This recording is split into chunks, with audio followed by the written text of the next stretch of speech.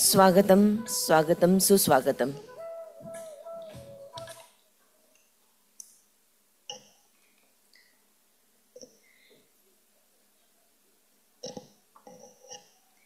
शिक्षित भारत, उन्नत भारत, इस उच्च विचारों के साथ उच्च शिक्षा गुणवत्तापूर्ण एवं सुगम्य बनाना, शिक्षकों को सक्षम बनाकर अध्ययन सुलभ बनाना, इस उद्देश्य को लेकर स्वयं कार्य कर रही है।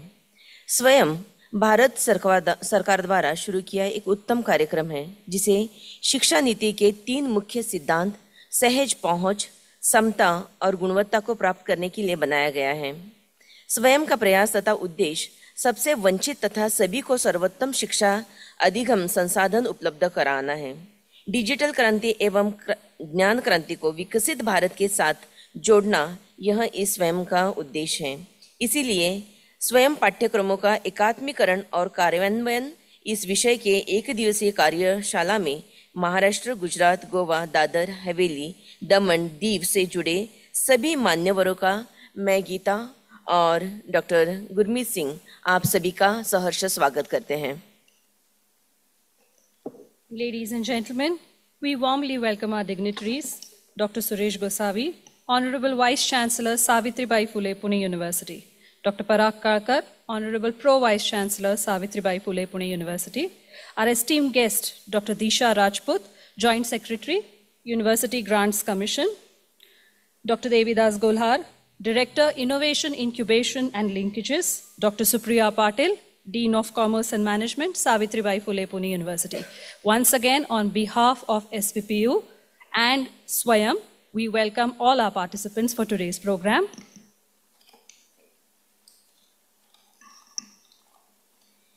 कोई भी कार्य दीप प्रज्वलन के बिना नहीं हो सकता। माँ शारदे तथा माँ सावित्री माता को नमन करते हुए आज के कार्यशाला के उद्घाटन के लिए मैं सभी मान्यवरों से अनुरोध करती हूँ कि इस कार्यक्रम की शुभ शुरुआत हम माता शारदा को और माता सरस्वती को पुष्प अर्पण करते हुए ई दीप प्रज्वलन कर रहे हैं। इस कार्यशाला को रोशन करते हैं। इस कार्यशाला को रोशन करते हैं और मान्यवरों के हाथों से ई प्रज्वलन बाद में होगा, पहले पुष्प अर्पण करते हैं।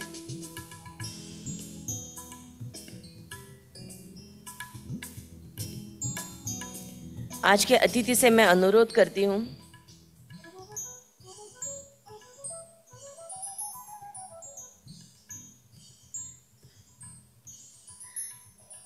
ई दीप प्रज्वलन के लिए यहाँ पर स्विच रखा गया है टेबल के पास।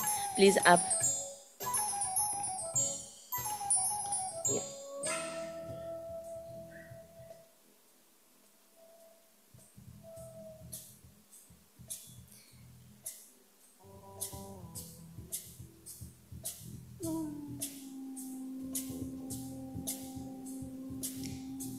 इस कार्यशाला को रोशन करते हैं और मान्यवरों के हाथों से ई दीप प्रज्वलन करते हैं।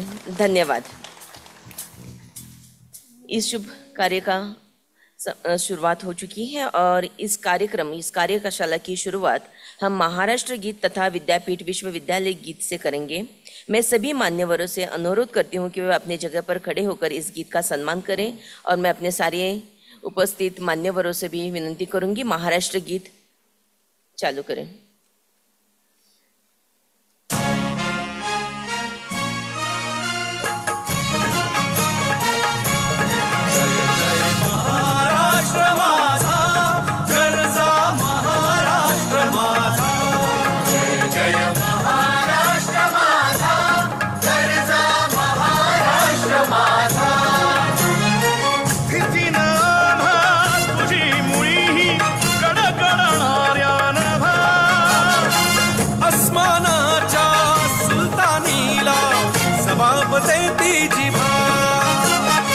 सह्याद्रीचा सिंह गर्जतो शिवशंभू राजा दरी दरीतून नाद गुंजला महाराष्ट्र माझा जय महाराष्ट्र माझा जय महाराष्ट्र माझा काळ्या छातीवरी कोरली अभिमानाची लेणी ओलादी मन घटे खेळती खेळ जीव घेणी दारिद्र्याच्या उन्हात शिजला विठ्ठलाच्या घामाने भिजला देश गौरवासाठी झिजला दिल्लीचे दत्तराणी महाराष्ट्र माझा जय महाराष्ट्र माझा गरजा महाराष्ट्र माझा जय जय महाराष्ट्र माझा विद्यापीठ गीत।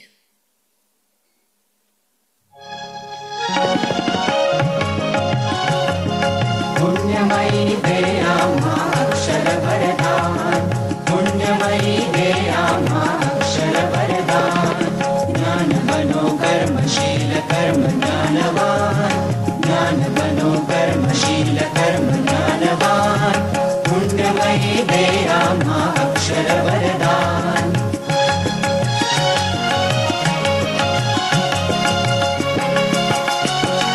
जाति भेद धर्म भेद वंश भेद दूर लाख लाख कंठातून हाच एक सूर जाति भेद धर्म भेद वंश भेद दूर लाख लाख कंठातून हाच एक सूर करुणेच्या चरणाशी नत हो विज्ञान ज्ञान बनो कर्मशील कर्म ज्ञानवान पुण्यमयी दे आम्हा अक्षर वरदान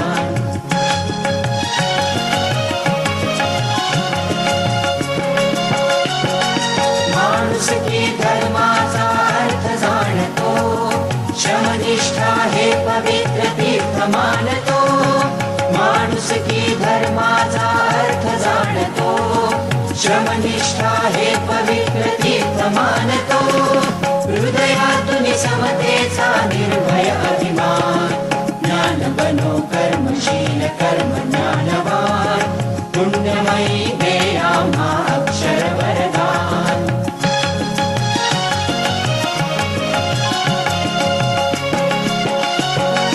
सेवेतच मुक्ती ही मंगल दीक्षा न्यायास्तव जागृती ही सर्व परीक्षा सेवेतच मुक्ती ही मंगल दीक्षा न्यायास्तव जागृती ही सर्व परीक्षा हे विश्वची घर अमुचे मंत्र हा महान ज्ञान बनो कर्मशील कर्म ज्ञानवान पुण्यमयी दे आम्हा अक्षर वरदान पुण्यमयी दे आम्हा अक्षर वरदान ज्ञान बनो कर्मशील कर्म ज्ञानवान ज्ञान बनो कर्मशील कर्म ज्ञानवान।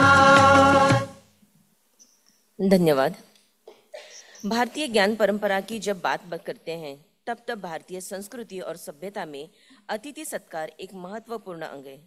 आज ऑनलाइन ऑफलाइन जुड़े सभी मान्यवरों का मैं शब्द सुमनों से स्वागत करती हूँ और आज के मुख्य अतिथि डॉक्टर दीक्षा राजपूत जी का ज्वाइंट सेक्रेटरी यूजीसी, इनका मैं एक संक्षिप्त परिचय करवाती हूँ।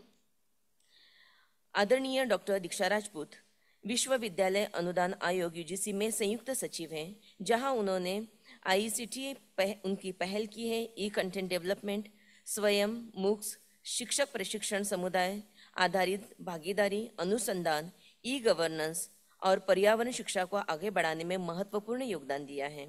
दिल्ली विश्वविद्यालय, भारतीय जनसंचार संस्थान, IIM और डॉक्टर भीमराव अंबेडकर विश्वविद्यालय आगरा और गुरु जम्बेश्वर विश्वविद्यालय हिसार के वे पूर्व छात्रा रह चुकी हैं। वह भारत की राष्ट्रीय शिक्षा नीति NEP 2020 के कार्यान्वयन और यूजीसी कर्मचारियों के लिए क्षमता निर्माण के काम में सक्रिय योगदान दिया है। यूजीसी में अपने कार्यकाल से पहले मैडम ने भारतीय सूचना सेवा, IIS सूचना और प्रसारण, INB मंत्रालय, भारत सरकार और भारतीय राष्ट्रीय कला और सांस्कृतिक विरासत ट्रस्ट INTACH में उन्होंने अपना योगदान दिया है। ऐसे आज के मेहमान, इनका मैं शब्द सुनने से स्वागत करती हूँ और मेजबान विश्वविद्यालय के कुलपति आदरणीय प्रोफेसर गोसावी सर से मैं अनुरोध करती हूँ कि वे आदरणीय दीक्षा मैडम का सम्मान करें और उनका स्वागत करें।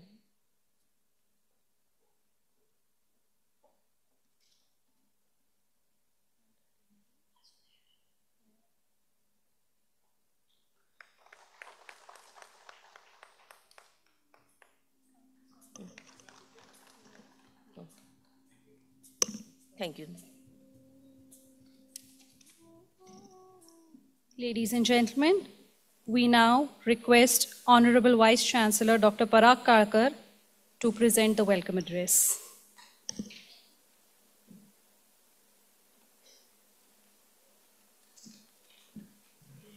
Very good morning, dignitaries on the dais, Dr.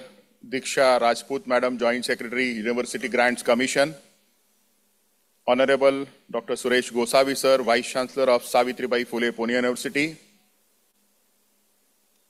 the dignitaries who are going to join online, Shri Rohit Tripathi Ji, Deputy Secretary, MOE Online, and Dr. Shailendra Devlankar, Sir, in charge Director of Higher Education, Maharashtra State, Dr. Doidas Golhar, Sir, Dr. Patil, Madam, and all other participants to this one-day SWAYAM outreach workshop on integration and implementation of SWAYAM courses in universities, their affiliated colleges hosted at Savitribai Phule Pune University. We are all aware that we earlier got circular that 20% of the courses can be from the online platform and they can be extended up to 40% by the University Grants Commission. But many of us are not sure how to integrate these courses into our curricula and how to conduct an examination within the time frame of a semester system. So I think this is an endeavor of UGC to enhance this effort and awareness for adoption of SWAYAM courses among the universities and colleges. The Ministry of Education and UGC are organizing the series of this region-wise SWAYAM outreach workshop where we can have dialogue, discussion, and understand better that how we can integrate these courses in our curricula.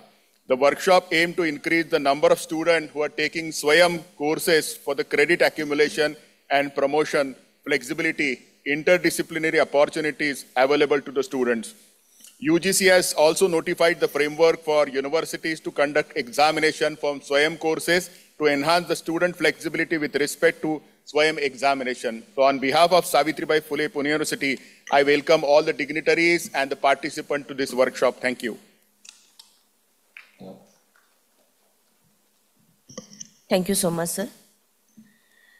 आज के इस कार्यक्रम के मेजबान विश्वविद्यालय के आदरणीय कुलपति से मैं अनुरोध करती हूं कि आज की इस कार्यशाला स्वयं तथा विश्वविद्यालय की भूमिका को स्पष्ट करें और कार्यशाला को संबंधित करें। माननीय आदरणीय professor Suresh Gosavi ji. Namaskar and welcome to the beautiful campus of Savitribai Phule Pune University for this one-day SWAYAM outreach workshop on integration and implementation of SWAYAM courses in university and their affiliated college. For this particular workshop, we have the guests who have already all the way came from and pushing this particular workshop for a long time to happen on the campus of Savitribai Phule Pune University for the state of Maharashtra, Gujarat, Diu Daman and Goa. Dr. Diksha Rajputji, then my colleague Professor Parag Khadkar, my other colleagues Dr. Gollar, then we have my other colleagues from the university, Dr. Geeta Shinde, then Prabhakar Desai, Supriya Patil, Sanjay Tambat. The faculty members came from the different parts of these particular states we have, and then the distinguished guests will be joining online. On behalf of Savitribai Phule Pune University, I welcome you all for this SWAYAM workshop. As rightly mentioned by my colleagues, the importance of SWAYAM workshop as the National Education Policy gives flexibility and choice to the student to select the course in which course he or she wants to go ahead. As the mandate 60% of core courses and 40% is the flexibility, he or she can choose online, he or she can choose offline, he or she has the flexibility to join the courses from other universities. So it's in true sense, it's the integration of an education system in the entire country, and in the interest of that, okay, how high quality SWAYAM courses can be designed. And from that perspective, this particular workshop will be really important. Just to mention about Savitribai Phule Pune University, we are second largest in the state of Maharashtra as far as the number of students are concerned. At one point of time, we have 7.5 lakh students affiliated with the university, more than 900 colleges and institutes, 400 institutes, so 1,200 colleges and institutes affiliated with us. On campus, we have 52 departments. We have been really good working in the area of science and technology. We have commerce and management, almost 6,000 students on campus. As far as the ranking framework is concerned, okay, in the recent ranking, which was declared by the QS ranking, in the entire country, as far as the state universities are concerned, okay, we are third in the state university in the entire country. This is what our standard is, okay? And apart from that, Savitribai Phule Pune University is always one step ahead in implementing the national education policy. As far as the internationalization of higher education is concerned, Savitribai Phule Pune University is the only state university which has opened its offshore campus in Qatar since last 3 years, and this year the first batch will be graduating. And it has become a self-sustenance campus in 4 years. Apart from that, from this year we'll be opening 3 more campuses offshore. One will be in Dubai, second one will be in Saudi Arabia, and third one will be in the Georgia. This is what the Savitribai Phule Pune University stands. Apart from that, okay, like in the implementation of higher education and internationalization of higher education, Savitribai Phule Pune University will be starting a dual degree and joint degree program with the other universities overseas. And the first course, we have already started that since last 10 years, BSc blended course with Melbourne University, but from this year we'll be giving a joint degree. Then similar type of course will be Drexel University. 1 year will be completed at Pune University, and then the second year student goes to Drexel, and he is eligible to get Drexel degree. So it's a high quality economy education to the new generation, wherein they will be learning high-end systems, and then they will be having a hands-on experience in using the high-end system. Those the participants who are come from the outside, okay, I request them to visit the campus because we have created state-of-art facilities on campus. You name the equipment that is present on the campus. Okay, we have created central instrumentation facility on campus, and okay, it's made available to everyone, including me. We have to put a request, and then whoever put the request, his priority is there. There is no priority to anyone, okay? All researchers have a priority as per their request. Everyone has to pay. I mean, no free services is given, okay, because we have to maintain the facility. From that perspective, it will be a good opportunity for the faculty member who have come from the outside to interact with the faculty member, and we are open for any kind of cooperation and collaboration. As we are talking about the objective of this particular SWAYAM workshop, it's a gathering of all the faculty member who will be discussing with the peers. At the same time, they will also discuss with their other faculty members, and then this particular platform will be facilitating the seamless integration of the and implementation of the SWAYAM courses in true sense, where the students get really benefit, okay? And of course, here the discussion will be mainly based on policy, guidance, technical integration, and the best practices to implement this SWAYAM course, okay? This is an opportunity for the faculty members to create their own course of high standard. Savitribai Phule Pune University will be happy to share their facilities which we have created. We have EMMRC where the studio is available. We have created our own studio here.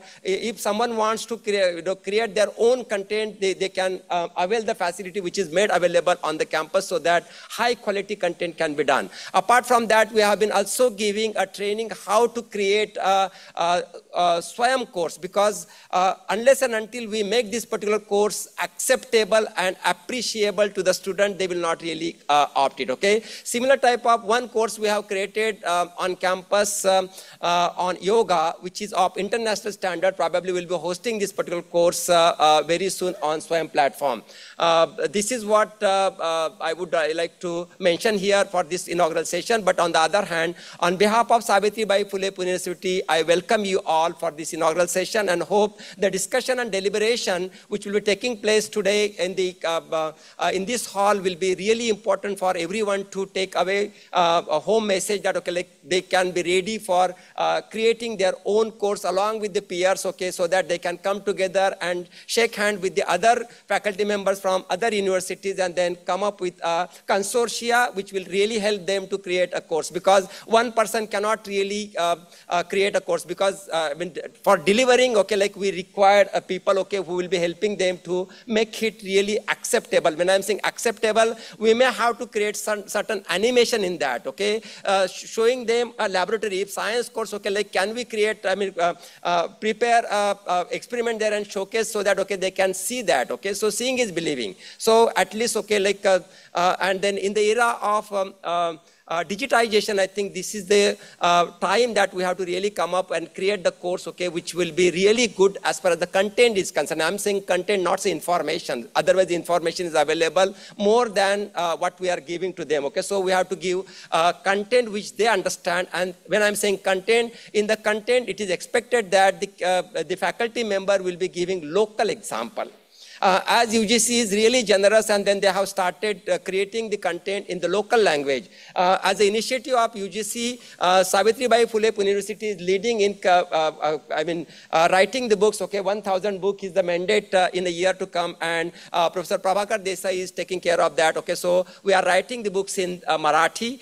If some of the people, even though from Gujarat, they wanted to contribute in Marathi, they are welcome to create the book content, okay. And then this book has to be for the undergraduate student, okay, which are in the English language, okay, but it's not just a translation by using a software, okay, we have to rewrite it by giving a local example. For example, I wanted to mention here, I was talking with the madam that earlier, okay, like our generation has seen that, okay, the vessel or utensil in the house was made up of copper and brass. And for keeping them clean and maintaining it from oxidation process, we need to coat it by, and then we used to call it as a kalahi. Okay, I think the new generation is not aware of that. So can we, give this kind of things, okay, in, example in a book so that, okay, they understand. Again, we are going back. I think the trend is, okay, it's a circular system, okay, like we go to the same location where we started. And then now people are again using this copper utensil to keep a water overnight and then drinking it because, okay, that copper ions comes in the water and that they are good for the health, okay. So we are, so this kind of example people have to give, okay. And of course, Savitribai Phule Pune University always give the importance of the appropriate technology development, where we really take care of people, okay, we understand their need. So similarly, as far as the students are concerned, in the era of digitization, the era of AI, ML, what exactly they are looking for, so we have to really create a content of that kind so that they appreciate. Of course, there are two ways to look at it. One is the basic sciences or basic content. Unless and until students know basic things, okay, they cannot really jump into the applied system. Okay, so from that perspective, I think this particular workshop will be really helpful for everyone to really think what exactly is a need to the society. And as in technology, they always think down the line after 2 years, what is the need and what kind of device is required. So, okay, that is being designed today. So as a teacher, we have to understand, okay, what is the need to the society in next year or next to next year, and we have to keep changing it. Okay, so I think UGC will be really generous to give the flexibility to the faculty member to provide this kind of example so that they appreciate it. Okay, so so appropriate technology type of concept we have to really come up and then give it to the society. With this brief, I welcome you and hope the deliberation will be good. Thank you. Namaskar. Thank you so much, sir, for your enlightening us. So today's our another guest, Dr. Shailendra Devrankar, sir, is in charge Director Higher Education, Government of Maharashtra. He is just busy with the parliamentary session, so he will be going to join very shortly. So we will wait for him. And before that, आज के प्रमुख अतिथि doctor दिशा Rajput madam, विश्वविद्यालय अनुदान आयोग संयुक्त सचिव, इनसे मैं अनुरोध करती हूँ कि आज की कार्यशाला की औपचारिक घोषणा करें और सभा को संबोधित करें. Madam. Thank you so much. Namaste and a very good morning to all of you. First of all, thank you to Vice Chancellor Sir Gosavi sir for his remarks and sharing with us what all initiatives the University of Pune has taken with respect to SWAYAM and other initiatives as well. And also thanks to Parag Kalkar sir. So let me begin by thanking all of you who have joined us today after Holi, immediately after Holi. I know it was a vacation time. So welcome to all the delegates who are here from Maharashtra, Goa, Gujarat, Daman and Diu, Dadra and Nagar Haveli, and the esteemed distinguished guests on the dais. So basically, as sir was just mentioning that we would be offering a yoga course. He said that they have developed, the University of Pune has developed a yoga course and would be offering on the SWAYAM platform, which is a welcome move, I would say. So before I start with why we are organizing these state-wise workshops, I would like to know from all of you, are you aware that currently on the SWAYAM platform, Pune University is offering 2 courses? Are you aware? Yes or no? So yeah, so 2 of your course coordinators are offering courses on the SWAYAM platform. One on, you may, I mean, it may not be, the topic might not interest you, but you should know. So one is on Buddhist philosophy and one is on Buddhist tourism. I hope the course coordinators are here and they will be sharing your experience. Oh, I can see sir. Pradeep Gokhale sir is here and I don't know whether Shrikant Ganveer ji is here. So they will be sharing their experiences in the post-lunch session on how to develop a MOOC course and what has been their experience of developing a MOOC course for the SWAYAM platform. And I can also see Harichandan sir from Mumbai University, he's here. Glad sir you are here. So some familiar faces and some of them have run their courses on the SWAYAM platform, run or rerun for 10 times. So their experience sharing will give you a lot of encouragement and the confidence to how to, you know, develop a course for the SWAYAM platform, and also how can you encourage your students to identify courses which are there on the SWAYAM platform. Now another thing I'm going to ask you, I heard about a new initiative, MahaSwayam. So a very welcome initiative. Are you aware that UGC has already translated 27 SWAYAM courses in 8 different languages, including Marathi? Do you know? Are you aware of the 27 courses? Yes or no? Anyways, so that is why we are having these outreach workshops. So what happens is that a communication goes from UGC. So we expect that the communication should be shared with all, whether you have 900 plus affiliated colleges. I'm just talking about the Pune University, or different universities and colleges, whether it's in Maharashtra, Goa, Gujarat, and the UTs of Dadra, Nagar Haveli, and Daman and Diu. So awareness is a very important thing because information is there, we are doing work, but unless and until you are not aware, you will not be able to avail the benefits of SWAYAM or SWAYAM courses, whether it is the students or the faculty members. And during the course of the day, when we have the technical sessions, I'll be sharing the PPT with you. I'll be sharing what all initiatives we have taken. So actually for the past 2 years, in fact, 2018, I think we had a similar kind of a workshop in Gujarat, National Forensic Science University, where again we are invited faculty members from Maharashtra, Gujarat, and the similar 3 states and UTs. And now we are back in 2025. So obviously COVID and a lot of gap between the years like 18 to 25. But what we did was that we continued to conduct online virtual meetings, state-wise meetings. And I'm sure some of you might have also attended. So the basic purpose of these outreach workshops or these virtual meetings is that we get to know that are there any problems that you are facing in implementation of SWAYAM, in adoption of SWAYAM in universities and colleges? How can we address those problems? And how can we encourage faculty members to develop courses for the SWAYAM platform? Because Ministry of Education is giving funds for developing a MOOC course. So it's like 13.5 lakhs for a faculty member. And there are around 10 national coordinators who are developing, offering courses on the SWAYAM platform. And there's a new category which has been added recently, which is institutes of national importance. So you have Banaras Hindu University, which is offering several courses. Aligarh Muslim University, they are also offering courses. So now one of the, while we were interacting online with all of you, every states, so one common thing which came up was that the SWAYAM fee is too high. The 1,000 fee which a student has to give when appearing for a SWAYAM examination is too high.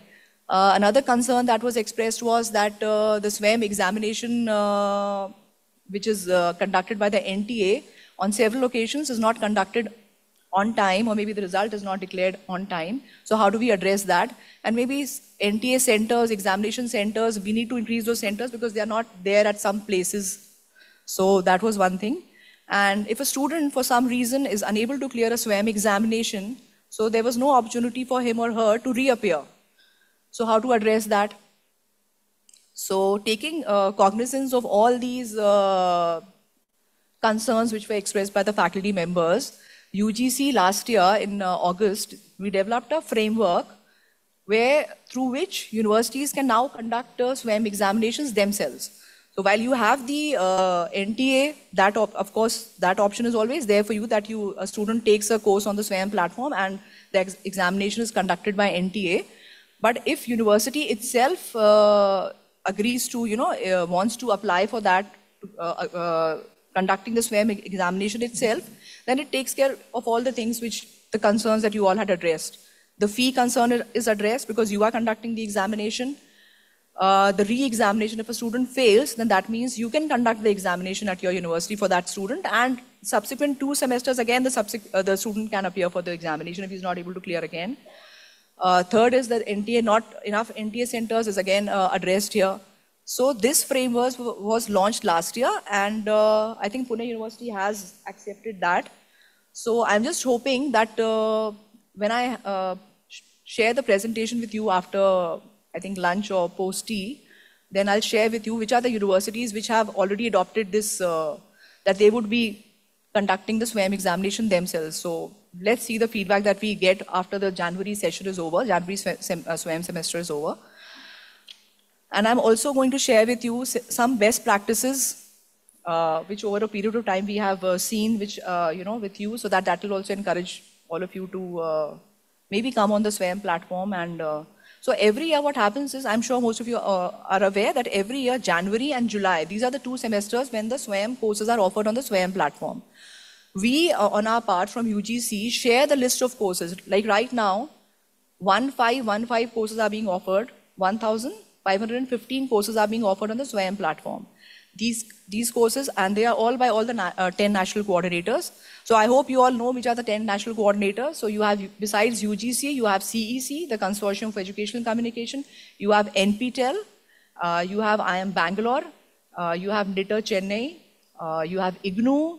Then for school education, you have NCRT and NIOS, and of course, Institutes of National Importance is a new category which has been added. I hope I haven't missed any. But everything is available on the SWAYAM platform. Now, if all of you from different states are here, if your university wants to apply to UGC that you want to now conduct the SWAYAM examination, so on the SWAYAM platform itself, the entire information is there. There's a dashboard. I'll show you. I'm just sharing with you that what are the things that are going to be shared with you today. And so there'll be a proper university dashboard, which again, one of my colleagues and resource persons will be sharing with you in the second half. So SWAYAM is one initiative, and of course, this is the major initiative which UGC has taken. So this is, I think, going to address a lot of the concerns which the universities and colleges have addressed. And I hope, I don't know how many of the universities have adopted the SWAYAM regulations of 2021. Like in any semester, a student can take up to 40% of courses for credit transfer from the SWAYAM platform. So that is something which is available for you. And all these courses have been developed by faculty members from central universities, IITs, IIMs, even some state universities. So do have a look at these courses. These are ability enhancement courses, value-added courses, even some core courses.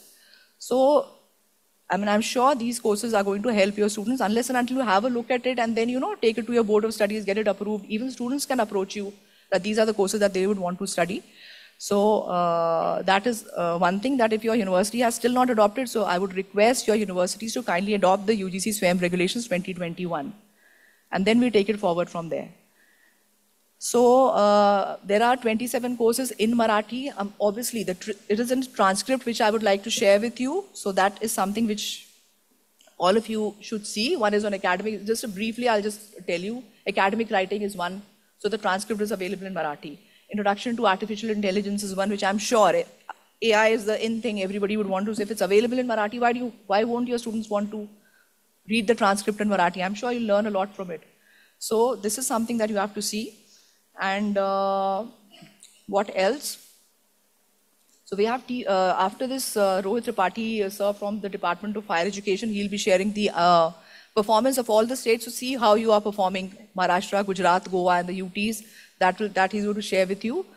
I'll have the presentation on the university, the initiatives that UGC has taken and how you can, universities which have still not adopted, how can you adopt the SWAYAM regulations and the committees that you have to constitute and the approvals of your statutory bodies that you need to take.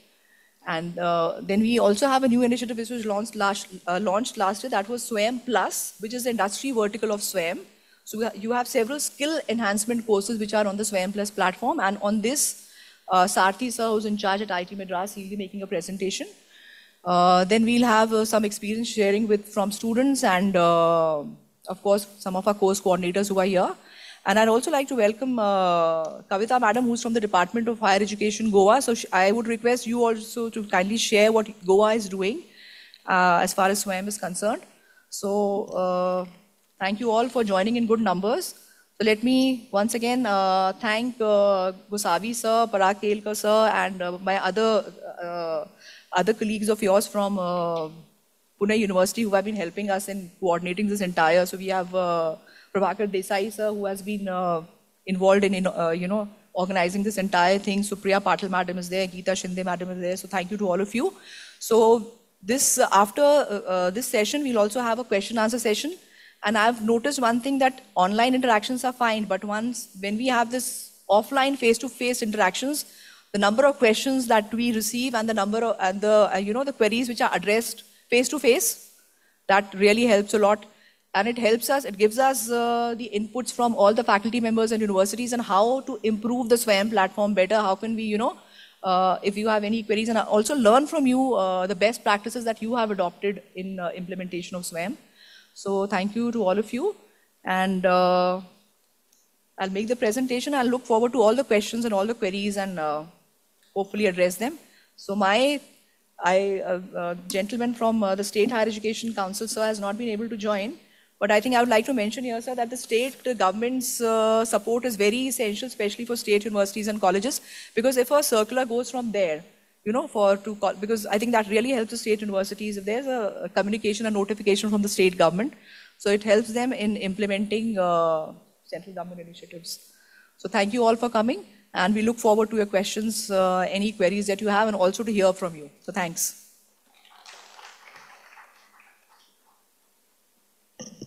Thank you, ma'am. You've drawn a wonderful roadmap of what we shall be seeing in today's program. Ladies and gentlemen, our next guest for today is Mr. Rohit Tripathi. He shall be joining us virtually.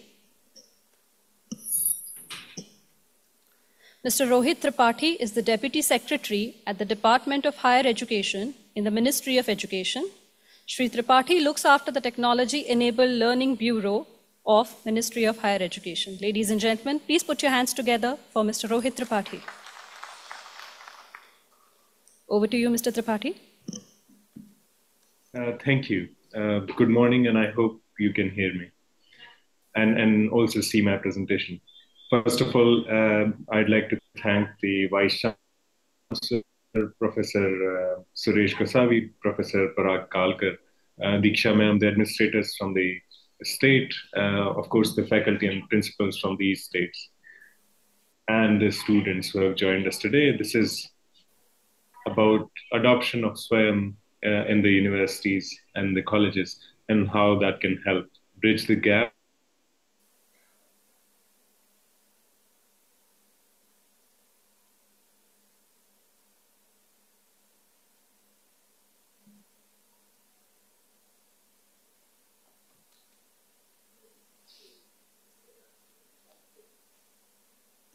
Mr. Tripathi, we cannot hear you.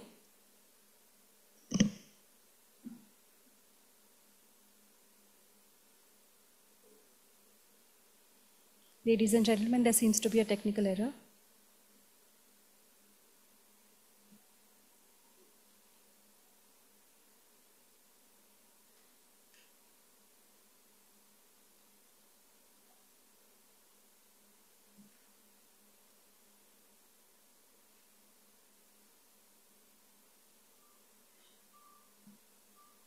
So, as Diksha ma'am was rightly pointing out, I think it's always better to be there in person. I think I had a bit of technical glitch, but I hope you can hear me again.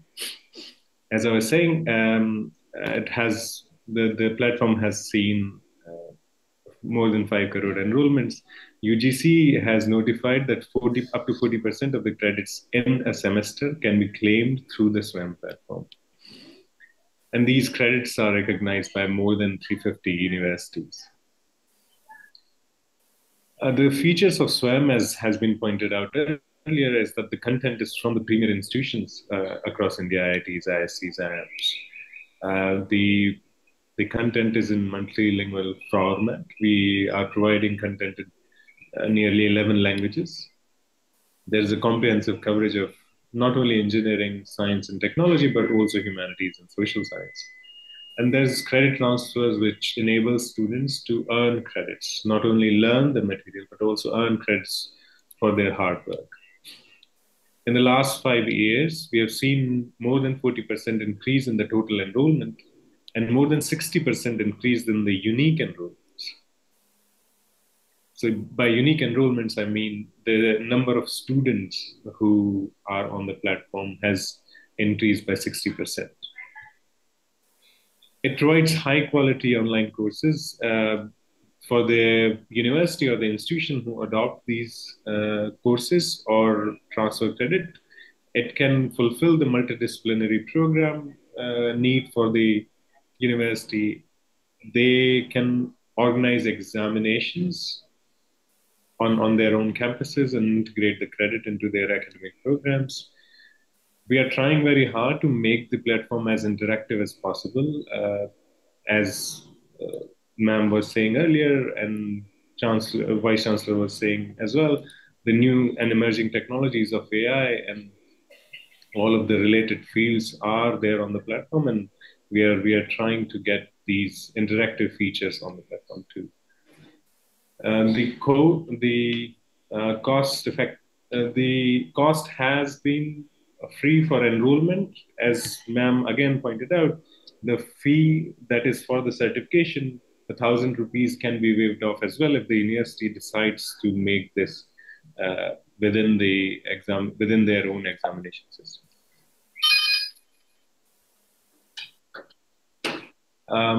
For a student, the benefits are as follows. You get quality education at your doorstep. You have 11 Indian languages in which the courses are available. There has been a renewed focus on skill-based courses so that the employability and the skill gap is narrowed. And we are going to provide 300 new courses in emerging sectors, which are rapidly being transformed by technology, such as agri-tech, energy, healthcare, etc., from the next semester.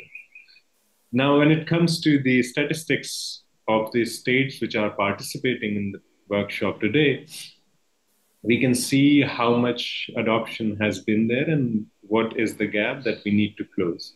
So starting with Maharashtra, which is the biggest state with more than 45 lakh students according to the ISHE numbers, with 17% in the engineering domain and 83% in the non-technical domain.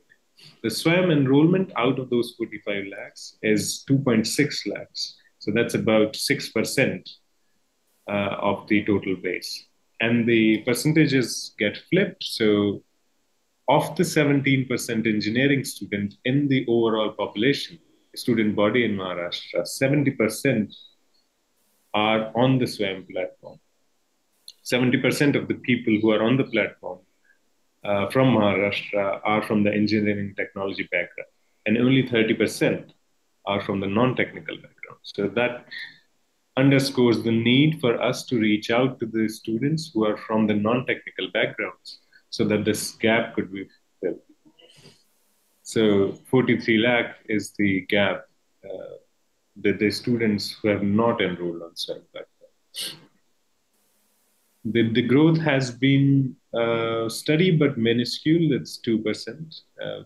Overall, because of the large student body, the overall rank of Maharashtra is quite high. So that's a good news, but the gaps remains large. The NC-wise, the national coordinators, which were outlined briefly in ma'am's presentation, NPTEL leads the pack with 10 lakh enrollments. Those are mostly technical and technology related courses, and others, all of the rest of the NCs are at 4.29 lakh, which again underscores the fact that we need to reach out to the students from the non-technical backgrounds. These are the top tech offerings related to computer science, most of them, and non-tech offerings related to banking and finance, mostly in the state of Maharashtra. So that gives you an idea about what the preferences of the students of Maharashtra are. When it comes to universities that accept the credits from SWAYAM, there are 28 institutions out of 74 that accept it. So average enrollment in those institutions is about 10,800. And the average enrollment in the institutions which don't accept the credit, it's merely 2,200. So that's nearly 5 times the average enrollment of the institutions which do accept the credit. So that gives you a little bit of an idea about what an incentive it could be for the student to get the credits for the effort that they put in on the platform. And the Pune University, which is the host, and I thank them for hosting this event today, and this outreach program leads this SWAYAM enrollment at 1,33,000. So that's a huge number. Out of the 7 lakh students, SWAYAM enrollments are more than 1,30,000. But we can look at the other universities which have maximum number of affiliated colleges, and we can try to provide outreach to those universities to get the students on board. So we'll be able to reach 22 lakh students if we just focus on these 5 universities. When it comes to Gujarat, the overall enrollment according to ISHE is nearly 18 lakh. The SWAYAM enrollment remains even lower than Maharashtra's at 3%, 60,000. The engineering versus non-engineering breakup remains the same across both components. So on the SWAYAM platform, there are more students from the engineering technology background, whereas in the state, in general, higher education student body, it's only 16% of the body. So that, again, I would reiterate the point to reach out to the students who are from the humanities and non-STEM background. The semester on semester change in the last 3 semesters in terms of enrollment has been going up and down. But the good news is in the last semester, there has been an increase of 13%. When it comes to NPTEL versus other NCs, the similar trend is here as well. NPTEL, owing to the content by the IITs and technical content in nature leads the pack at 2.08 lakh enrollments. The tech offerings and the non-tech offerings remain quite similar to Maharashtra. So tech offerings have all to do with computer science and data science, and non-tech offerings mostly are to do with the financial markets and banking. When it comes to the universities that accept the credit, so that's 26 out of the 88. And the average enrollment in the institutions which don't accept the credit, it's 828. Again, that gives you an idea about the incentive it can provide to transfer the credits for these courses. The top 5 universities can reach to more than 10 lakh students. So we should make sure that we are at least, I would request whoever is the representative from Gujarat, from the state, as well as the institutions from Gujarat, we would need to reach out to these universities in particular. Of course, the wider we reach, the better. When it comes to Goa, out of 65,000, 4,000 enrollment are on the platform. The breakup of engineering and non-engineering remains quite similar. And then there's a great need to expand to non-humanities. I'm sorry, to humanities disciplines. The semester on semester has been actually falling from the July 2023 high mark of nearly 16,000 enrollments. When it comes to NPTEL versus others, the situation's even starker. So 31,000 versus 7,000 from the rest of the national coordinators. There's a bit of difference in Goan higher education students in terms of the preference that they have. So the top 5 include ethical hacking, social network, which is not typical in the rest of the states. And non-tech offerings as well, there's a bit of difference. Teaching and learning, advanced instructional method, introduction to GST are few courses.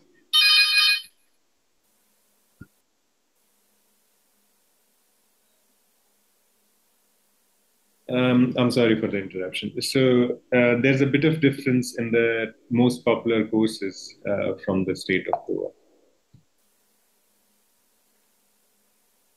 When it comes to institutions that accept the credit transfer, only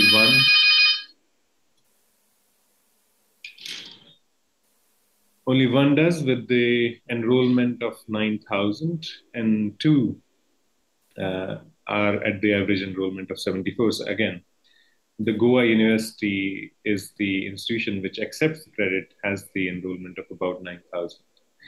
We need to ensure that NIT and IIT are also using the platform, trying to get the benefit from it. When it comes to the UTs, there are 13,000 students. Less than 1% are on the platform.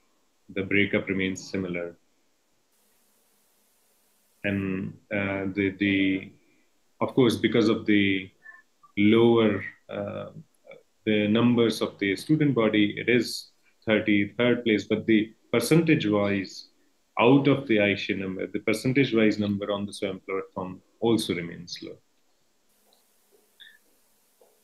When it comes to NPTEL versus others, you see a similar picture. When it comes to the top tech versus non-tech offerings, the picture is similar to Maharashtra and Gujarat. So computer science and data science for technical offerings, and banking and finances for non-tech offerings. So just to summarize what I was trying to get at, and what the expectation of the ministry are from the states, it would be good to have policy support to promote SWAYAM courses in state universities and colleges. It would be strategic to target top 10 universities or top 5, depending on the size of your state or the UT. Whoever have the highest student enrollments, it would be good to target those universities first. to have a nodal officer to oversee communication between this universities, institutions, as well as the ministry would be a good step. And to conduct these kind of awareness workshops is always welcome. When it comes to universities, the expectations remain quite similar: to appoint one nodal person, which can support state government as well as the ministry, organize workshops similar to this, and to integrate SWAYAM courses. So I guess that's the biggest request from me, would be to identify a particular course in the SWAYAM offering. So there are more than 1,500 courses which have been offered in this semester, in January 2025 semester. So what you need to do is to identify one particular course or a few particular courses which fill the gap in your curriculum and integrate that into your curriculum. This is the contact information for me, for Professor Andrew, and for Harsh at the ministry. Let us know if you feel there's anything we can do to support your journey through SWAYAM, and we'd be there to help. Thank you.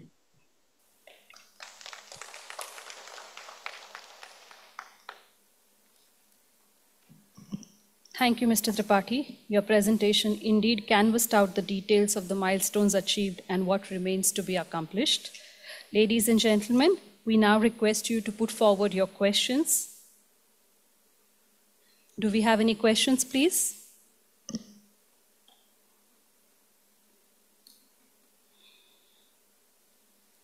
Yes. Based on the presentation made by Tripathi sir, and if you have any questions, please ask. Introduce yourself. आप कहाँ से हैं?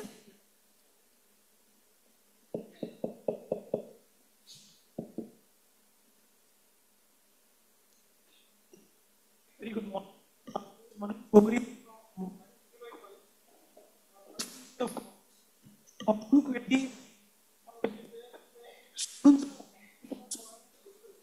And if the institutions or universities are accepting these courses, do we need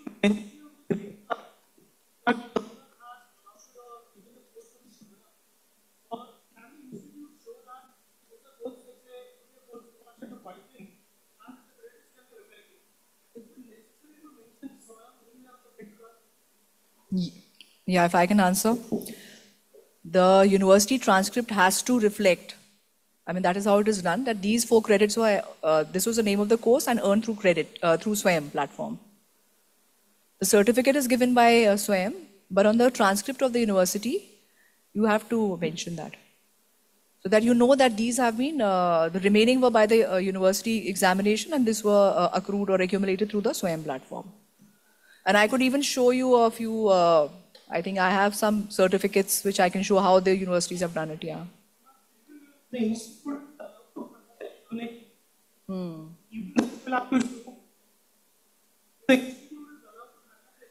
If the university, okay, if the university is allowed to conduct the examination, you are not going to get a SWAYAM certificate. This is a different case altogether a different scenario. This will be as a regular, as you conduct your annual examinations or semester examinations, there will be no mention of SWAYAM, no. Because the course will be done by the student on the SWAYAM platform, but examination, the 70%, now that is something which I think when I do my presentation, then I'll maybe clarify, because then you can see. But otherwise, it's like 30-70. So the internal assessments are 30 marks, and the external or the end term examination, which NTA conducts, is for 70 marks, which now, if the university has decided to conduct itself, would be done by the university. And the entire thing, the preparation of the question papers, evaluation, assessment, everything would be the responsibility of the university. Yeah. और कोई सवाल? Any other question? Yes, madam. Could somebody please take the mic to her? आपका सवाल है? हाँ, पूछिए.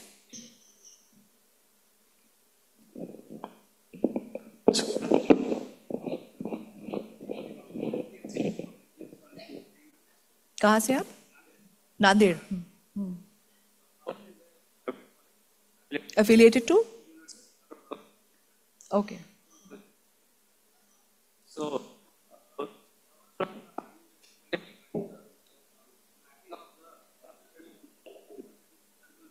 Yeah. That is when the NTA is conducting the examination, right? so the thing is problem that now complete during this there submission and thereby their score is going to be lowered. Then there be a provision they can go for more alternative examination so that their score can be improved. So I think one more alternative examination, SWAYAM examination. My examination. So I just told you, if your university has already, I'll just share the list of universities from Maharashtra who have agreed to conduct the examination themselves. Maybe your university is there. And right now, one more thing is there that now we are already mentioning in the SWAYAM courses the date of the examination. So accordingly, when would the course end and when would the examination be held? So that and hopefully this time that we would stick to that. So that will also help you if your students want to continue with NTA examination. So the dates are already there. So accordingly, your annual examination can be, planned accordingly. So, but now I think if your university conducts the examination, then your concern can be addressed easily, right? Yes. I will share the list of universities from all the 3 states and UTs who have decided to conduct the examinations themselves. And if others have not done it, then how to do it, that also I'll share with you. Madam? Ma'am, good morning. आपका भी सवाल है, पूछिए. This is Dr. Dhanraj. कुछ सवाल बात के लिए भी रखिए. Yeah. This is Dr. Dhanraj Tambuchkar from Shri Balaji University, Pune. We have 4 different courses on SWAYAM platform. And that is from IIM Bangalore. Okay. Since it's a private university, so are there different regulations we have to have and how to integrate these courses with our regular curriculum? The courses the management courses which IIM Bangalore is offering.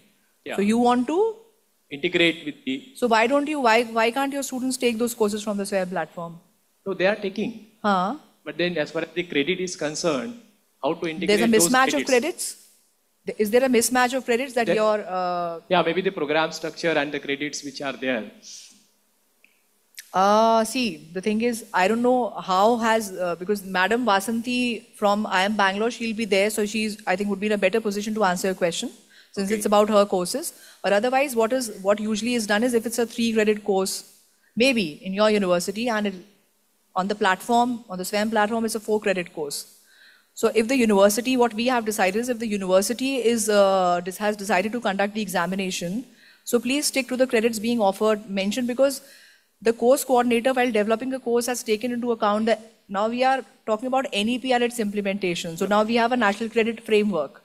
So all of you would have got a booklet, I'm sure. So if you go through it, so there's a SOP of how to implement the national curriculum framework, credit structure, all that is there. Right. So the notional number of hours and credit structure, all that has been taken into account, and then a course coordinator has developed a course and assigned the number of credits. So we would say that please stick to the credits which are there on the SWAYAM platform.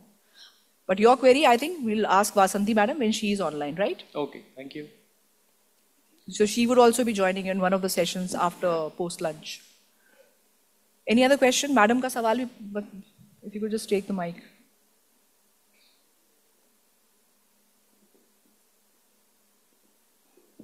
Thank you. Good morning. I'm Dr. Neeru Bhagat from St. Mira's Girls College, Pune.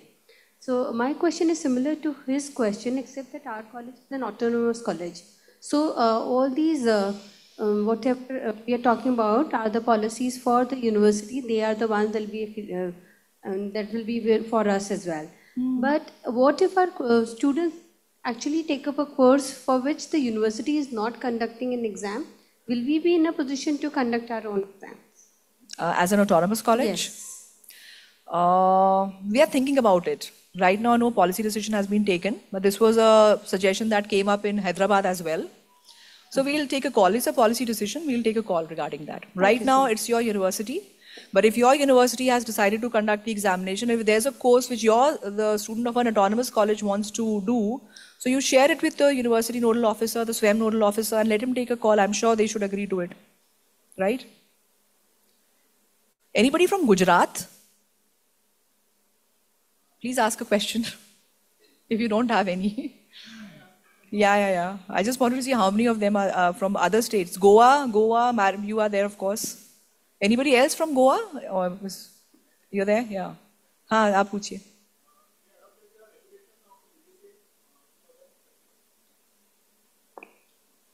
I would like to ask the question. I am from HSNC University, Nodal Officer for SWAYAM. I have two questions. Which city are you from? Mumbai, HSNC University, Mumbai. Okay. What is the full form? Hyderabad Sindh National Collegiate University, Mumbai. आपको लगा मुझे पता होगा. That's why I asked you. Yeah, okay. Okay, it is a state university. I have two questions. One is if the student get failed in the regular course, whether his internal 30% whatever assessment will be considered as it is. And the second question is that if some of the students from one of the class adopted the SWAYAM and remaining are not adopting that SWAYAM, so university need to take the examination in two pattern. Our university has a 60-40 pattern, whereas SWAYAM is having 30-70 pattern. So I have to conduct examination in two different pattern. So we have to conduct according to this only, or we have any solution for that? Solution आप सोच सकते हैं बिल्कुल. You are an autonomous body. See, 30. When you said a student fails in the regular, what was the meaning of that? Regular meaning? When the student is doing a course on the SWAYAM platform. SWAYAM platform, if he is doing course and if he could not get sufficient marks or he is not able to get the eligibility based on the assignment uploaded. He has to 30 marks ka assessment assignment unko karna hai. That means 12 out of 30 is something like 40% is the passing mark, right? So 40% there and 40% जब 70 की हम बात कर रहे हैं तो वहाँ पे भी 40% होना चाहिए. One more thing is there. Again, when I make the presentation, I'll tell you, that is when the university decides to conduct the examination. So a student of your university would be doing the course on the SWAYAM platform, but we have to make sure that he has to complete at least 75% of the assessments online. Only then he'll be eligible to sit for the university examination. So this is also there, right? ऐसे नहीं है कि because who's monitoring, the course coordinator is monitoring na. So unless and until we make sure that the student has done 75% of the assignments, then he becomes eligible, and that is something which the university dashboard, which we'll be showing. So the university dashboard is something which IIT Madras, the technical team, has created, and Dr. Jay Krishnan would be making a presentation of that.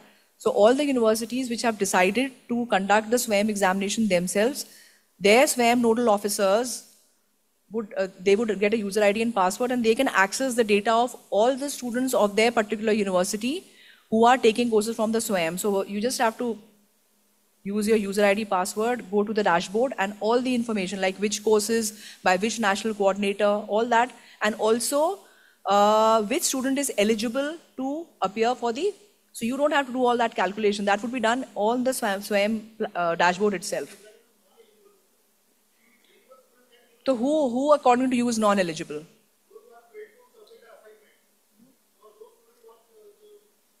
So I'm saying ना, अगर नहीं किया, अगर आपकी university ने तय किया है एग्जाम कंडक्ट करने के लिए और बच्चे ने 75% असाइनमेंट किया ही नहीं, तो वो तो वैसे ही ineligible हो जाएगा to appear for the final examination. His name would not appear on the dashboard. The other thing is, अब उसने नहीं किया है तो फिर तो यही होगा. नहीं, failed subject नहीं है. आप no, you have to conduct. That is what I'm saying. You can conduct the re-examination, the examination for the student who has right. But यहाँ पे ये है कि जब यूनिवर्सिटी अभी तो यही है फिलहाल, a student who has होएगा ही नहीं, eligible ही नहीं होगा, तो एग्जाम में appear होने की बात ही नहीं आएगी. But अगर आपने एग्जाम कंडक्ट कराया और वो बच्चा फेल हो गया, then subsequent 2 semesters में you can conduct the re-examination. That facility is there. I think थोड़ा और clarity होगी in the presentation. Any other question? Good morning. Ma'am, I have a question. Actually, according to the data which was being presented for the state of Goa, it was mentioned about Goa University, and along with Goa University, IIT and NIT have been listed. Now here I would bring it to the notice of the ministry that Goa University is already onboarded and has adopted the offering of the SWAYAM courses. However, IIT and NIT being the institutions of the national importance, and they do have their autonomous setup related to the central aspects. So since BITS Goa has not been included, as well as the Goa Institute of Management has not been included, so we do not know how the statistics can be really. I don't know. I think this was based on ISHE data. Is he there? Rohit sir, are you online? I don't know whether he's there or not. Yes, I am. So we were trying to include the institutions which have the largest enrollments. Of course, I understand that there are more institutions than that in the state of Goa. But if the data, the enrollment numbers are not correct, I'll get them checked.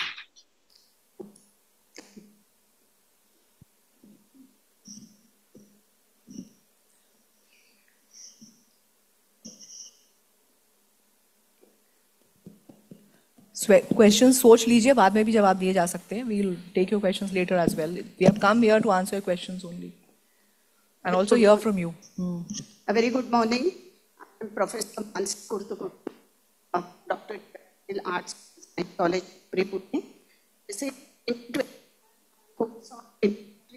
Madam, your question is there's some problem with the mic, it seems. Yeah. Madam, आप थोड़ा, if you can, if I can request you to come forward.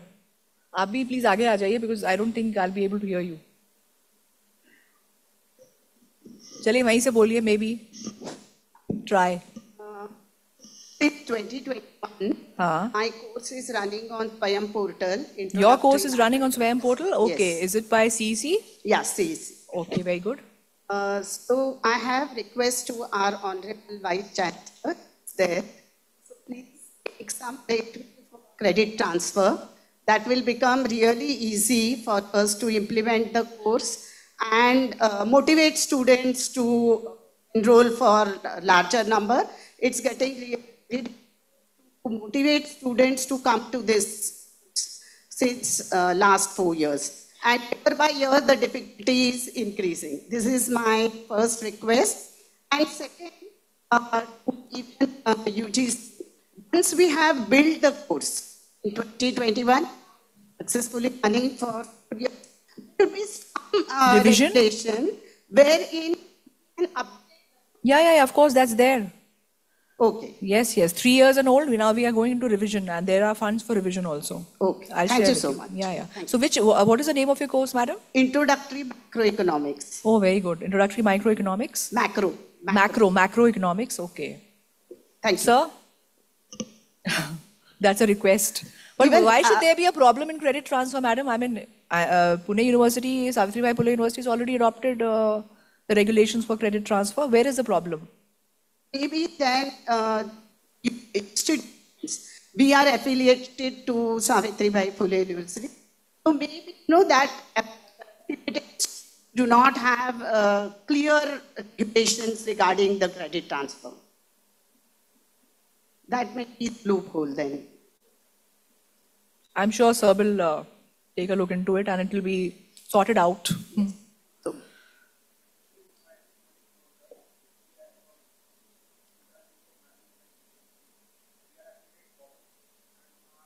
Which university? Which university? Okay.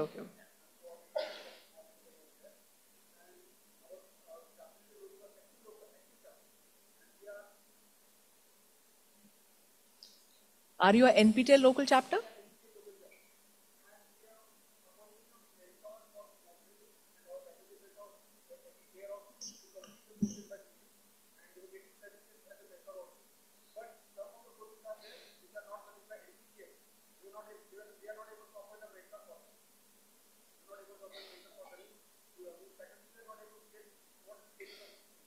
Okay.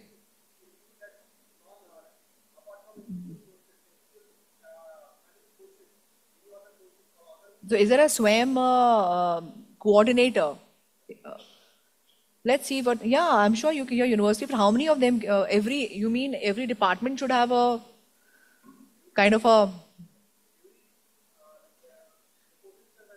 but then who stops you? You can do that, do it.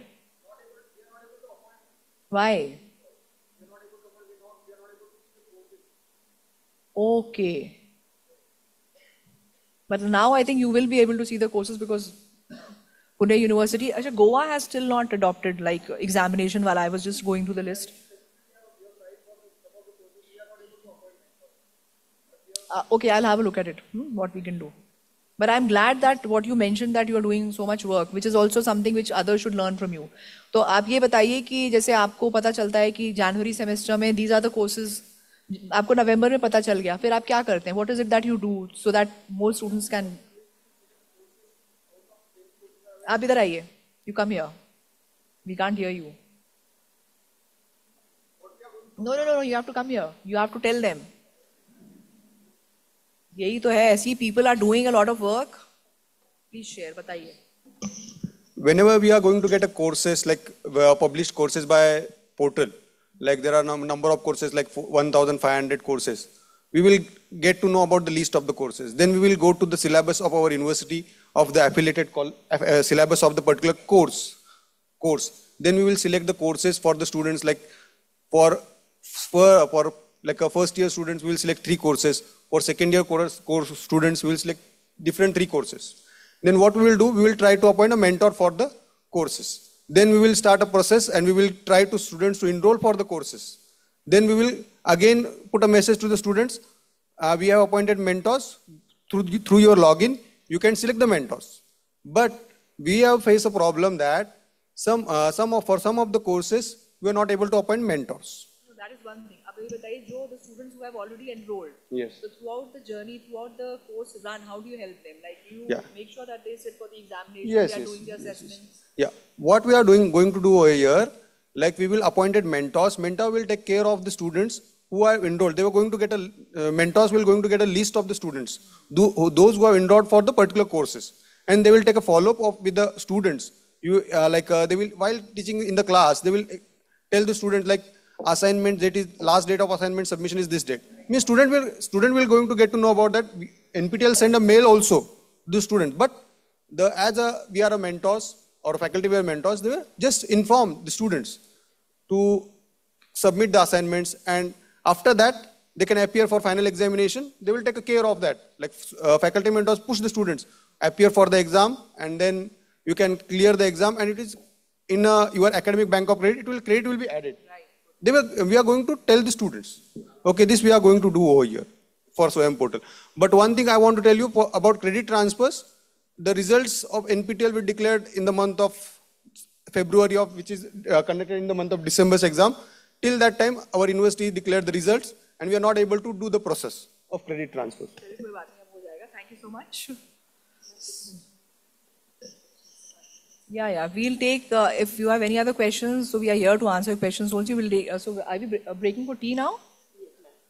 Okay. अच्छा, vote of thanks उसके बाद. So thank you all, and I hope कि आप सोच लीजिए क्या-क्या सवाल आप लोगों के दिमाग में है. One thing is, दो चीजें हैं. How can you make more and more students to take the SWAYAM courses, and the other thing is, you as a faculty member, how can you develop a SWAYAM MOOC course? So इनके बारे में आप सोचिए, and बाकी हम आपसे बात करते रहेंगे. Ladies and gentlemen, we will carry forward your questions after the Shah Ma'am's session. In the meantime, we would like to invite Dr. Devidas Gulhar, Director, Innovation, Incubation and Linkages, to propose the vote of thanks for today's inaugural session. Good morning. I take this privilege to formally propose a vote of thanks for the inaugural program. Diksha ma'am, thank you so much for allowing us, giving us an opportunity to host this particular platform, because I believe this platform can serve a lot in understanding the ecosystem of the SWAYAM. Mr. Tripathi, who joined us online from Delhi, Ministry of Education. We had our Honorable Vice Chancellor giving us an update and initiatives taken by the Pune University, Savitribai Phule University. We also had Pro-Vice Chancellor Dr. Parag Kalkar, who welcomed the dignitaries. Along with that, I have my faculty colleagues, Dr. Desai, Dr. Tambit, Dr. Geeta ma'am, Gurmeet ma'am, and most of all the dignitaries who have come from respective states, the ministries as well as directorate and the university representatives. I thank you, each and everyone over here, for the program, and let's take this discussion further after the tea break. Thank you so much, one and all. Thank you, sir. After the break, we shall have Dr. Disha Rajput guiding us through the adoption of SWAYAM courses for credit transfer and examination framework, followed by Professor R. Sarthi speaking about SWAYAM Plus, and Professor Vasanthi Srinivasan focusing on digital learning. Ladies and gentlemen, please join us for a cup of tea outside the auditorium. The tea break shall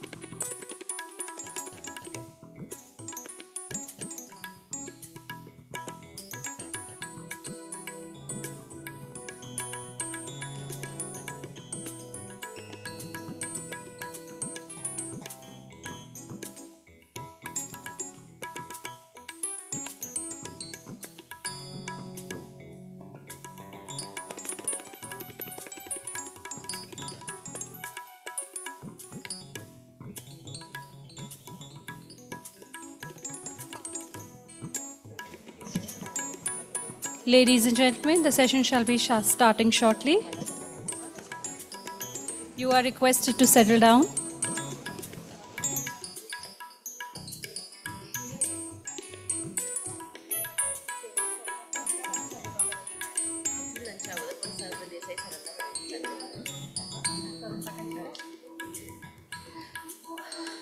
All guests are requested to note there is a separate provision for Jain food during lunch. All guest participants are requested to note there is a separate provision for Jain lunch during the lunch hour.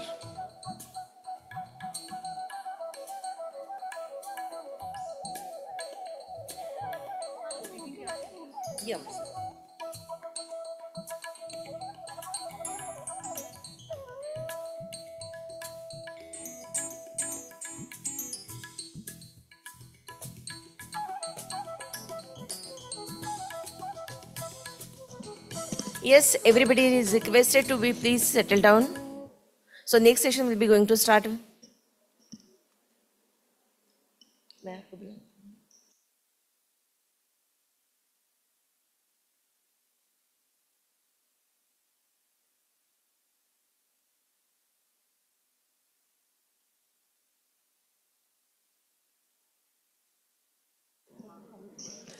Please settle down, all of you. I'll start with my presentation.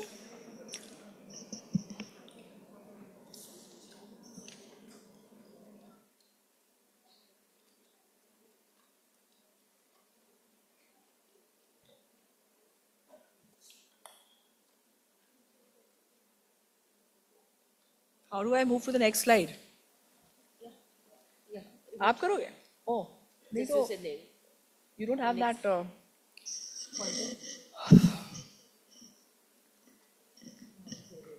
Do we have some students also? Any students or research scholars here? Great. Are you taking any of the SWAYAM courses? Why not? Have you seen the SWAYAM platform?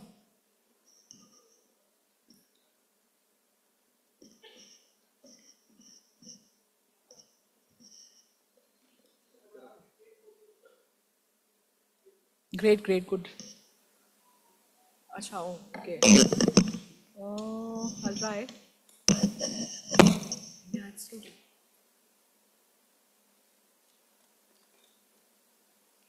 Okay, so as I mentioned to you earlier in the inaugural session, these are the recent initiatives that we have taken, and I have to tell you, number one, the first bullet which says framework for universities to conduct examination for SWAYAM courses. This is an initiative which has been taken after the feedback that we received from all of you in our online virtual meetings that we had with all the states. And we did this exercise, the online meetings in 2023, in 2024.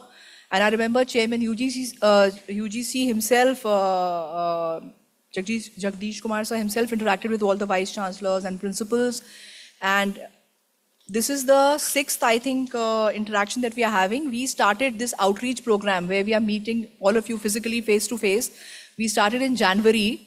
So we started with Vararasundar University, covering the northern states. Then from BHU, we went to Hyderabad, southern states. Then after Hyderabad, I think we went to Rajasthan, Chhattisgarh, Madhya Pradesh. That was in Bilaspur, Guru Ghasidas. Secretary UGC himself, Manish Joshi sir himself went to two places for the SWAYAM outreach program. So that was, one was in Bilaspur and in Kashmir, University of Kashmir also. And then we had one in Bhubaneswar, which covered Bihar, Jharkhand, West Bengal and Odisha. Then Guwahati covered all the northeastern states, and now we are here in Goa today. And finally, we will conclude with IIT Madras, where the remaining southern states would be covered. So Tamil Nadu, Kerala, and Pondicherry, UT, they would be covered. That is the last. So why are we doing this exercise? As I told you, and see, we get to know some best practices from you, that some of your, it's a college and it's they have mentors, and they identify the courses. They handhold their students while the course is being offered. So that is what I expect all of you to do. I mean, that is how it should be done. So now the framework for universities to conduct examinations of SWAYAM courses, this was shared with all the universities and colleges in August last year. The booklet that you have, I think all of you have received this booklet. So you have the framework, in detail, everything is given there. Then how do you adopt SWAYAM courses through the SWAYAM platform? That I'll come to that later. And the university dashboard user guide. This guide is for universities जिन्होंने तय किया है कि वो स्वयं का examination खुद conduct कराएंगी, उनके लिए है specifically this university dashboard user guide, right? And on that, a presentation will be made by Dr. Jayakrishnan from IIT Madras. So now look at this. The UGC regulations of, we started in 2016, and in 2016, up to 20% of courses of credit transfer could be taken from the SWAYAM platform. We had COVID के बाद 2021 में, and I have to tell you कि during COVID, I don't know if you're aware or not, there's EPG Pathshala, which is a repository of e-content in 67 subjects at PG level. आप लोगों को पता है EPG Pathshala के बारे में? Yes or no? Can I have a show of hands? Yes. बहुत उसका use हुआ during COVID. And abhi bhi you can use it as a flipped classroom model where students study that a particular chapter and you discuss it the other day. And the next day, so at least you save that time. So the discussion is held in the next day. So as a flipped classroom model, you can also use EPG Pathshala. So what I'm saying is, you have e-resources. I mean, that is how we started as part of the National Mission on Education through ICT. The first thing that we did was development of EPG Pathshala or e-content. And then we graduated to MOOCs. So you on e-content also you have that 4-quadrant approach where you have e-text, you have videos, you have learn more, and so where you have these question and answers based on the video and the e-content. Then you have the quizzes or match the columns or fill in the blanks where a student can self-assess. Of course, in EPG Pathshala, there's no examination. That's for self-learning, which students can also do and teachers can also do. So that was something which was really accessed. And then there's a platform called UGC e-resources, where what we did was that 27 of the courses that we developed were translated in 8 regional languages, including Marathi. Chunki aap log Marathi and Gujarati also. Where's my phone? So I wanted to share with you the list of 27 courses so that you know, because if you are aware, that is what is there now, that information. So I'll just share with you the 27 courses which are there, and just take a call. Aap log bhi ye courses. You can share it, you can go through it. So we have academic writing, and academic writing is available in 8 regional languages, including Marathi, Gujarati, right? The others, I think, are, we have Tamil, Telugu, Kannada, Malayalam. Maybe I'm missing a few. So academic writing is by a Central University professor from HNV Garhwal University.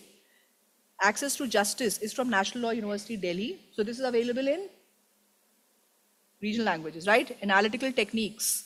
This was from AIMS. We have a few colleges, medical colleges also. So this was offered by, unfortunately, Madam is no more, Madam Rajeshwari Moganti. She was a professor of Department of Biochemistry in AIMS. So this course was from AIMS. Animations is another popular subject. This is you can check this in 8 languages. Then artificial intelligence is there. So now artificial intelligence, I was getting a query from several of you that if we are a private university, how do we get to develop a course with UGC being a national coordinator? So this course on artificial intelligence was developed by, he was a faculty of GLS University, Ahmedabad, which I think is a private university, but I think he coordinated or collaborated with a state university in Gujarat, and that is how he could develop it. So that facility is available. You have to identify a 12B university, and along with them, you can develop a course. Then you have biomolecule structure, function and health and disease. Again, a course by AIMS, and biostatics and mathematical biology. I mean, I'm sure there are some of you who are from these disciplines. Somebody talked about architecture pe courses available. Nahi hai, sir. Who was that? Who said architecture? Okay, so you have a course on city and metropolitan planning. So I think this is your, right? So this was developed by School of Planning and Architecture, Delhi. So this course is in Marathi. This is in Marathi. So आप transcript Marathi में देख सकते हैं. So मालूम नहीं है. So that is the thing. So that is why we are here. So I was sharing with you, right? So this is a course which you can see. Then you have corporate law, again by National Law University, Delhi. Then corporate tax planning by Tejpur University. No, this is by Netaji Subhash Open University, okay. Then we have cyber security, another very popular course these days. This was by a madam from Avinash Lingam University. Digital library by InflibNet. Now, InflibNet, like IUCA in Pune or CEC, is an inter-university center of UGC. So they could also develop a course for the SWAYAM platform. They collaborated with the Central University of Gujarat, and that is how they could do it. So there are always ways and means we can identify. There is a possibility, you just have to know it, that you can do it. Then digital library, then environmental law. This is by, again, National Law University, Delhi. And direct tax laws and practice and food microbiology and food safety by Central University of Haryana. Functional foods and nutraceuticals. This is by Nagpur University, Madam Rekha Sharma, very popular course. Human rights in India. Then this was by, I think O.P. Jindal, I don't know, I'm not very sure. Then intellectual property again, numerical analysis, organic chemistry by JNU, partial differential equations, organizational behavior, research methodology, solid and hazardous waste management by Punjab University, early childhood care and education. I think the education department, they can always have a look at this, supply chain management. So these are the 27 courses which are available in, when I say 8 regional languages, the transcript is available. The original video or the audio content obviously is in English. So please have a look at these courses, right? So you have Gujarati and Marathi. So 27 courses में available है transcript. देखिए उसको अपने, ask your students to go through the content and get, even some of you as teachers, you can have a look at these content. Now, as of now, 1200 universities हैं, around 1200 universities आज की तारीख में हैं India में. उसमें से 358 universities, I hope you are able to hear me. Yeah. Okay, so 358 universities have adopted the regulations for credit transfer, which means 2021 ki up to 40% of courses in a semester a student can take from the SWAYAM platform. Let's come to your states. So there are 28 from Maharashtra. You can see the universities are mentioned there. And the first and foremost thing which a university, if it decides to conduct the SWAYAM examination itself, like a university ने तय किया कि SWAYAM का exam हम खुद कराएंगे, the first eligibility criteria is that adopt the UGC regulations and send us a communication. Inform us that your statutory body, your academic council has adopted the SWAYAM regulations for credit transfer. I'll come to that. Then 26 from Gujarat and Goa, 1, right? Okay, now I mentioned about the framework where UGC has come out with a framework where universities can now conduct the examinations. So we did this in August last year. So I think it's a fairly good number, 108 in like whatever number of months you can calculate. So 108 universities have been empowered to conduct SWAYAM examination as per the SWAYAM. So basically, I'll tell you something. These 358 universities which have adopted the SWAYAM regulations, they have fulfilled the first eligibility criteria. That is, they have already adopted. So now they are eligible to conduct the examination also. So when the university dashboard will be shown to you in the later session, later in the day, so that university dashboard is specifically for these universities, these 108 universities which have decided, which have been. So the process is that they have to apply online on the SWAYAM platform. There's a bell icon, a drop-down menu. You go there and the university identifies a SWAYAM nodal officer, and he has to apply and also upload the letter from the university that they have adopted the SWAYAM regulations. So based on the UGC team does the, ensures that everything is in order, writes to IIT Madras, a user ID and password is generated, and then you can access this university dashboard. And so every student of your university who has enrolled for a SWAYAM course, by whether it is by NPTEL, by UGC or CEC, all those details you can see there. And we already, the January semester is already on. So students who complete now 108 universities, अब 16 universities हैं from Maharashtra and 10 from Gujarat. अब मान लीजिए इन 16 universities में से which have decided to conduct the examination, SWAYAM examination. So these universities can monitor on the dashboard how many of their students have registered for which course, by which national coordinator, whether by IIM Bangalore, by NPTEL, by UGC, all those details. And if they are submitting their assignments If they submit the 75% of the assignments, only then they will be eligible. These 16 universities, I don't know how many from 16, that has to be checked, would be eligible for the university examination which the university will conduct. So you don't have to do anything. It will be populated on the dashboard itself. So you can see everything over there, right? So these are the 16. You can see the universities from Maharashtra and Gujarat. This is something you all know. Why do we need to do this? I mean, framework, what I told you, why was this initiative taken? Of course, once the university is enabled to conduct the examination, that means the number of students would increase. That will really help, for credit accumulation. Mind you, there will be accumulation of credits here. अगर university exam conduct कर रही है तो स्वयं का certificate नहीं मिलेगा. जैसे नॉर्मली आप लोग एग्जाम कंडक्ट कराते हैं और ट्रांसक्रिप्ट बनाते हैं, उसी तरह से यहाँ पे मार्क्स आएंगे. To just listen to me, and any questions you have, we'll take them later. Of course, flexibility with respect to SWAYAM examination, because abhi, when the NTA conducts the examination and a student fails, so there is no option for him or her to reappear. That is being taken care of here, because अब university exam कराएगी तो वो re-examination conduct कराएगी, and subsequent 2 semesters में भी re-examination करा सकती है. That is there in the framework. So the student has that flexibility. Third, of course, So these are the steps which a university needs to take if you want to adopt the MOOCs for SWAYAM platform. That is for you adopt this UGC SWAYAM regulations 2021. Pehla step kya hai? Approval of university statutory bodies. So you have your academic council, EC, board of studies.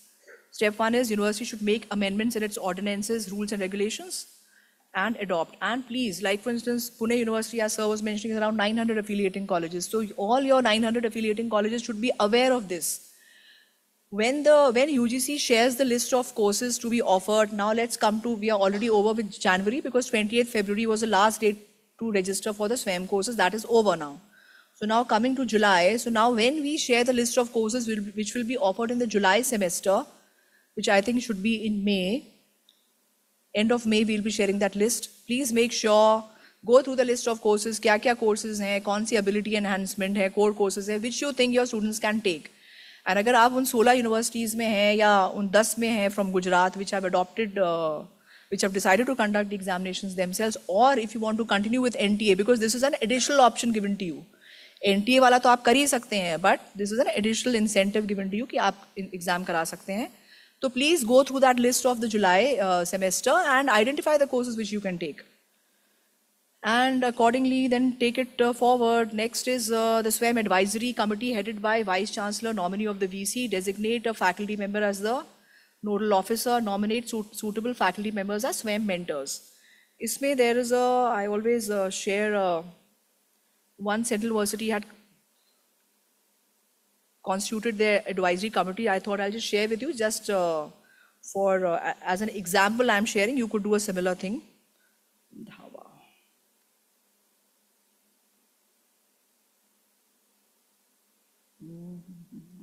Just bear with me 1 second. I'll just so there was there is this notification of a particular university. So the vice chancellor of the university is the chairperson of that committee, and the dean academic is a member, director IQAC is a member, controller of examination, very important because exam aapko conduct karana hai, is a member, and the SWAYAM nodal officer, whoever the university nominates, is a member. So this is I think a 5-member committee, and they have shared this because it's a central university, but this could be replicated in more or less a similar fashion in the state universities as well. So student registration and mentorship. So as one of our participants was sharing with us that how as a mentor he identifies the courses and how he ensures that students register on the SWAYAM portal, that is something we all can do. So as university identifies courses based on the students' needs, there could be a group of students who approach you and say कि हमें ये course करना है. तो that is also one is faculty members identify, you take it to your BOS. दूसरा ये कि students से भी आप पूछिए, maybe there are courses that they want to do, they know that these are important, but they obviously the approval has to come from you. और आप क्या कर सकते हैं? So these are the, all of us have social media, all of us are on WhatsApp groups. तो ये सब use करिए. Please advertise it, like post it on your website, on the university और college website. Social media channels, I'm sure all of you have. Then you could have a SWAYAM Divas. This was a suggestion that we got. It's entirely up to you. Like every first Wednesday of every month is Cyber Security Day. Like, you know, that means कि आपको कुछ cyber security से related, because every day there's something or the other happening in the cyber security world. So how to make sure that you do not fall prey to a cyber fraud is something that आपको जानते रहना पड़ेगा, because नए तरीके के frauds हो रहे हैं cyber security world में. So that is, so every month, first Wednesday, so we try, at our end, we have written to the universities to do some activity, invite somebody from the, you know, maybe from your police unit, from some cybersecurity department, or any cybersecurity professional who can come and share with, because students are most of the students are very, you know, they are like digital millennials or digital natives, so they are always on the, most of the time they are on the social media channels. So how to be safe is something that all of us need to know. So these are the things which you can use to share the information of the courses that you have identified. There's one thing that I wanted to ask you. There's one question that why should we be doing this? How many of you have mobile phones? Is there anyone here who does not have a mobile phone? Why is it that everybody has a mobile phone? Are you all on social media? Are you all on WhatsApp groups? आप लोग हैं ना सब? तो क्या जरूरत पड़ी? पहले भी तो ठीक चल रहा था. Would anybody want to answer? Faster communication. मतलब if I'm even going to the market, I'll get 10 calls कि where am I? ऐसा होता है ना? पहले तो ऐसा नहीं होता था. If I'm going somewhere, होता है ना कि अभी कहाँ पहुँचे, कब वापस आ रहे हैं. So we really get faster communication is good. So what I'm asking is that we get this query that why should we be doing this? Teachers who are doing the regular teaching in a brick or mortar type of classroom, if everything, if it's 40% now, so we have seen from 2016 to we have come to 2025, किसी teacher की नौकरी नहीं गई है because of SWAYAM, right? You are only learning, you are only enriching yourself, only आप अपनी knowledge enhance कर रहे हैं, and आपने देखा that all of you have learned whatever your age may be. You may be 55, you may be 30, you may be 28, whatever. आप सबने सीख लिया ना? So you have that capacity, that capability of learning. And the mindset also कि करना है. So you know of iPhone का latest version आ रहा है, so everybody is like, you know. Nokia, I'm sure all of you know about the Nokia story. So if you don't keep up with the changing times, then you are out of the market. So you have to keep enhancing yourself. There is a capacity building commission which the Government of India has come up, and all of us, including all the central government employees, have to do courses on the SWAYAM on the iGot platform.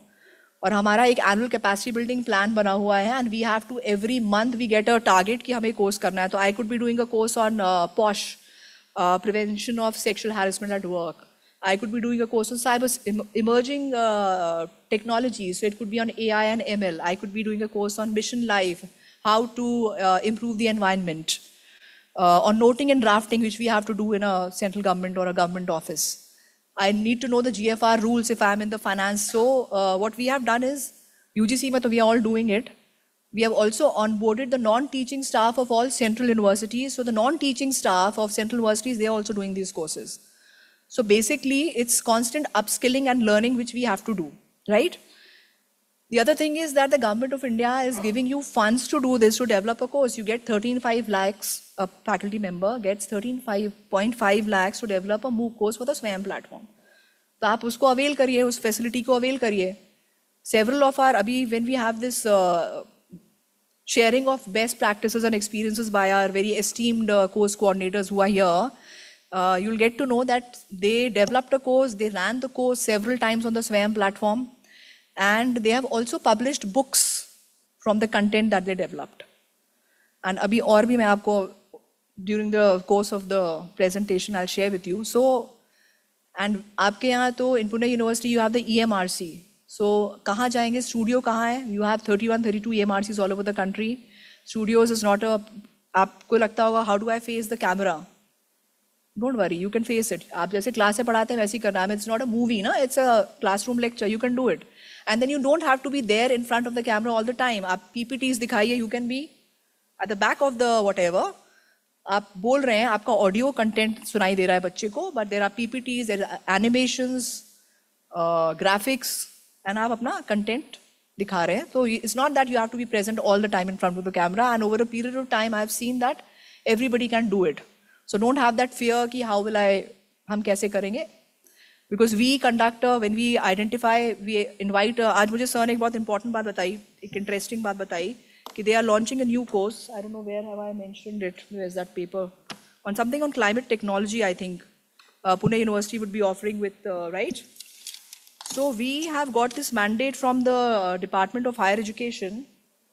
One second, I'll just get that.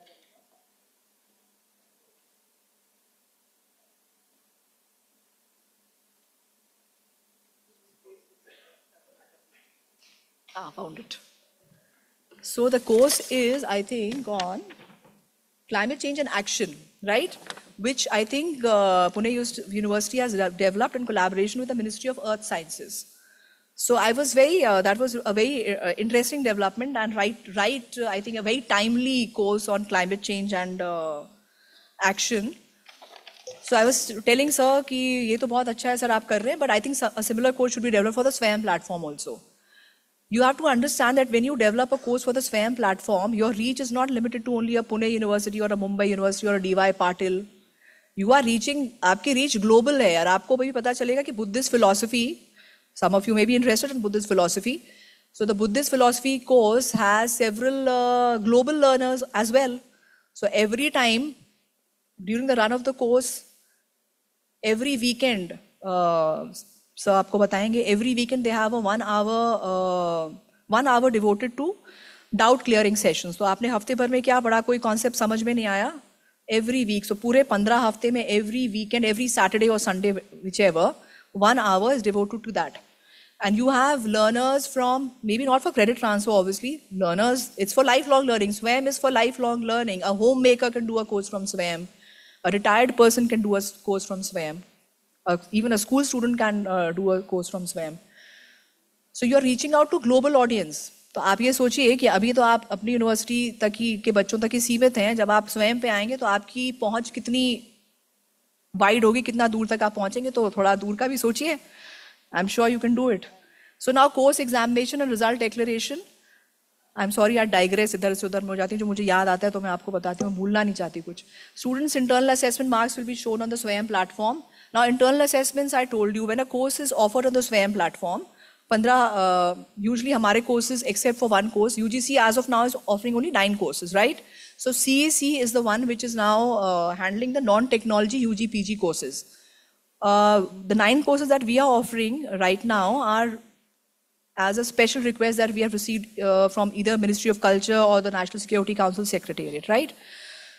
So these courses, most of them are 4-credit courses, 15-week courses. And so the thing is कि internal assessments जो हैं वो 30 marks के हैं. Final exam जब बच्चा end term examination जब देगा, that would be of 70 marks. So internal assessment marks will be shown on SWAYAM portal. And for the end term examination, student may go with, now you have 2 options. NPTEL, as you all know, conducts its own examination. NPTEL के courses अगर बच्चा कर रहा है तो exam NPTEL conduct करेगा. बाकी national coordinators का NT exam conduct कराता है. Now we also have the university conducting the examination. So the NT or NPTEL end term results, that is the 70 marks वाला जो है, that will be reflected on the SWAYAM portal once the examinations are over. Now the university transfers earned credits from the SWAYAM courses to the students' academic records. So I have seen several of the transcripts में मैंने देखा है कि वहाँ पे उसमें लिखा हुआ है कि university का जो credit earn किया बच्चे ने ऊपर mentioned है, and 4 credits if he has earned from the SWAYAM, so लिखा हुआ है वहाँ पे SWAYAM. This has been earned through SWAYAM, so that's mentioned in the transcript. This again, I think you know, this is how it appears on the student shall receive a certificate upon, and the details available are obviously the photograph, the roll number, these are the details.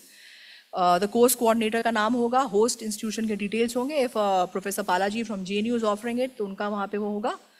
And it's either the COE और the registrar who science, उनका signature भी होता है उसमें. Now, the university nodal officer will compile and submit the list of students along with their SWAYAM certificates to the controller of examination. Now, in case of college nodal officer, now, आप ऊपर देखिए, this is the process when the examination is being conducted by either NT or NPTEL, right? Now, college nodal officer would compile and submit the list to the principal, and the principal would in turn send it to the COE of the university. All these details are there in the booklet that I have given you. I am just trying to explain in case anything is. So, ये ऐसे होता है. This is the process. Now we come to the category of universities which will conduct examination. And पहला step, I hope आप लोगों को याद है. You have to adopt the SWAYAM regulations to be eligible to conduct examinations. आप लोग हो सकता है already उस 388 की लिस्ट में हो, नहीं है तो आपको, but if you decide now कि हमको करना है, तो पहले आपको ये करना होगा if you have still not done that. So this is a presentation on the university dashboard will be made by Jay Krishnan ji later in the day. But अगर आप SWAYAM की website पे जाएंगे, तो on the home page, this is how it is. There is the bell icon right on top. आप देख सकते हैं. When you click on the bell icon, तो drop down menu में जो पहला आपको link दिख रहा है ना, framework for universities to conduct examinations of SWAYAM courses, you have to click on that. Then there's a Google form that you have to fill, which I think उसमें आपसे university nodal officer के details मांगे जाएंगे. This is the process you have to do to avail or to get the user ID and password for the nodal officer of your university, and so that you can access the dashboard. उस dashboard पे क्या details होंगे? That, one second. Now, this is the format which is to be followed. No, nomination, one more thing, yeah. That the university has nominated you as a SWAYAM nodal officer, that letter also has to be uploaded. And it says that it should not be older than a year. ये बहुत पहले आपको 4-5 साल बनाया गया था, नहीं. अगर आप, if you are continuing to be the SWAYAM nodal officer, then make sure that a new letter is issued to you by the registrar or the vice chancellor or whoever is the competent authority in your university. Now it comes to us. जब आप लोग ये, when you fill all those details on the that Google form, it will come to UGC. We will verify. We will check our records that whether in the 388 universities आप हैं या आप पहली बार you are adopting whatever. And so then the nodal officer ID and details जो भी हमें दिए गए हैं, नाम, email ID, that should match with the information given in the nomination letter. And if everything is fine, everything meets the required parameters, then the NPTEL technical team will allow access to the university nodal officer, right? And I say, as I mentioned earlier, that if you have decided to conduct the examination, if the number of credits are 4, then please stick to 4.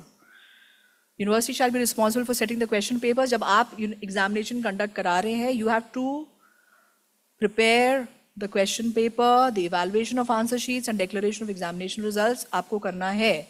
जिस बच्चे ने 75% assignments कर लिए हैं on the SWAYAM platform, he or she would automatically be eligible to appear for the university examination. मैंने mention किया, end term examination 70%, sorry. And third wala point is that the internal assessment would be conducted by the course coordinator on the SWAYAM platform. And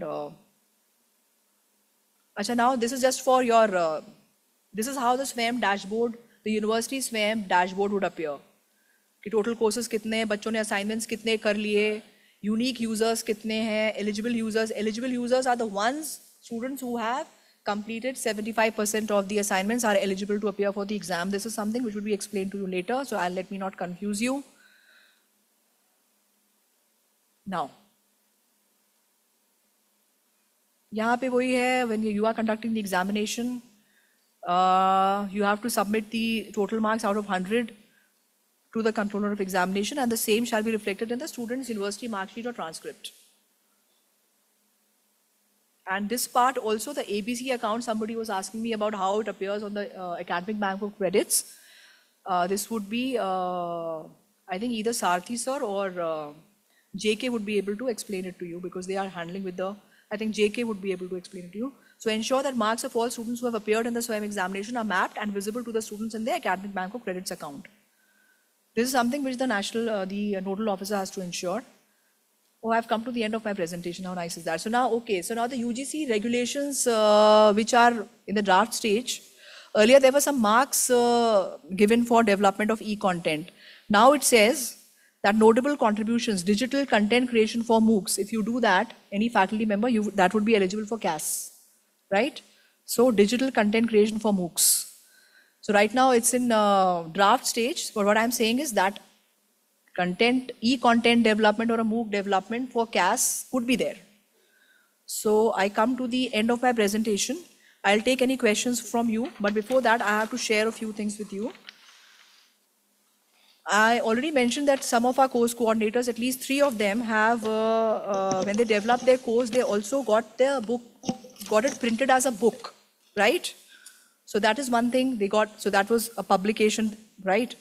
Or the other thing is, that I wanted to share with you was, there's, because sir mentioned about collaborating with Pune University, collaborating with Ministry of Earth Sciences and offering this, they'll be starting this particular course on climate change and action. So I want to share with you that the 9 courses, I'm surprised, why are the courses that UGC was offering not here? Is that slide missing here? I don't know what happened. Take a second. Anyways, we are offering 9 courses on the SWAYAM platform this year. So 4 courses are on, related to Buddhist studies. So one is on Buddhist philosophy from your university itself, and which is being offered by Professor Pradeep Gokhale sir. I think he'll be sharing with you his experience. And Shrikant Ganveer ji is offering a course on Buddhist tourism, right? So 9 courses में 2 तो आपकी university ही offer कर रही है, and so you should be aware, and they will share their experience with you. And besides these, there are 2 other courses again related to Buddhist studies only. तो 4 ये हो गए. उसके अलावा there are 4 courses on the Arctic policy of India. So we got a request from the National Security Council Secretariat, and I think they got a request from the Ministry of Earth Sciences. So basically they approached us if you could develop a course on the recommendations of the Arctic policy. So we floated an expression of interest. We received around 90 plus applications from faculty members all over the country.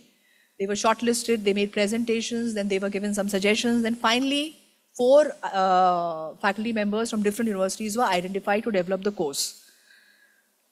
Then what did we do? We conducted a training program for them at SPPU-SWAYAM Goa.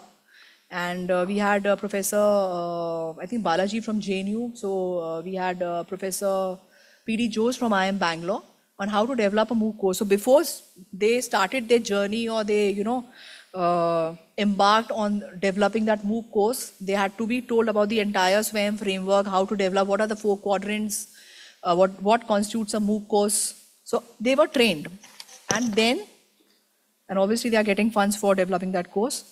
So now what I wanted to share with you, that one of the course which was offered, I think in July 2025, which was understanding the Arctic climate and the need for environment protections. So this course was offered last in July 2024, and the best 15 students who performed in this particular course, they were invited by the NCPOR in Goa and the Ministry of Earth Sciences for a workshop, for a 1-day workshop in Kochi, and they will also be getting internship opportunities in these organizations. So what I'm saying is, if you can gauge from this that there are opportunities, you get to collaborate with Ministry of Earth Sciences, NCPOR, you are trained, your students are getting internship opportunities as well. So there are several positives of taking a SWAYAM course, and there are several collaborations with different ministries that can be envisaged. So as sir mentioned, that climate change and action with Ministry of Earth Sciences, Pune University has developed and would be offering in the next academic session. So I was just thinking, because we have now got a mandate, what are we developing now? So we have got a mandate from the Ministry of Education that we have to develop 5 courses on environment studies. So our expert committee on environment education. So in today's day and time, environment education and climate change and carbon credits, and I'm sure all of global warming, we all know. So which are the courses which can be offered, can be developed by us? So we have identified a few courses. We'll be shortly floating an expression of interest. तो मेरी आप लोगों से request है, गुजारिश है कि अगर आप लोगों को interest है environment education की field से आप आते हैं तो please do submit your proposal, right? दूसरा एक request हमारे पास आई थी from National Institute of Disaster Management to develop a course on disaster risk and reduction. We have seen floods, we have seen earthquakes, so that is also something we should be aware of, disaster risk and reduction. Again, we did the same thing as we did with the Buddhist courses, or Buddhist courses, but I think the committee had identified.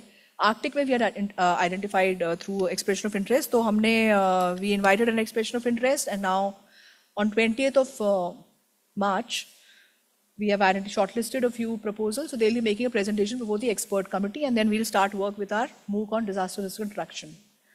So who is involved here? NIDM, which is a part of MHA. So what I'm saying is that you get to collaborate with different ministries. And I was just thinking that there's a lot of focus on Bharatiya Bhasha bhi. Bharatiya Bhasha mein aap log, I think आपका Department of Marathi bhi काफी काम कर रहा है, and I'm sure others Gujarati में भी हो रहा होगा. 1000 के करीब हम लोग किताबें भारतीय भाषाओं में बना रहे हैं. तो जो content already है, I would request all of you, I mean, we would definitely write to all of you that if you want to translate the courses which are already there, which are, like right now we'll also undertake the exercise of revising the courses which are 3 years and old. We need to revise also some courses. Revise and then also maybe probably look at getting them translated into 8 different languages. So आप लोगों को अगर मराठी में आप लगता है आप लोग contribute कर सकते हैं, do come forward. Marathi, Gujarati, regional languages में आप contribute कर सकते हैं, तो please do come forward. So what I'm saying is that, oh, Sarthi sir is here, I'll better admit him. Next presentation is Sarthi sir. I think he will be speaking on SWAYAM Plus, which is again a new initiative where all the skill-based courses are there. So he'll be talking about those. So now, do you have any more questions? So I've told you what are the benefits for students, what are the benefits for faculty members. तो मेरा कहने का मतलब ये है कि अगर हम ये कर सकते हैं तो हम ये भी कर सकते हैं. And you are getting funds from the ministry to develop courses. You are getting the opportunity to reach out to a wider audience nationally and globally. So enriching yourself is never a bad idea. तो बताइए अभी कोई और सवाल है आप लोगों का? तो should we start with सवाल बाद में? मैडम is saying सवाल बाद में. पूछिए एक आध तो ले लेते हैं madam, then because Sarthi sir is also waiting. Yeah, 1 or 2 questions sir, then maybe later we are here to answer questions.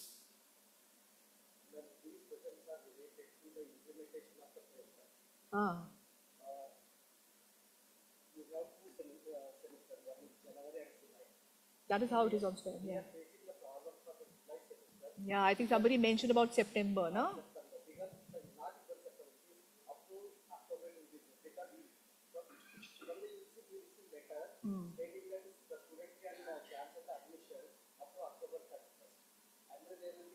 Cancellation and admission procedure will be there. We have to give PR number, permanent registration number for the students.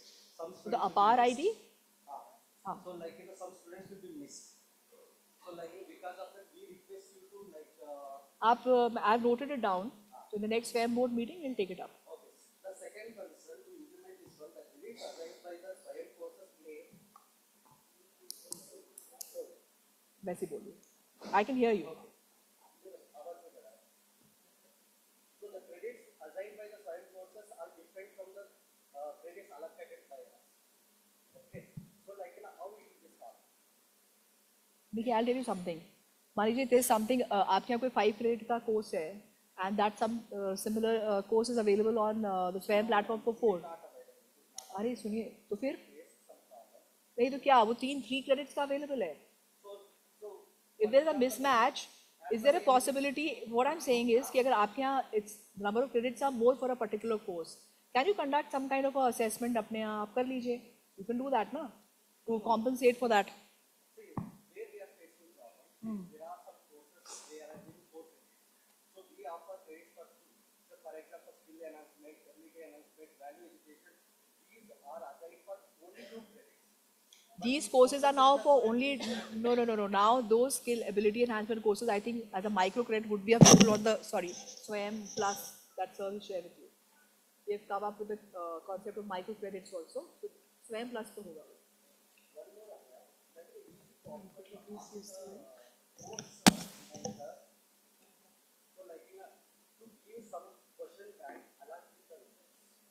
Because, for example, we are university, if one student take a course, only one student in university, conducting the exam for one student, inviting the examiner, moderation, proofreading, and conducting the exam, it is a tedious paper. Don't do that, sir. Take a call. That is a call that university has to take, na?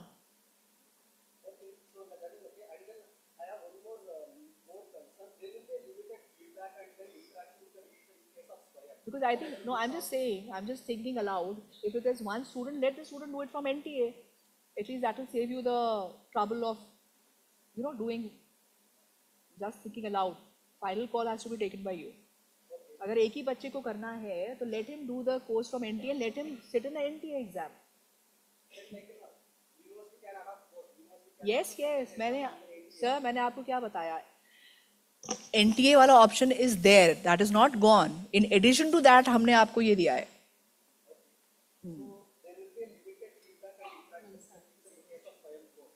So I think limited what? This is the last question, yeah. Limited feedback system and the interaction with the teachers of the science courses. Why? So like, recorded videos, how the No, but I think, sir, आपने सुना नहीं. मैंने अभी आपको बताया कि हम लोग what we are doing is, at least for UGC, and I think other NC should also follow suit or replicate this practice, कि हर हफ्ते 15 हफ्ते का कोर्स है, तो every weekend 1 hour session is devoted to problem solving, question answers, doubt solving sessions. तो where you get to interact with the course coordinator online. तो वो हम कर रहे हैं. We'll see, sir. We have a shortly SWAYAM board meeting has been scheduled, so we'll definitely take it up. हाँ, ठीक है. Thank you all of you. So now let's welcome Sarthi sir. Good afternoon, sir. Madam, good afternoon. Thank you so much, madam, for the opportunity. It's really. नहीं, sir. Everybody is waiting for you. Great, madam. Wait to hear from you, sir. Sarthi sir, by the way, is handling the SWAYAM Plus initiative, which was launched last year, which is the skill vertical of SWAYAM. Let's hear from him. Yeah, thank you, madam. Thank you so much. Thank you, ma'am. Your presentation was indeed very helpful for understanding the credit transfer and examination framework in a nutshell. Ladies and gentlemen, we have our next guest with us, Dr. R. Sarthi. He shall be focusing on SWAYAM Plus. I have the privilege of introducing Dr. Sarthi to all of us. Dr. Sarthi is a professor of power systems with IIT Madras. He has a rich and varied experience of over 15 years in research, training, and consulting. He has been instrumental in conceptualizing and developing the state-of-art high-voltage laboratory at IIT Madras, which has been recognized as well. He has visited the Akita University, Japan as a JSPS Fellow and Technical University of Munich as a DAAD Fellow, and has served as a visiting researcher in several leading universities. He has also been associated with the UKI-ERI project, an international collaboration initiative. He has been nominated as the chairman for JEE Advanced in 2013 and has been actively involved in institutional initiatives of IIT Madras, be it as a cultural advisor or the hostel and school management. Ladies and gentlemen, please put your hands together for Dr. Sarthi. Over to you, Dr. Sarthi.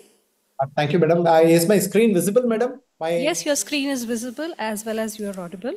Yeah, thank you so much. And it's a nice opportunity to discuss with the faculty members, the principal, the vice chancellors from different institutes who are going to be decision maker of the academics. So that way, I'm extremely happy to be part of the team today to talk about the SWAYAM Plus. Everyone know more about NPTEL, as you all know that NPTEL, where it is exclusively for engineering and it is curriculum-based structure. And it is a very successful program and many institutes start using it and everyone is getting benefit out of it. Of course, it is an on digital platform. In the same way, in 2016, SWAYAM was identified and people started talking about it. And it was started with more towards non-engineering structure, but there are many courses which is engineering and as well as non-engineering. And again, it has become more, in a digital platform, curriculum-based structure. And effectively, by doing that, many people, started understanding the fundamental aspect of the courses on the particular topic effectively and efficiently. But what industry is in need of, if you try to look at it, certain skill set has become very, very important. And that is what the Ministry of Education has identified and enabled the particularly industry, which is our multinational company, because they are the job providers and they are the leaders who decides and take the system move forward. And that way we have enabled industry to give courses which engineering or non-engineering person where exactly the skill set is required. Those skill set courses are provided by the multinational company. So those courses are in SWAYAM Plus. It means a skill-based structure courses we have tried to provide, and this is the first of its kind.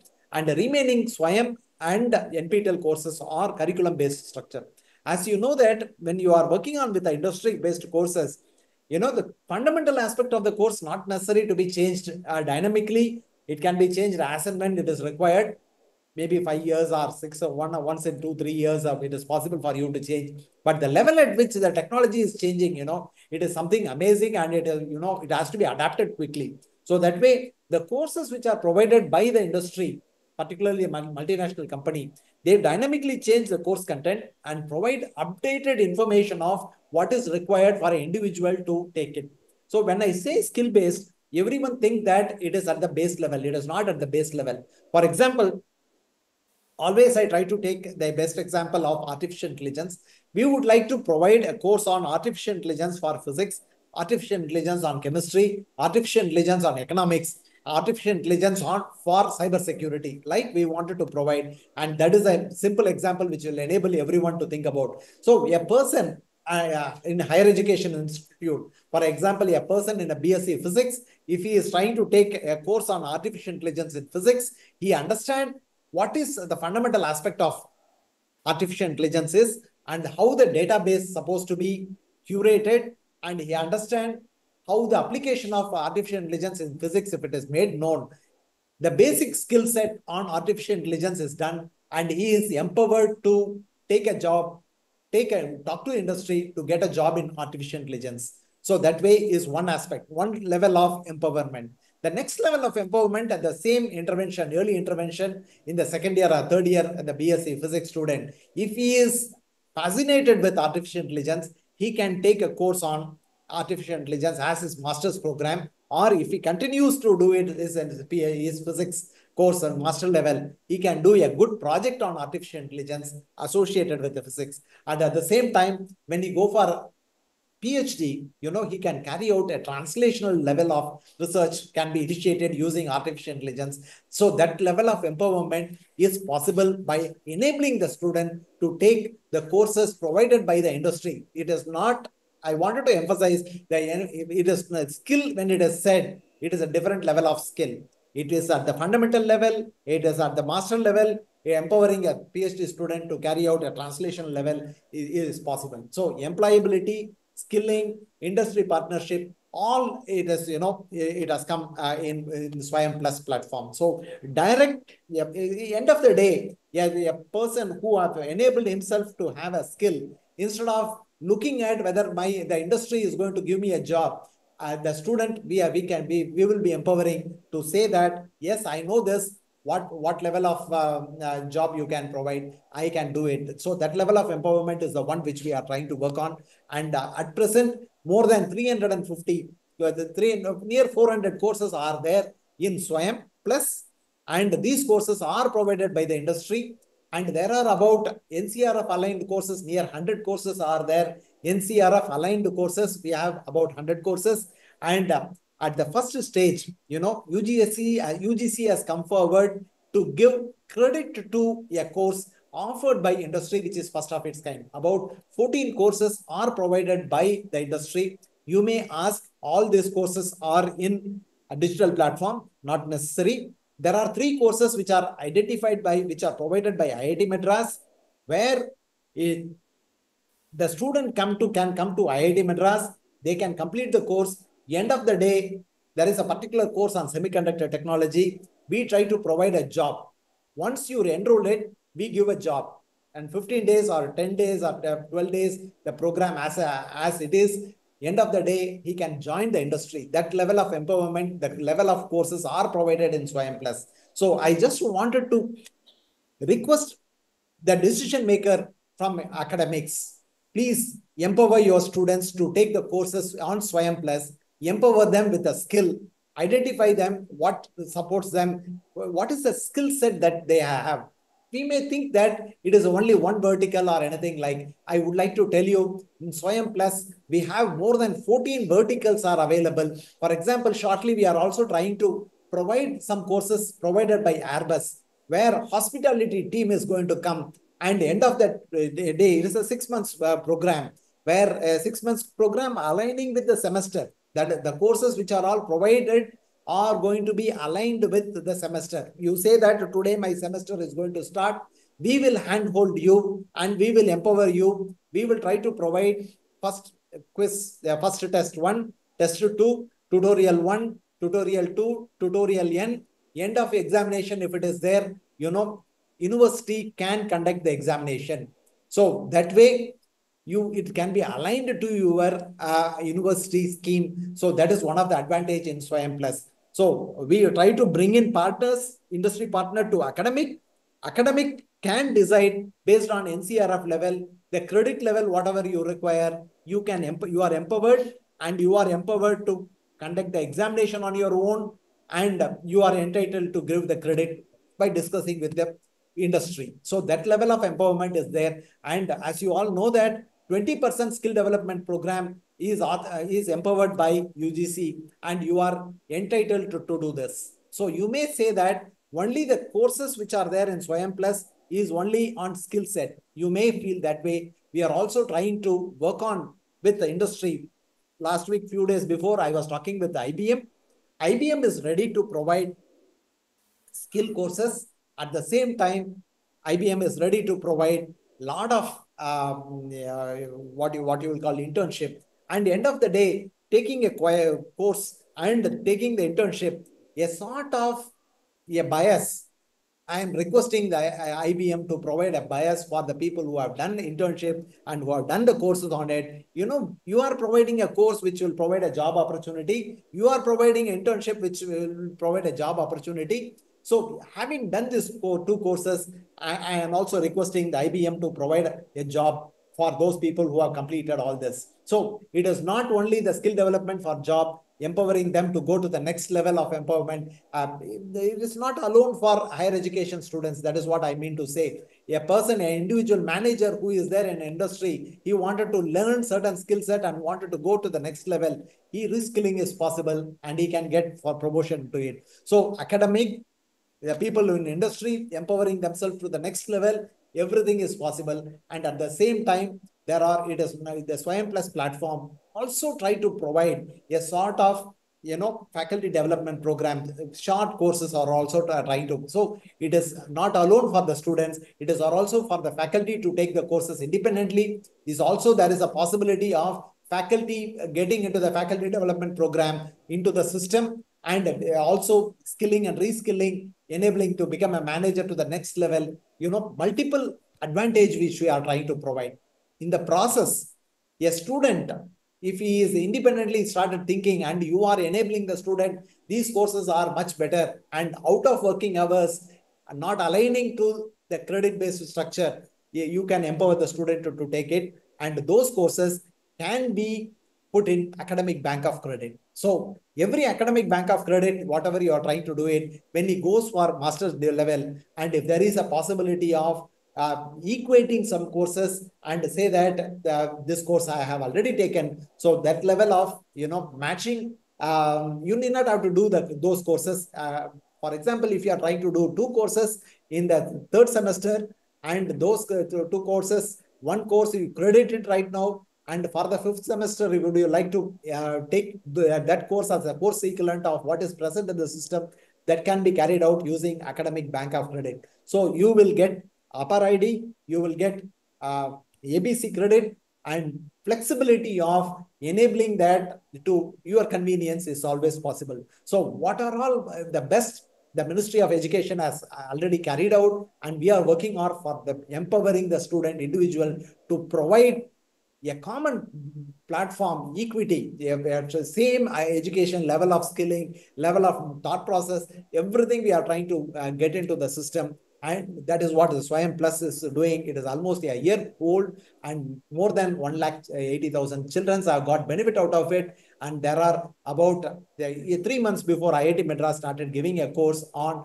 semiconductor technology, more than 250 girl students have got a job. So if anybody who have completed the course and not getting a job, enable them to take course in SWAYAM Plus, particularly semiconductor technology. I will assure you 20 to 25,000 rupees on spot, and we will try to provide you on registration and say that if you want a job, we will give you a job opportunity in Chennai. So that level of empowerment, we are trying to do it. And we are also trying to look at the certain courses, there are 10 days IIT Madras offered courses are there. And if you think that your college students, about 100 students of your electrical electronics or electronics and instrumentation student would like to carry out work, we will be at your doorstep and we will try to provide you the facility. IIT Madras team will come to your office, you come to your college, and we will try to conduct the course and we'll try to provide you the best of the best. So that level of empowerment, we are trying to do it because IIT Madras is leading this SWAYAM Plus platform. We wanted to enable each and every individual with the same knowledge and empower them with the thought process of what the ministry is expecting. And if by chance it is not a course-based structure, I want a certificate of SWAYAM Plus, then you're required to write to us. We will conduct a proctored examination and SWAYAM Plus will give you a separate certificate. So there are two modes. One is if you want a SWAYAM Plus certificate, you require to have a proctored examination. If a university wants to conduct their examination and would like to give a grade, you are empowered to do it. So this level of flexibility is available in SWAYAM Plus. And if you have any specific question, I will be very happy to answer to you all. Thank you so much for listening to know more about the SWAYAM Plus. In discussion, I will, based on your queries, I will try to explain a little more. Thank you very much.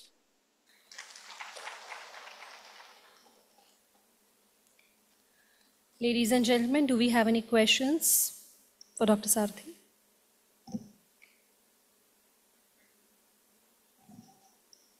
Thank you, sir, for introducing us and for guiding us all on this new initiative of SWAYAM, the SWAYAM Plus.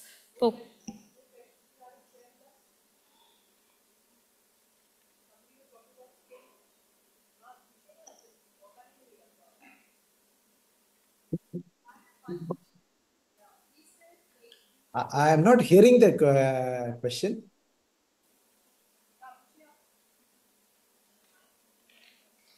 Where is the...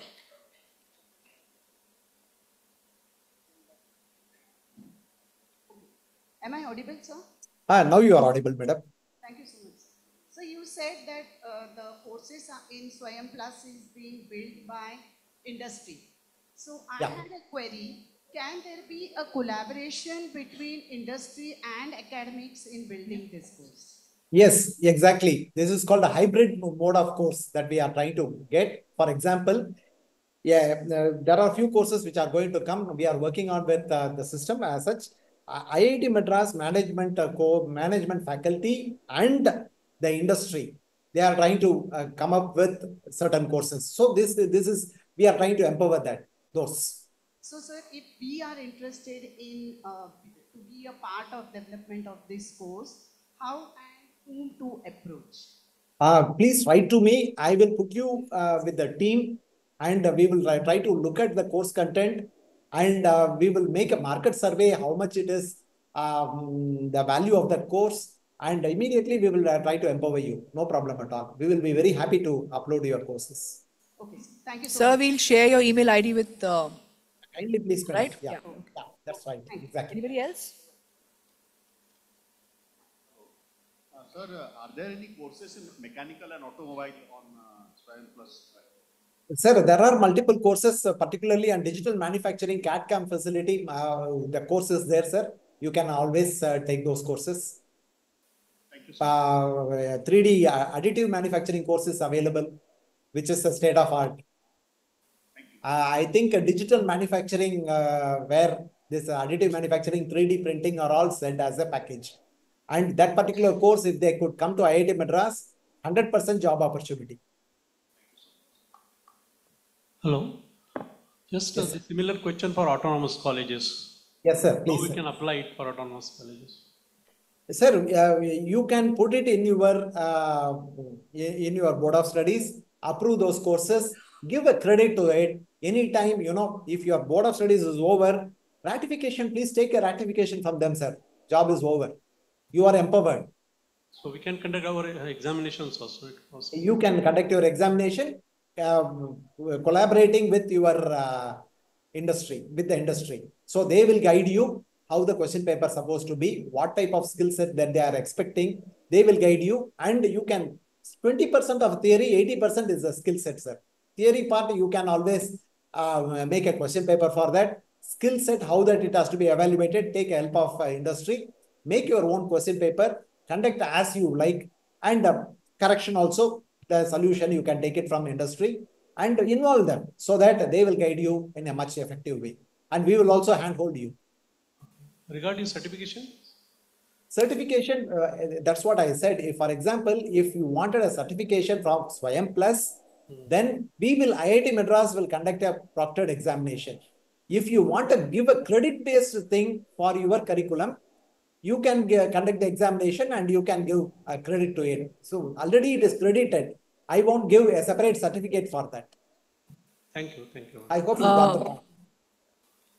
Sarthi sir, now I have a question. Because autonomous colleges, as of now, they cannot conduct examinations for SWAYAM as of now. So just coming to his question, if they want to conduct the examination. Madam, if they want because they are affiliated to a university and the degree is given by the university. So I was just trying to understand how is it going to be on the SWAYAM Plus. Madam, if they are coming forward, what I will do is I will ask the industry. Also, a representative from IIT Madras will go to their place and we conduct the examination. Okay. But I think, sir, I think you would need the approval of your university. I think so. Yeah, that's what I told. University you are affiliated, that would be a requirement. He made very clear the Board of Studies approval is very much important. Hello. You have a question? Sir, good afternoon. Good afternoon.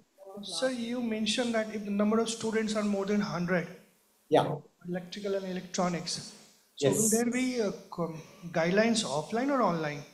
The people from IIT Madras will come to our campus in order to conduct the lectures and everything? Sir, this is offline.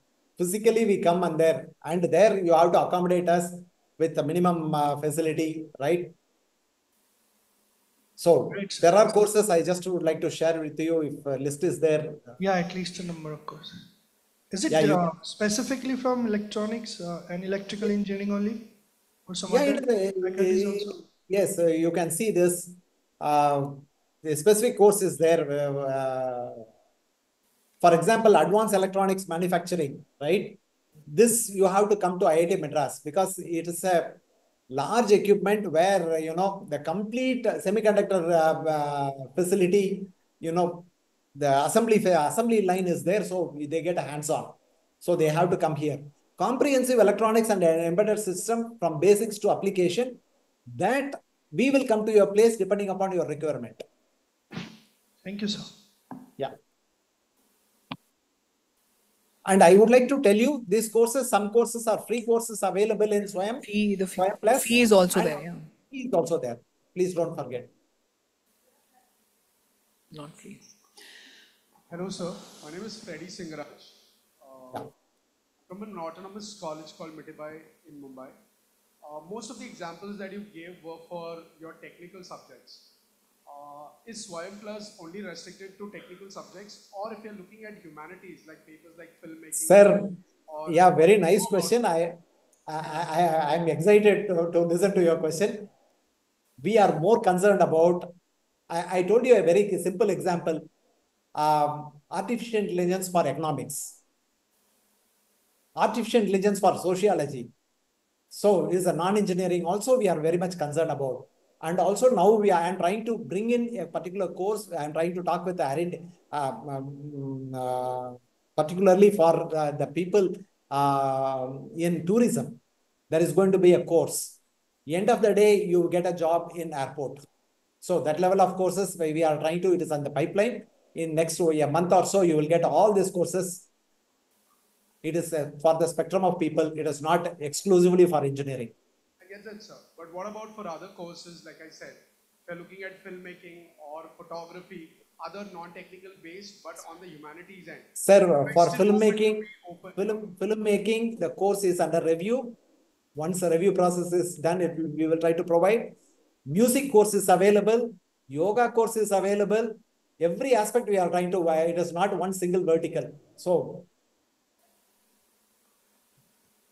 thank you so much, sir. I think Vasanthi madam is waiting. Thank you so much, sir, so for nice, all madam. the Thank you inputs. so much, sir.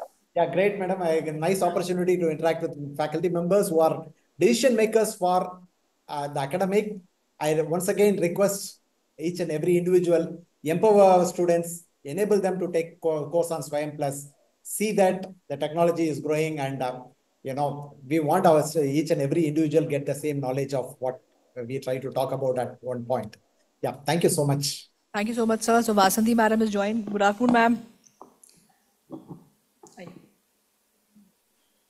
Good afternoon. Madam, Good afternoon.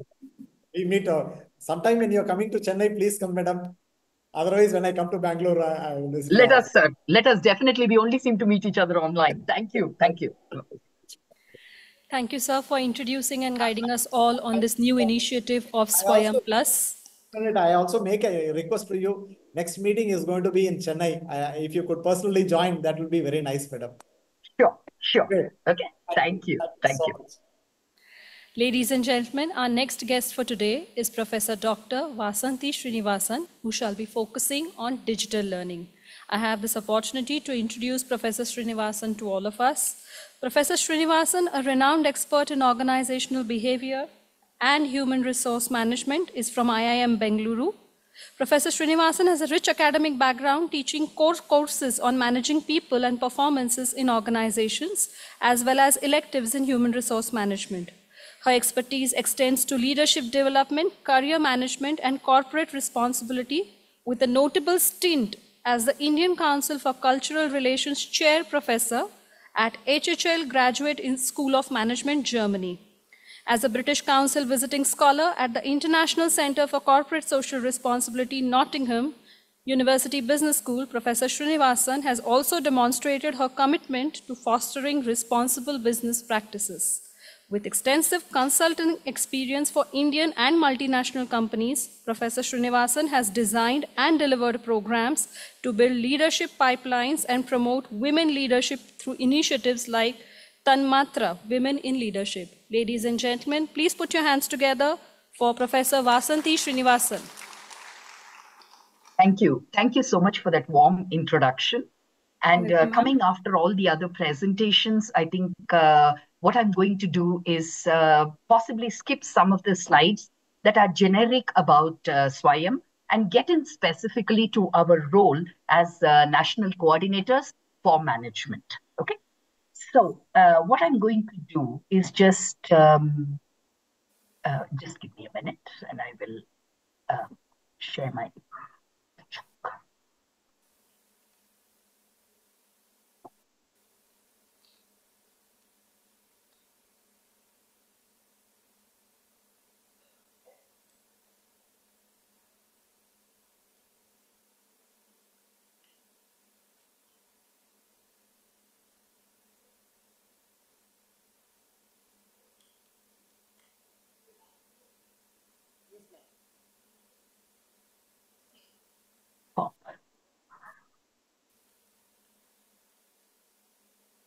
As IIM Bangalore, we began our journey from the inception of SWAYAM in 2016.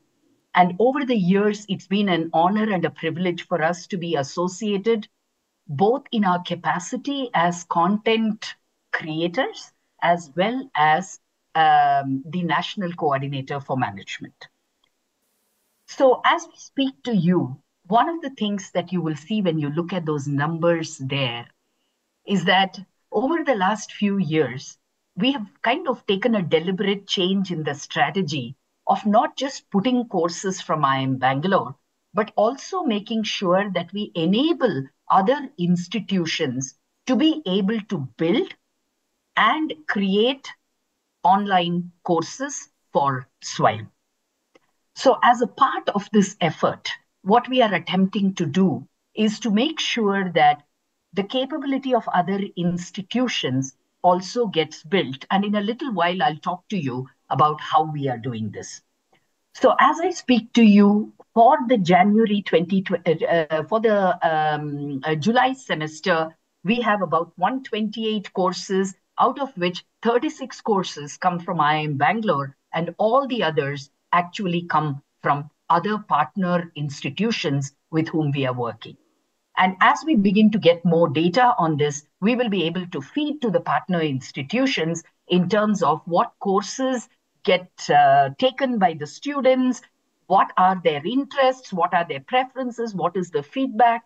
So in some ways, our attempt has been not just to put out courses from IIMB, but also to make sure that the partner ecosystem gets strengthened in the process.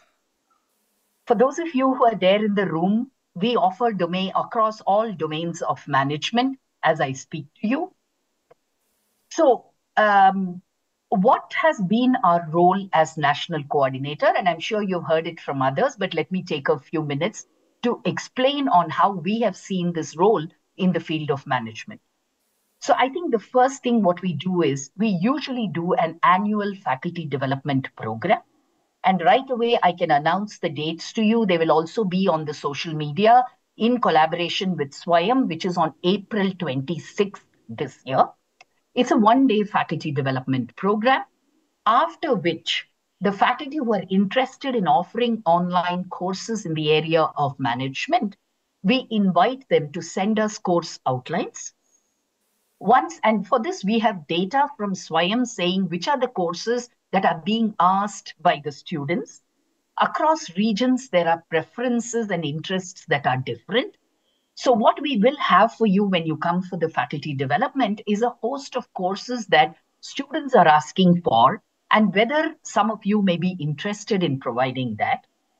After you give us a course outline, we walk you through and handhold you for a period of 3 months to be able to build your course. And this is through a MOOCs that we do so that you as faculty do it online, experience what it means to do it online so that you will be better equipped when you're looking at how to deliver courses for your students. Okay. So this process typically takes us about 2 to 2.5 months, after which we get the first prototype from those of you who have expressed interest. We then give you feedback on the prototype, and after which you have an option to choose to put it up on SWAYAM. So far, our experience after the 2 FDPs that we held the last 2 years has been that we've been able to get a large number of partner universities to come to offer these courses on SWAYAM. Okay. We will be doing quality checks, which we are currently doing, but we will intensify that from the next year onwards as we begin to look at how students are taking these courses from different institutions. So this is one unique initiative through which we are building capability of faculty to be able for colleges to put their best faculty out to students across the country. I want to take a minute to just explain what it is that we do differently when you look at the courses. Because we were a partner to edX earlier, all our content, all faculty content is recorded only in the studios, and we have a separate team which actually builds the entire course for IMB. Now, what are our initiatives? And you heard Professor Sarthi before this. We are looking at how can we build more skill-based courses, because SWAYAM Plus, I think, is the need of the hour today for the country. We are getting more and more requests on how can we build some career development courses. We have some of them, but the real issue is effectiveness of these courses online. What methodologies, how do we do this? I think it requires some deep thinking. So if there are some of you who are doing this in your colleges, we would be more than happy to have conversations with you. This year, we have been instructed by the ministry to offer more courses on banking, financial services, and insurance. So that will be a focus area for the next 3 semesters for us from IMB. For the first time, we are also trying to look at multi-language course options, and we have tried this time with a course on ESG. Once the next semester we get feedback, we will know how, what needs to be done. Last but not the least, just to summarize, since you're all faculty here, clearly, I'm going to call out exactly what my earlier colleagues called out, which is please encourage your students to take more courses. All of this is available on the SWAYAM platform, the list of courses that we are offering. Please do so. That's one kind of a request so that we have more students taking these courses. But the second one is also for you as faculty to be able to think about how each one of you can look at contributing to courses on SWAYAM. So people typically ask us saying, what is the role of an institution that wants to offer courses? All of these have to be internally approved by you, keeping your university standards, and it will go through a peer review process internally with us. But this is your first line in terms of what is needed from your institution. More as you kind of decide to offer the course, we will have special pathways to be able to help on this.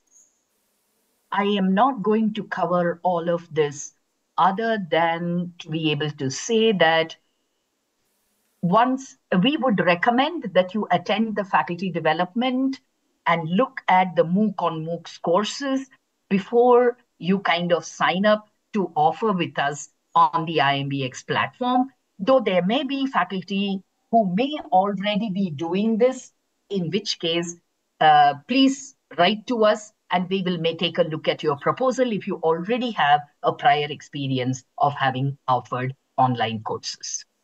I think at this point in time, let me stop share and open up the floor for any questions. Thank you, ma'am. Ladies and gentlemen, do we have any questions for Professor Vasanthi?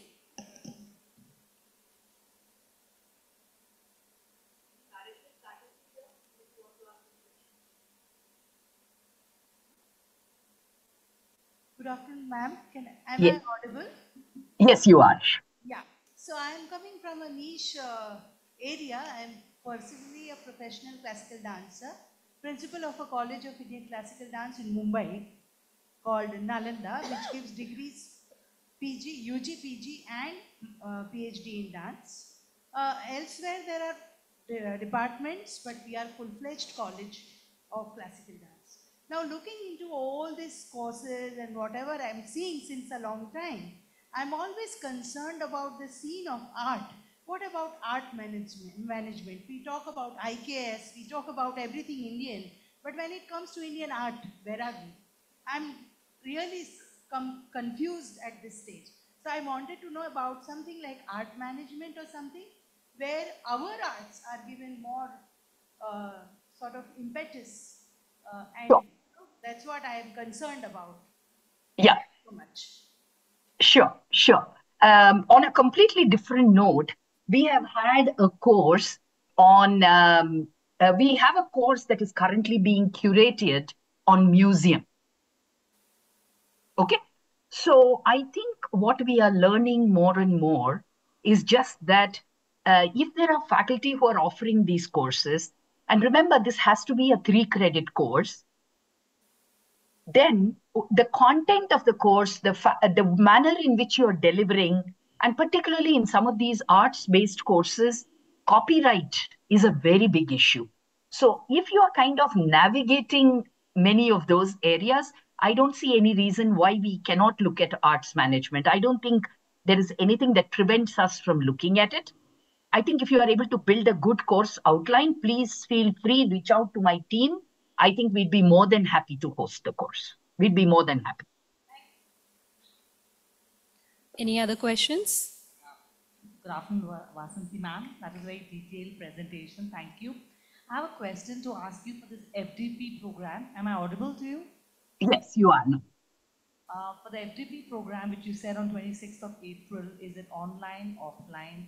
Is it based? Because even I coordinate a program which is very niche in service industry, especially hospitality and facility.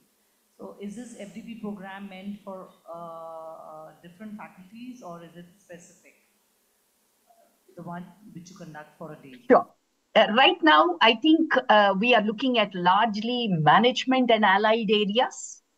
So I think what you're looking at will very much fall within that.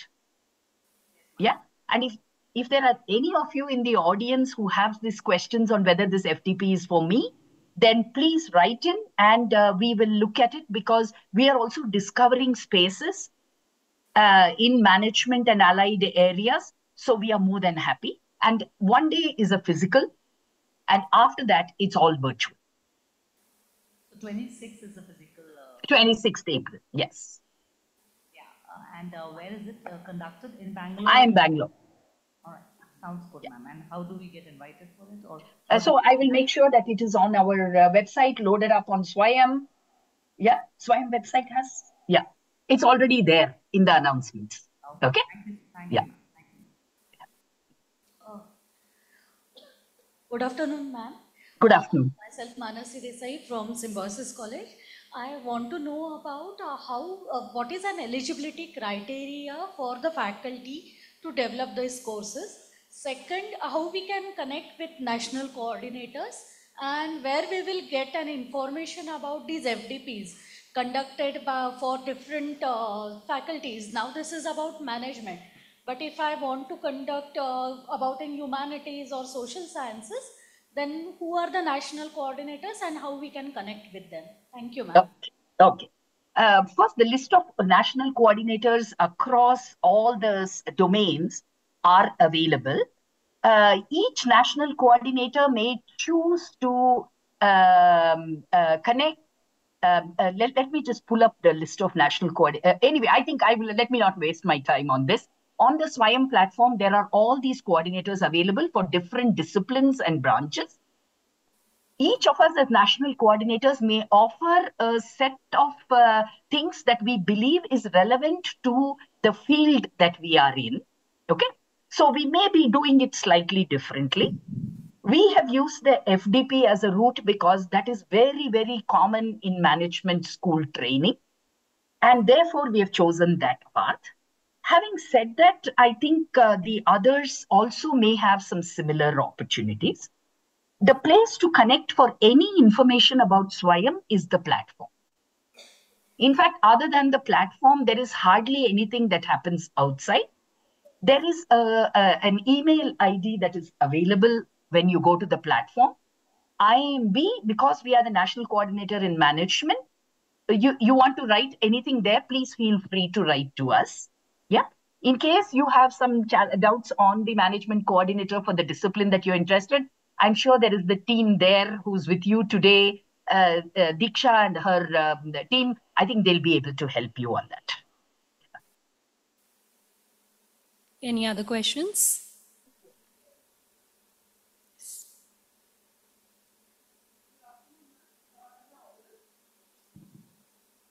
A very good afternoon, ma'am. Good afternoon. And, it has been a great session, and you spoke about a very unique sort of an approach which IITM has towards has towards conducting the faculty development programs. And there were a couple of questions also addressing this necessity of having some sort of guidance which faculty needs. Representing the Directorate of Higher Education, Government of Goa, I would like to bring it to the notice of IIM Bangalore, one sort of an ecosystem which we have developed in the state of Goa. The Directorate of Higher Education has a flagship program in the name of Mandavi, and we have started this program way back in 2022-23. To basically guide the faculty, conduct various faculty development programs, and through the production-based workshops, we have encouraged the faculty, empowered the faculty towards creation of MOOC courses, and we have completed the creation of 3 full-fledged MOOC courses, and we have submitted to the National Coordinator CEC. And we are looking forward at the ministry to have these courses being hosted on the SWAYAM platform shortly. So as the state government, we have built an ecosystem, and through the continuous running production-based workshops, we have associated every MOOC course with a director from the film industry, so that the faculty is exposed to systematic training of how to produce MOOC courses. And this entire effort has been to basically connect the technical expertise which the faculty has with the production expertise and come out with good quality MOOC courses, which eventually the SWAYAM platform we are looking forward will host, and the learners across the globe will benefit out of these courses. So we are looking forward at collaboration with IIM Bangalore to connect our best of talent from the government of Goa, so together in this collaboration to come out with some good outcomes. Thank you so much. Thank you. Thank you. Thank you so much. Yeah, that's good to know, because I think we need a lot more happening there to equip faculty to transition. Yes. Thank you. Good afternoon, madam. Good afternoon. This is Principal Dr. Pratibha Gaikwad from Patkar Vardhe College, Mumbai. Yes, thanks for the scholarly presentation. I was just browsing your IIMB website, but April 26th FDP is not yet, I don't see it over there. On the IIMB website, we may not have posted on the SWAYAM. It's not there? Okay. Okay. You will see this as IIMBX. Okay, thank you.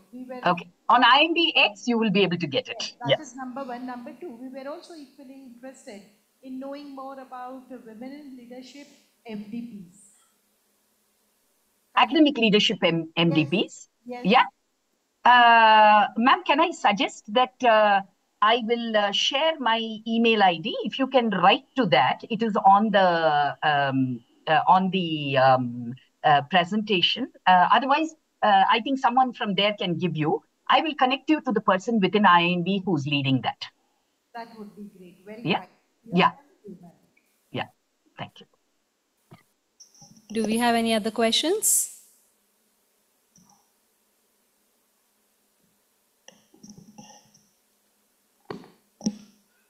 Thank you, Dr. Vasanthi. Thank you. Thank you so much. Thank you. Thank you to the audience for being an interactive one. While we all have been processing the food for thought that we have gathered since morning, it's time for bodily nourishment as well. Before that, we would like to brief you about the post-lunch sessions. The post-lunch sessions, we will be meeting Dr. Jayakrishnan M., who will be guiding us about how the universities can manage, track, and optimize the use of SWAYAM courses, followed by faculty members and students who will be sharing their experiences and insights about the benefit of SWAYAM, followed by the valedictory. Ladies and gentlemen, you are cordially invited for the lunch. Please note that there is a separate provision for Jain lunch as well. There were 2 questions. One were on FDP on academic leadership, women in leadership. So one thing is there, madam, I hope you are aware of the Malam Mission teacher training centers. So there's one, I think it's NIPA, which is either it's NIPA or I'm not very sure, which I'll have to check, but which is conducting programs on academic leadership. also for women. And I think somebody questioned about the national coordinators, so please see the list of national coordinators on the SWAYAM platform. We'll discuss that later. So you can all join us for lunch now. That's your phone.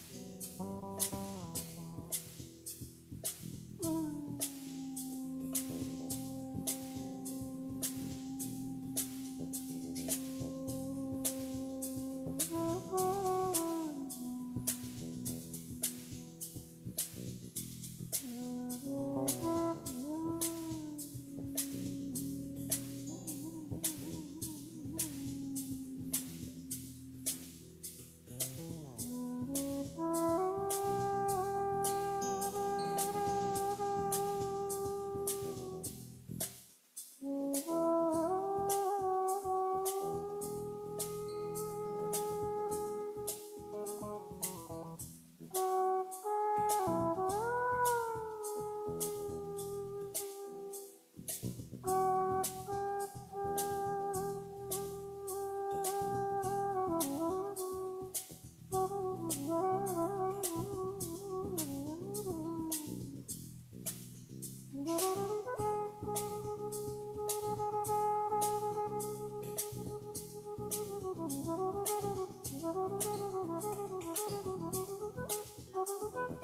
you.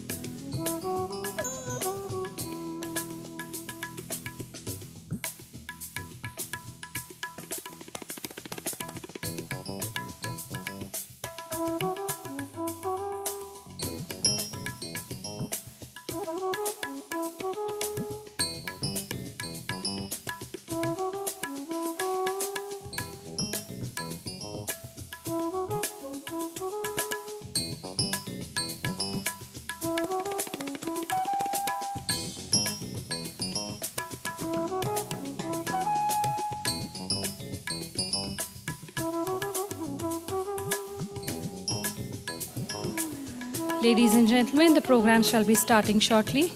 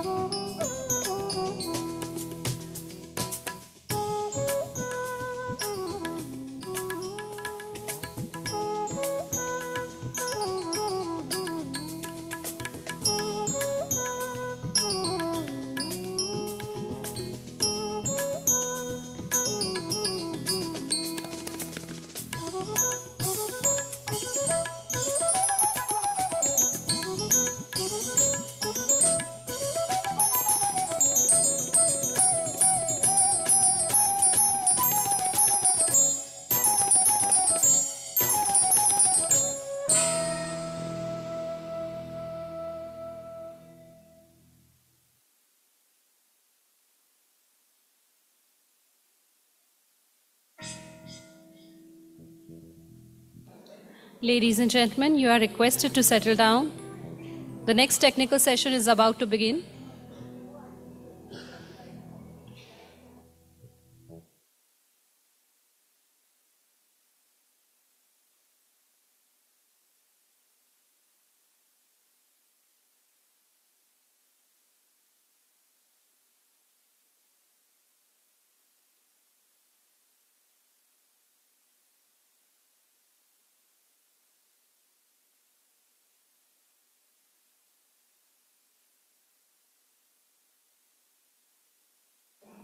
Good afternoon, everyone, and welcome back to the next technical session. Ladies and gentlemen, we have our next guest for today, Dr. Jayakrishnan M. Dr. Jayakrishnan is a senior scientist at NPTEL IIT Madras. I would take this opportunity to introduce him. He is a researcher with a keen interest in projects related to the use of information and communication technology and for the development of education. Within the research space, he focuses on improving in-service teacher training programs within the higher education sector in India. Dr. Jayakrishnan's professional career began as a software engineer with a specialization in quality control and assurance. During this period, he was involved in migration projects where the challenge was to develop a completely new system that is efficient and robust than the existing one. His primary work revolves around transaction processing, covering both offline and online processes. Dr. Jayakrishnan has completed his post-graduation from the Center of Technology Alternatives for Rural Areas at IIT Bombay, specializing in technology and development. Apart from his research work, he is also involved in the design and implementation of 3 large-scale in-service faculty professional development workshops each catering to a magnanimous amount of 1,000 to 5,000 participants. A common thread connecting his professional experience and research pursuits is the quest for system improvements through technology. With a PhD and MTech from IIT Bombay in educational technology, Dr. Jayakrishnan's work continues to explore innovative ways to enhance the effectiveness of digital learning, teacher training, and educational methodologies. Ladies and gentlemen, please put your hands together for Dr. Jayakrishan. Over to you, sir.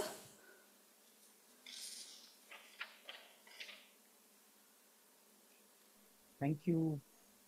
Dr. Jayakrishan, you are not audible. Is this better now? Slightly better. Okay. I'm at max. Okay, the volume is max at my end. Is there a way I can check? We can hear you now, sir. Okay, perfect. Yeah, thanks. Thanks a lot for the detailed introduction. I mean, it gives me great pleasure to interact with faculty. I know all of you have had pretty good lunch, as I can see. All of you are having very content, very happy. So I think I will not make my session very long, but primarily this is a description of the university dashboard, which we have built so that the new framework that UGC has brought in for conducting local exams is clear to everyone, and the utility is also understood by everyone. So a little bit of context as to why this dashboard and why the framework. Over the past couple of years, we have been receiving multiple requests, grievances, etc., from students who are unable to write the SWAYAM exam due to some last minute issues. It could be clash with university exams, test center being too far away, inability, some losses happening at a personal front, or it could be as simple as, I mean, unable to make a payment for the SWAYAM exam, right? So this prompted the UGC team as well as the SWAYAM board to identify mechanisms through which, I mean, these kind of learners who are taking the course benefit a little bit from the SWAYAM learnings, and also make use of the existing modalities that are available within the university to allow for SWAYAM's learning to be part of the regular coursework. So this is coming from that regard. Let me share my screen.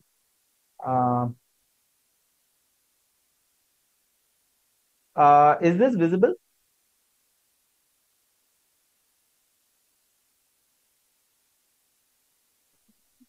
Yes, Okay. sir, the screen is visible. Okay, perfect. So,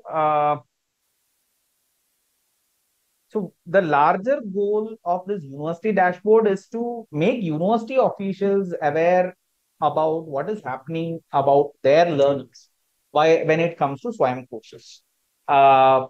This also hopefully can help in sensitizing about SWAYAM courses within the university, especially when a university have multiple affiliated colleges under them. Many a times a single message may not work. So if there is a data driven insights or data dashboard with all the details, then it becomes clean for universities also to go to colleges and alert them. This is the kind of adoption. This is what is happening across. A lot more of data will be visible for them. And of course, the type of courses taken by students can then be used for examination planning and other things. A couple of prerequisites. Every university is required to appoint a university nodal officer at the center. What we this has to be this has to be appointed by the university, and we recommend that there is a generic mail address for them, which of the form. So we have come up with something called swayam-uno-xxxx, where the XX is the ISHI ID of the university. So this way, then whenever, let's say, the person changes, the history is still maintained, and there is very little that the new person has to go through to understand about the entire process. So there is actually an entire page. So when you click on that framework for uh, what do you call it? The framework, there is a, in the bell icon, there is a first item is framework for universities to conduct examinations. So this is the framework that has been released by UGC. So when you click on that page, it takes you to the detailed blurb about this framework. It has 3 PDF documents. One is the larger framework itself. Second is the university dashboard help guide or the user guide for the university nodal officer. And the third is the steps for adopting. So UGC recommended steps for adopting MOOCs for credit. And you can also see a bluish icon, which is here. I hope, okay, let me see whether there are any tools. So yeah, it is just above the first attachment. There is a form where the university nodal officer can click and register themselves as the university nodal officer. Of course, they need to have appropriate appointment letters, etc. That needs to be uploaded so that UGC will. So UGC will verify this, and the dashboard will be accessible for the university nodal officer. Another important thing, I mean, this entire university dashboard is prepared under the very broad assumption that students know what data they are filling in. So it is very important that they enter the the correct college / university details, select the appropriate state, and so we have taken the data from iSheet. So the college to university mapping is by default. But if suppose it's a university department, for example, I think Pune University will have this issue because Pune University, the departments in Pune University do not come under an individual Aishi college. So something that the Pune University students will have to select college name is other, but from the university name, they will have to select Pune University this is only for the campus students of Pune University. If it is an affiliated college, they can select the college name and automatically the university name will come over there. And the other details, the college / school roll number and other details, you can inform the student to fill in correctly so that at your end, when you are trying to map the data, you will have a clear understanding of which student is coming in. And we hope that all students will fill this information correctly. So this is a brief look of the university dashboard. I'll show you a live dashboard in a short while. So you can see a broad overview of the dashboard over here. Some details are available, numbers are available, course details are available. So let me zoom in. Yeah, at the top portion are filters that are available for students. For university nodal officer to select the year and semester that they want to look into. The moment they select the filter, that particular semester information will be available over here. So the total courses refer to the total number of courses where that university student have enrolled. Total enrollments again is the actual number of enrollments. Now, something that you know for is that a single student can enroll in multiple courses. So the total number of unique users coming in also comes over here. So these primary information should give the university nodal officer an idea of the breadth of SWAYAM adoption within the university. And this further should help them in shortlisting courses that need for which they need to conduct the local exam. So for that particular purpose, just beneath this broad statistics, we have the individual course details with the ability to sort either in ascending or descending format. The total enrollments inside a course show how many students have enrolled in it. The total assessment means it is the total number of assessments that are publicly available in that course. As per the framework, students have to do 75% of the assessment. So that is like a proxy for attendance. Okay. And the total submissions will come over here, and the total number of eligible users will also be available over here. Using this particular data, university can plan for the exams that they are conducting locally. The other part of it is the download student details. There is a tab called student details where they can download the entire set of students from that particular university who have taken SWAYAM courses. So they can download all students, they can download it for national coordinator, download it for a specific course. A lot of functionalities are available over here, which the university nodal officer can do. After this, I mean, after you have planned the exam, you have conducted the exam, a feedback has to come back to SWAYAM as to what actually happened in the exam, right? So we also have a student mark upload portion. The same format in which this data is downloaded, there is a column called external marks. It is out of 70. So whatever exam you conduct locally, convert that mark in 70 and upload the details back to SWAYAM, and internally this data will get synced with the SWAYAM data so that we know that a university has conducted an exam for students, and the set of students who got marks were the beneficiaries of this particular framework.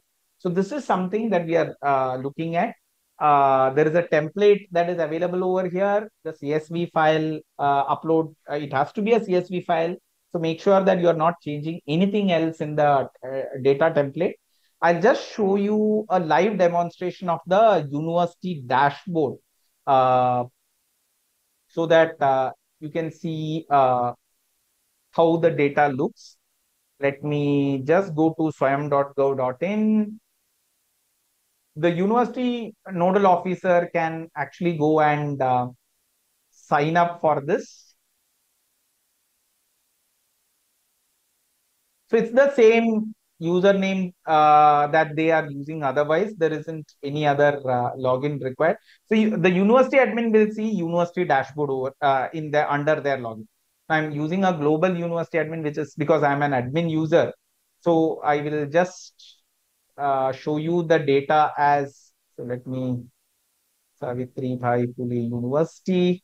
So 0323 is Savitribai Phule University's thing, IC code. So till date, from July last semester till now, that means over the last 2 semesters, students from Pune SPPU have taken up 2,887 courses. That is close to 2,900 courses from SWAYAM. You have a very high enrollment. This is 2,66,687 enrollments, of which 1,55,000 is unique. They have done, there were a total of 25,000 assignments, of which they have made 5,46,000 submissions, 38,354 students. That means out of the 2 lakh, 38,000 were eligible as per the 75% cutoff.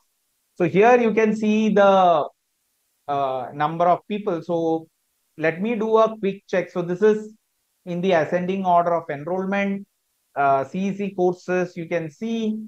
Now I do a descending order. So I can see Enhancing Soft Skills and Personality by T. Ravichandran. It's having an enrollment of 6,023.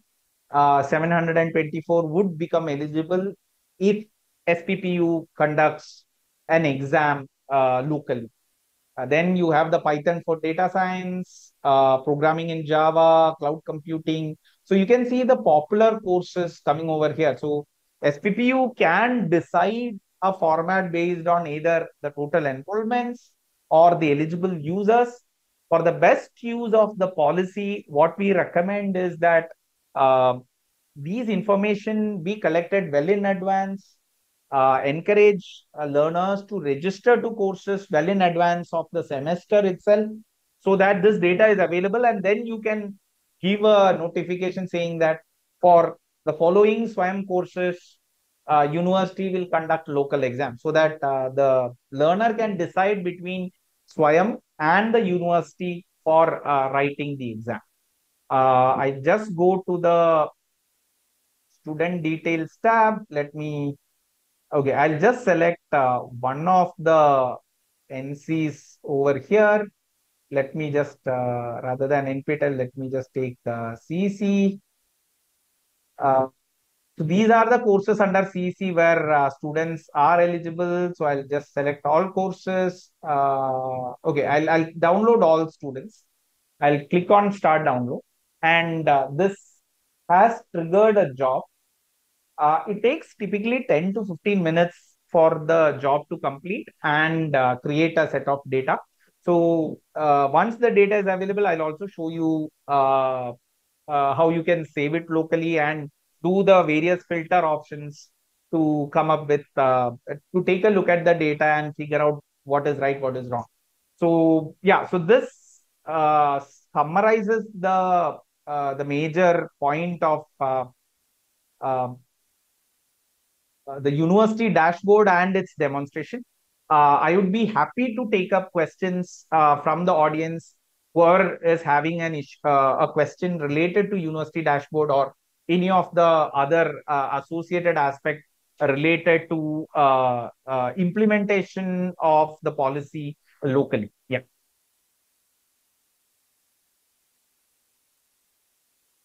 Thank you, sir. Do we have any questions, please?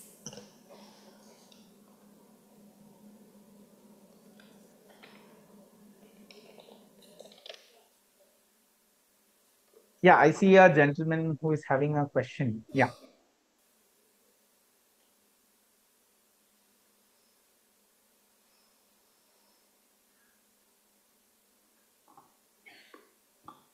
Good afternoon, sir. I am Dr. J.R. Zubekar from HSNC University. We adopted the UGC regulation. We have a university dashboard also. But we are in the Mumbai city, and we found that under our university, some of the students from Mumbai University also registered. Oh, then okay. how to deal with it? Because our students are already there, and Mumbai University students are also added in our dashboard. Then how we can transfer the credit to Mumbai University? Okay, so first of all, that's the first thing that I said. I mean, the assumption is that student knows their university correctly, right? I mean, that is a big assumption that we have in this entire exercise. So I think if they have mentioned the college, so typically if it is a Mumbai University student, it means they would have selected an affiliated college, right? So the cleanest way to look at it is alerting the affiliated college that this has happened and asking the students to change their profile information. There is no easier way out of this. Okay, but if the university from which those students are there, they are not having the university examination scheme with the UGC, and that regulation was not adopted by that particular university, how we can conduct the examination? You don't have to. You cannot conduct exams for them. So as far as you are concerned, it is only your student. So if somebody, so for example, if I mistakenly select, I mean, the basic assumption that we have in this entire exercise is student knows the college, student knows the university. I mean, I completely understand on ground this is not true, but see, this is a very important thing, right? So filling forms, I mean, this is just one of the forms. I mean, in their life, they are going to fill a lot of other forms as well. So if they don't have the skill set to fill a correct information, it is their loss, unfortunately. But what we can do, because as an educator, as a teacher, and as a human being, one of the major thing that we can do is if we know someone from that college or someone from the university, minimal thing that we can do is alert that university official or the college official saying that following set of students have mistakenly registered under my university. We don't know whether you are having a local examination alternative for the students. Please ask these students to select the correct university so that they will be automatically mapped to your university for all the required purposes. Thank you, sir. Thank you very much. Yeah. I know it's a tough thing to ask also, but yeah. Yes, yes, please. My name is Prasad Mahamani. My basic question is not related to the university dashboard. Sir, can you just speak up a little? I'm unable to hear you. Is it now fine? Yeah, better. This question is not related to the university dashboard. It's specific to the college. Because the college university communication also need to be happen. So from college to the university, how the data exchange will happen? Is there any another mechanism like university dashboard is there? See, currently, there are two ways in which college can get the same data. So if the college is, SWAYAM has this concept of local chapters. How many among you are part of a SWAYAM local chapter? Can I have a quick show of hands? Yeah, so SWAYAM local chapter is a easier way for any entity to be part of, be it a university, be it a college. Okay, so local chapter is the more what you call learning unit kind of breakdown over here. University is the existing mechanism, but when you are a local chapter, then this entire data is available in your local chapter dashboard. So if you are a local chapter, you can get this entire data and see some of the problems that um, the sir just before, had asked previously. These issues can be immediately found out if the local chapter information is correctly inputted, because we get the local at the time of registration of local chapter, we are asking the mapping university name also. So at a local chapter level, the entire data is available to the college. So you don't need to do separate data transfer. Only validations need to be done. And that data is completely available to you in the SWAYAM dashboard. In fact, you can even allot mentors from local chapters to help out students who are otherwise finding it difficult to take up SWAYAM courses. So that functionality is also available with the SWAYAM local chapter dashboard. Any other questions, please? Hello, sir, I'm Explorer, sir. My question is there any choice for the student to go for the exam through in NPTEL or to the university? They have the complete freedom. So, okay, we are not asking a form. So, if you are asking if there is a way in which SWAYAM portal, we are capturing whether the student goes to NPTEL exams or SWAYAM exams or the university conducted exam, that is not enabled because I think the guideline is very clear. The student should be given enough freedom and flexibility to choose where they are getting assessed. Now, this is another mechanism so that it can see the specific cases that I mentioned, like missing of exams, etc., can be tackled easily with this. So, see, the good one part of this university conducting exams is it is like a university elective. So, the course will now be considered as a university elective or a general elective or a discipline based elective based on the courses that they select. But with SWAYAM exam, they get a SWAYAM certificate. So the SWAYAM certificate is only available when they write the SWAYAM exam. Now, it is up to the student to decide whether they want the SWAYAM certificate or is it okay that the mark automatically comes to their university mark transcript. It is a choice that we should leave to the student. So what is about autonomous college? Autonomous colleges, if they are affiliated to a university, it will still be the university who is offering providing the certificate, right? So we go by the ISHE classification of university. So currently the dashboard is enabled for universities as per the ISHE classification. Not so if an autonomous college comes under a university, it will be the university's nodal officer who will have a view of the data. But the autonomous colleges are encouraged to become SWAYAM local chapters. This way, they will have the data of their college independently. Whether it goes to the university or not, they will have the entire data with them. Thank you, sir. Okay. Good afternoon, sir. My name is Dr. Ashish from Swaminarayan University, a private university of Gujarat, near to Ahmedabad. My question is about the assessment pattern which you told. It is 70-30 ratio. Yeah. if a university is taking examination at our own center, and as per NEP, we have assessment pattern that is 50-50%. So is it compulsory to convert into 70-30, or we can take as per 50-50% also? So here is my take on it. Okay, so as a university, you can define how the assessments are going to be conducted, because at the end of the day, I mean, you will consider, see, Swayam is coming in as an internal exam component. So if you say 50-50, what I will suggest as a policy is, whenever somebody takes a Swayam exam, add enough additional activities or assessments on top of the Swayam, such that this 30 marks that is coming from Swayam plus another 20 marks can be awarded to the student. So it becomes a complete 50 marks. And the remaining 50 can be your end semester examination. So nobody is stopping you from giving in additional content as part of the course. Okay, because that is completely under the university's prerogative.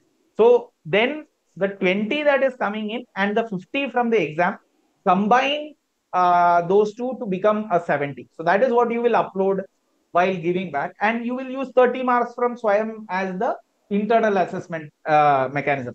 So if university can frame their local policy such that the Swayam component becomes a part of it, and there are these, I mean, multiple components. So don't just limit to one exam after the Swayam course.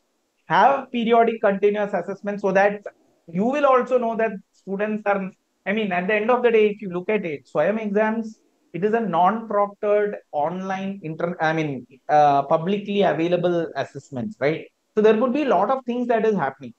So even for you to assess, it is always good to have maybe a small mini project or a small presentation by students that they give to, so you can assign a faculty as a mentor, and the students will give a presentation to the faculty. Presentation can be at 20 minutes. So this will summarize what they learned from it, right? So this way, I mean, it is best of both worlds. You are still allowing as per university mandate, and you are also abiding by the guidelines given by UGC. Thank you. Do we have any other questions? I think there are two questions. Yes. Yeah, there is a ma'am in front.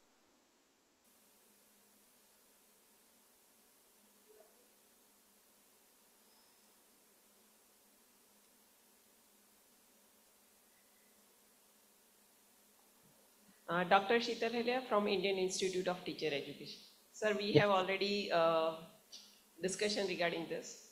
Multiple times. Yeah, we are in the process of a local chapter, and there we are facing the difficulty with reference to the filling of the form. That also we have discussed with you. Yeah. Just one suggestion from our side, that we are the unique university where we don't have any department or this, we have the center. So if possible, there is a change in the form, instead of just name of the college, or we have the option. No, so we have taken it up, ma'am. So I have separately, because the semester is ongoing, all our changes come after the exams are done. So all the developments happen after the exams are done. So we will bring in the changes before the next semester start of the Swayam cycle. That is the just suggestion. Thank you, sir. Yeah, sure.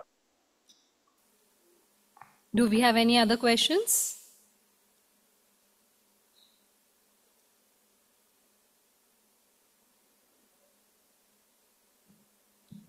Good afternoon, Professor JK. This is Dr. Vishwajit from Ukatrasaria University, Gujarat. We were also having the conversation regarding the one issue that we are facing in the non-NPTEL courses. Sir, can you keep the mic closer? I'm not able to hear. Yes, am I audible now? Yeah, better. Dr. Vishwajit from Ukatrasaria University, Gujarat.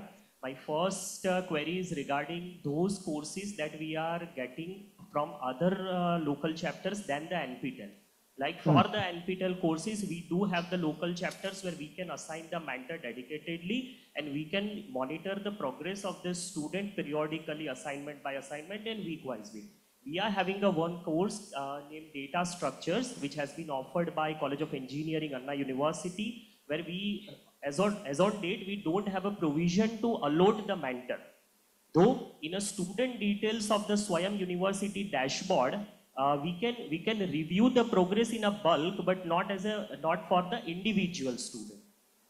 So yeah, so yeah, so the answer to that is so the place where you have to go is onlinecourses.swayam2.ac.in. We are bringing in this change. So the mentor is there for, see, what has happened is because the number of courses are too large, these are distributed into two systems, and both systems have the same functionality. So it is the same functionality. So like how you have the Spock admin in one, the Spock admin is there in the other one also. Earlier, it used to be the Spock admin used to be under swayam.gov.in itself. Now we have moved it to the independent server instances. So the instance where you see the data structures course, if the Spock logs into that course, they will see the Spock admin over there. Okay. Okay, they can click on the Spock admin there, and they can allot the mentor exactly in the same way as they allot mentors in for NPTEL courses. There is no difference. The functionality is the same. And this will be same for all the course offering institutions. Yes, right? yes. All national coordinators will have this functionality. Okay, okay. The second query is in continuation of Professor from Mumbai that quote. Our problem is exactly opposite, and it is kind of advised that can we keep this student detail rectification from the university nodal dashboard? There is some slight issue. I understood. The student is, yeah, student is entering incorrect information. Can the university nodal officer do the corrections? So over here, the only issue is the data privacy and data protection rules that are even we have to abide by. I mean, yes, I do understand a lot of colleges are asking us, but the request has to be triggered from the student because the account is of the student.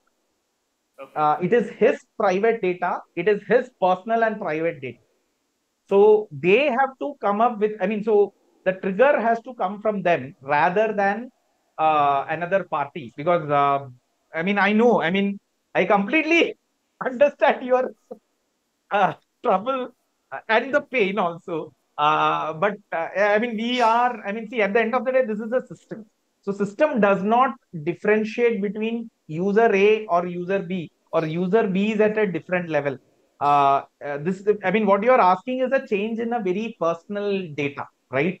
So this personal and private data has to be changed by the student. And the profile is available for them for edit throughout. Okay, so the profile they can edit at any point of time. I will say in continuation of that the exact pinpoint is regarding the selection of the institution, right? Because it has been linked with the local chapter and we are monitoring everything from that institution only, whether it is affiliated or constituent institutes, right? We can think for the request from the student to university nodal for just for the institutes. Okay. The third question is regarding that you can. So I mean, if there is another way of figuring it out. So if you think if the student is using a university given domain, so for example, let us assume it is an SPPU student and you have a SPPU.ac.in. If a student comes with this email ID, we have a mechanism. I mean, you can request, these are students from our domain. Can you map to them? The local chapter's single point of contact can request that. Okay, okay. Third and the last question. Regarding the marking scheme of the SWAYAM course, you mentioned that we can go with a 50-50 or 30-70 or 60-40, whatever.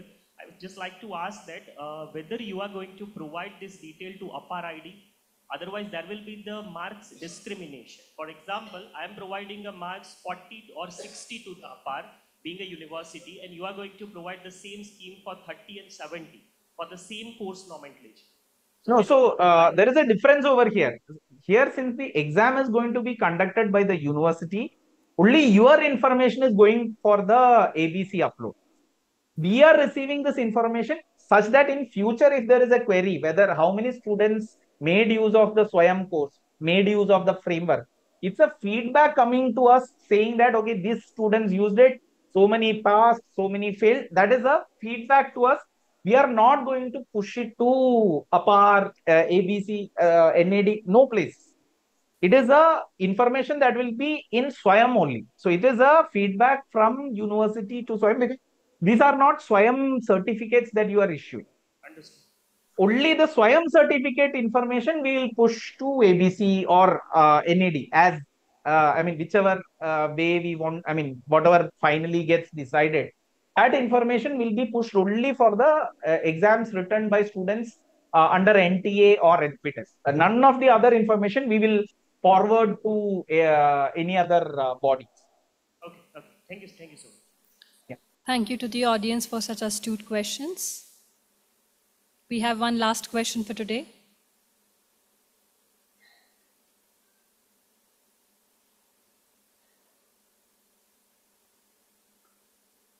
Hello. Hello. Am I audible, sir? Yeah. This is Dr. Omkar Audible. From Maharshi Karve Mahila Mahavidyalaya, Y District, Satara. You may have to keep the mic a little bit closer. Yeah. Now audible, sir? Yes. Yes. I want to ask one question. In NPTEL, we have scheme fee waiver, registration fee waiver. So do SWAYAM has this facility? SWAYAM already is fee waived. NPTEL comes at 100, but I think SWAYAM is already having the NTA exams are at 500, 200, 250 like that. So already fee waiver is enabled for NTA courses and courses which have exams conducted by NTA. Second, same question in association with this. The students from rural background, can we have special concessions? Because if registration fee is less, then 100% allotment, or we motivate them, or something motivation for students so that allotment will be increased, definitely registration will be increased. Yeah, so this is something that we can take to the SWAYAM board. I think multiple discussions have made. See, in terms of NPTEL, I'll tell you something. The fee waiver is done with the support of CSR funding. Okay. So the availability of CSR funds is a great, determinant of how much we are able to support fee waiver. Every term, one or the other helps us, and we are able to support the students. But in terms of the NTA exams, I think already government has put up the maximum fees criteria over there. I forget what the figure is. It's already at a very subsidized cost over there. It is, I think, somewhere between 250 to 500, somewhere around that bucket. 1,000 for open, for result category 500. No, that is only for NPTEL. That is only for NPTEL. So, for example, like the gentleman over there, he talked about a data structures course offered by CEC. The examination is conducted by NTA. So, the direct NTA conducted exams fees are much lesser than the NPTEL's exam fees. NPTEL is having a direct tie-up with TCS, and we are conducting exams across multiple places. So that is costing us high, whereas NTA is subsidizing this cost for the learners, SWAYAM learners. Thank you, sir.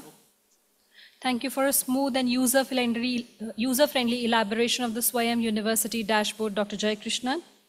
Ladies and gentlemen, we now move on to the segment where our fellow faculty members shall be sharing their experience regarding SWAYAM courses. I now call upon Dr. Ravi Ahuja to invite our speakers for the experience session.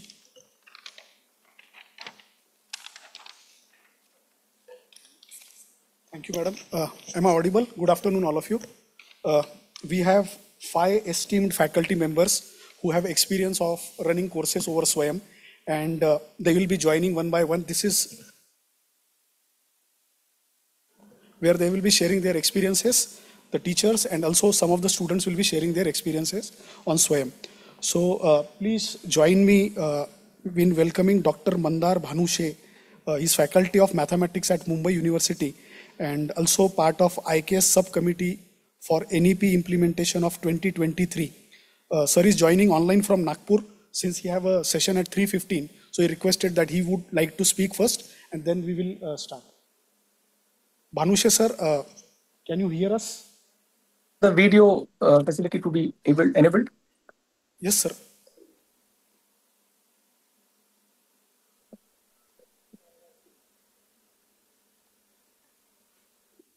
Yes. Visible and audible. Yes. Namaste to all of you. A very good afternoon. I thank Savitribai Phule Pune University for inviting me to share my experiences with all of you here. I also thank Dr. Diksha Rajput, who is present there from UGC. She has been a guiding figure right from 2018 when we were the first batch to create the massive open online courses for our students. Let me share the screen. I have just 2, 3 slides to share with all of you.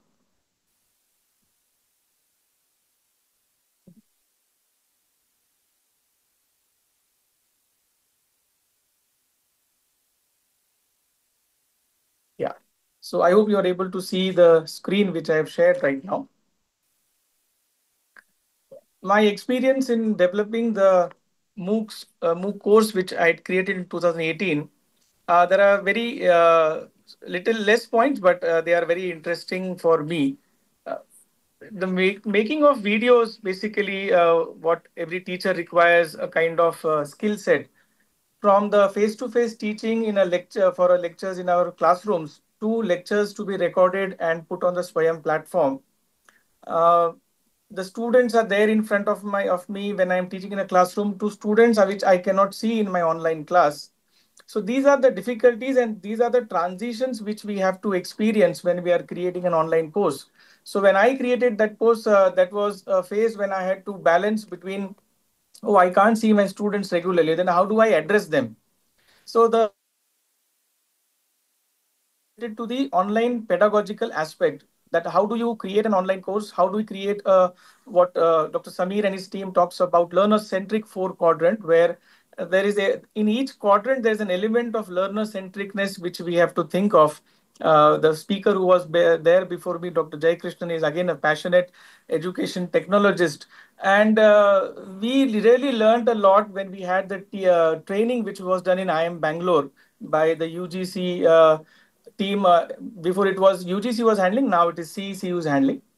So we learned how to prepare scripts, because preparing scripts is very mandatory. Many times there is a dilemma kind of question that what came first, the hen came first or the egg came first. But in case of e-content development and online course, we always feel that the scripts always come first. If your scripts are written very nicely, very precisely, then you can do 2 things very clearly. One is that you are now very clear in that 8 to 10 minutes of your video lecture what is that you are going to deliver. So your learning outcomes, objectives now become very much clear for you to deliver. Secondly, as per the new accessibility norms, also preparing the scripts and uploading is also very important, because there can be students who would require the scripts to be read, who would not be able to listen to your audios. So preparing scripts is something which is a very important aspect for the first quadrant, at least when we are recording either audios or videos for the MOOC course. Reading from the script. So even if you prepare script, many times what happens, some of you also might have seen those online lectures where the content on the camera is reading from the teleprompter, and you are very easily able to identify that yes, that person is reading from the teleprompter. So you also need to get slowly trained. All what I'm saying is this is my experience, though I did it, but there were at least 10 to 15 videos which I had to do, and then I realized, okay, what I did in the first 10, 12 videos is actually not good. I need to improvise on that. There is a compulsion that when we are submitting a proposal to UGC for the MOOC, then we have to submit a 4 to 5 minutes of introductory video along with it. So when I created an introductory video, as anybody, a layman, like I was also very new, I had shared it with some people, including Dr. Samir Sahasrabudhe, who is in IIT Gandhinagar nowadays. He went through that and he gave very nice suggestions to improve on it. But by that time, I had already sent it to UGC. Then Samir asked me that, okay, can we use this video which is recorded by you for our training purposes? I said, yes, please do that. And I don't know whether they are still using it, but I was really happy to give this consent that please use it, because he gave 2, 3 very important suggestions. For example, the background of my video was very sharp. So he told that your background should not be sharp. It should be a little bit blurred, because it is, if it is very sharp, then people will not see you or your, they'll see at what is at your back. So if you're just going to speak on camera, let the background be not very sharp. It should be little blurred. And then color suggestions and some aesthetical kind of things. So he gave very nice suggestions. So that teleprompter part also comes from that. That many times people fumble. We had a one of the experienced senior professor in our team. And when that professor came for recording, we saw that the person was not comfortable in front of camera. And in fact, instead of mathematics, that professor was going on saying something else, what was not written in the script also was coming, and which was non-mathematical in nature. So we stopped the recording and we asked, okay, what is the problem? You are such a senior professor. So he said that I cannot teach because there are no students in front of me. I can't teach the camera. So that's why I'm fumbling. And then we arranged some students in front of her, and then that camera recording happened. And after 2, 3 videos, yes, everything was going well. So we, who are the first timers, really, we are. It's a good learning experience for all of us.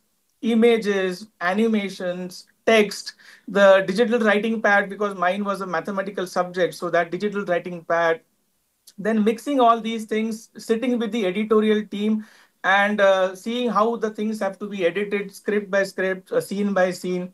So it is a really wonderful experience. Like many times it happens that the dressing sense also, we teachers really don't think about it too much, because we have to just go and teach in the classrooms when we are teaching in a physical class. But when we are doing a recording, we need to take care of this dressing part also. Little bit of patch up, some kind of makeup is required, whether male or female doesn't matter, but we need to do it. In our Mumbai University studio, we have a small makeup place which we have created, and there is a mirror. There are different types of poems and all kind of things which people. This is necessary. We really sometimes feel, oh, what is the requirement of that? We'll just go and sit in front of camera. But when your video is being transmitted through these video e-content, we need to be presentable, we need to be little bit good looking kind of. And most important, I know Dr. Diksha madam is here. So when the screening committee went through the introductory video, and my proposal was sanctioned, one of the feedback which I got from the members there, when we had gone for an interaction meeting, Dr. Pankaj Mittal also was there that time. One of the remarks was that your video was, I mean, your proposal was accepted because in your video we saw two interesting things. And I asked, okay, what were those interesting things? So I was told that one thing is that yours is a mathematics course, and throughout that 4.5 5 minutes, we were seeing that you were the entire 5 minutes, your face was in a smiley environment. You were smiling throughout the 4.5 minutes. So that is something unusual. Mathematics teachers, their face is always like a square kind of environment where people are very tough and rigid. So I said, okay, fine. And what is the second point? So second point was, in that 4.5 minutes video, also with them. So she said, maths is being taught, you're using a joke, that itself is something interesting. So if this 4 minutes video is interesting, then maybe your course also might be interesting. So certain things when we work as a team, so this that you need to add a joke, which is a mathematics related point, was told by one of our team members. It's very important to have a good team. Many times we feel that I can do it all alone, but it is not like that. It is at least 6 to 8 people you need to have with you. And this has to be a homogeneous, but a different variety of people included in that. Like we had a very junior persons working with us, very senior professors. We had some our pass out students. We had some people who were actually not mathematics teachers. They were having that kind of, aesthetic sense where the design and everything, they understand what should come where, and kind of instructional designers.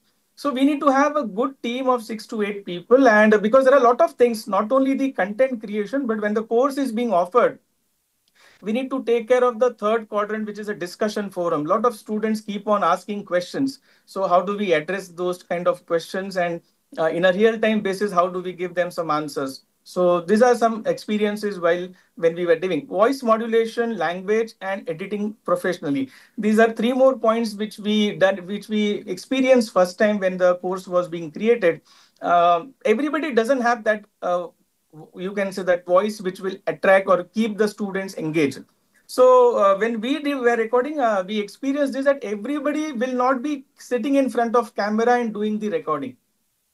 Like in a movie where we have multiple roles played by multiple people, though always the hero, heroine, or villain is appreciated, but there's a producer, there's a director, there's a dialogue writer, there is a lyrics writer, there's a music composer, and there are spot boys and light boys and sound boys. Many people are there. So when we are creating an online course in that four quadrant format, there are many people who can work in different roles with us. Each one may not be sitting in front of camera and doing the recording, because we are talking about the four quadrant aspect. Some bloopers, some necessary lessons, and this is the last slide from my side. I need to be very short and concise because I have to go for a session at 3:15. Sorry for that. So planning the course design, so that was very tough for us, because working on time frames and working in that weekly template provided to us. In that weekly template provided by UGC, we had to write who is the resource person, what is that he is going to do, whether the video, audio, a text, a PPT, and is there any question, is there any quiz, what is the assessment. So this was a 4 credit course going for 15 weeks, and we had to write down all that 15 weeks multiplied by 5 days. That entire template had to be prepared. It was a very rigorous work, and it required a lot of hard work and homework also. Then when we did the recording, we understood, oh, we did it in some random way. The sequencing of the entire e-content, the quadrant 1, quadrant 2, quadrant 3, and quadrant 4, which we all talk about, how do we sequence them?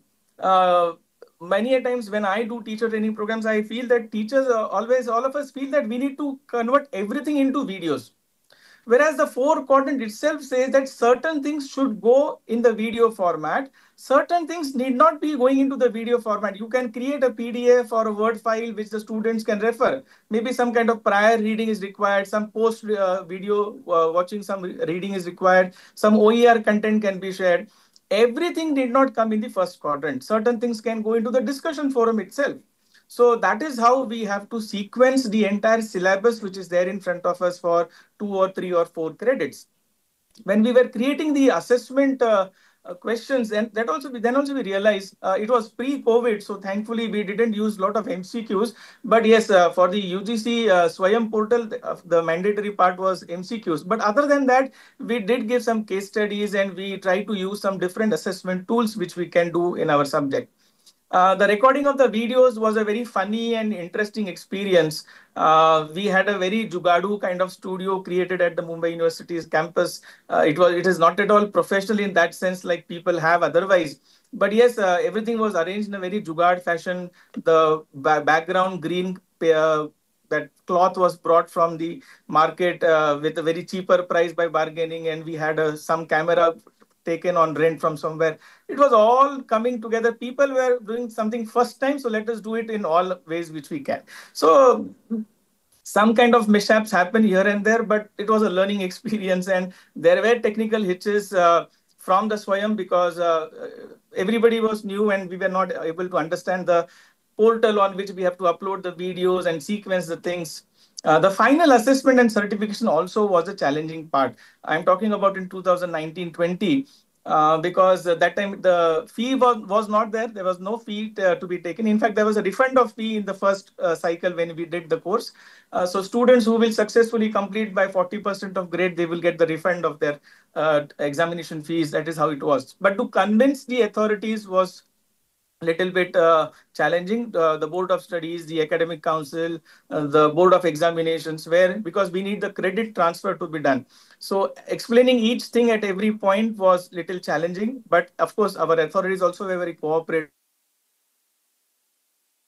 Chandan from Mumbai University is there in this audience today. So when you can meet him personally, he was the first person to create the MOOC on Swayam from our university. So we had a very good experience. There was a very good cooperation from the authorities, and from the UGC always Abhishek and Diksha madam were the most supportive people which we luckily had with us. So we were able to surpass all these kind of things which we were experiencing. So this is a small glimpse of my experience which I had in this 2018, 19, 23 years.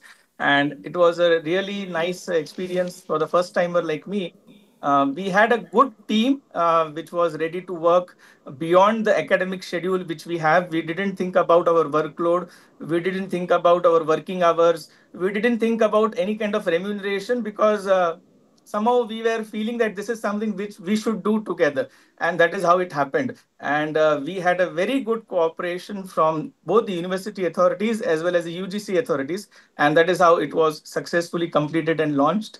That's all from my side. Thank you very much for giving me opportunity to share my experiences as a MOOC creator. Thank you very much. Namaste. Thank you, sir.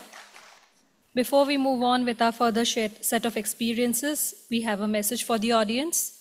Dr. Swati Pawar, Dr. Madhusudan Makwana, Dr. Parag More, Dr. Sheikh Mohammad Parvez, Dr. Pramod Patil, Dr. Uma Rehe, and Patricia Lena Rosaline. These audience members are requested to wait in the hall after the national anthem after the program for the record of a video bite. I shall just repeat the names once. Dr. Swati Pawar, Dr. Madhusudan Makwana, Dr. Parag More, Dr. Sheikh Mohammad Parvez, Dr. Pramod Patil, Dr. Uma Rehe, and Patricia Lena Rosaline. I now call upon Dr. Ahuja to introduce our next guest for the feedback. Thank you, madam. May I now invite Dr. Pradeep Gokhale and Dr. Sangre sir to please come on dais and share their experiences of running the courses on SWAYAM portal. Sir is former professor, Department of Philosophy of Savitribai Phule Pune University. Welcome, sir.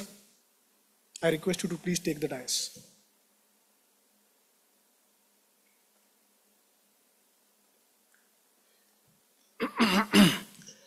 Friends, I'm happy to share my experience. It was about 3 years before that Professor Nawang Samtel, who was Vice Chancellor of Central Institute of Higher Tibetan Studies, Sarnath, he approached UGC and he suggested that we should have courses in Buddhist studies. And then accordingly, 4 courses were planned, that is within Buddhist studies. One was history of Buddhism, then Buddhist philosophy, then something like Buddhist psychology, that was called Abhidharma philosophy, and then one was Buddhist tourism. And accordingly, the persons were identified who would be course coordinators, and I was asked to coordinate the course on Buddhist philosophy. So, what I did was that I first prepared some kind of syllabus. It was a 4-credit course with 40 modules or 40 lessons. So each lesson or each module should take around half an hour. So 3,000 words write-up had to be there, and then it was to be presented in a video recording. That was the idea. So I prepared the syllabus in which there were 4 different credits. So within Buddhist philosophy, I identified 4 major themes, and under that those themes, sub-themes, and with reference to every sub-theme, who could present that particular aspect of Buddhism in an effective way. So for that, I identified persons from experts or scholars from all over India, and also from outside India, whom I knew. So they agreed to do that. They prepared the writers. Then they were sent to a referee, that is a reviewer. And when it was sanctioned by the reviewer after some emendations, some revisions, then recording was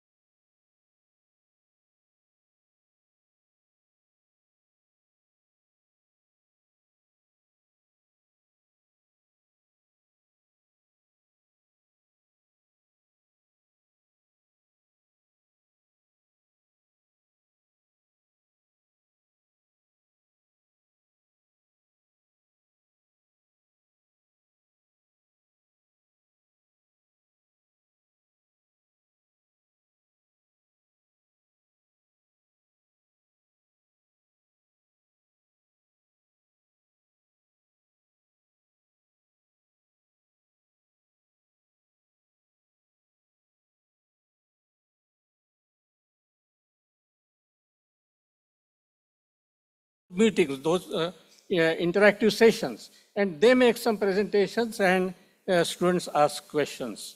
So it has been a very good experience for me also, because the variety of students attend interactive sessions, and they have different types of questions, and it is it is a worth having an experience.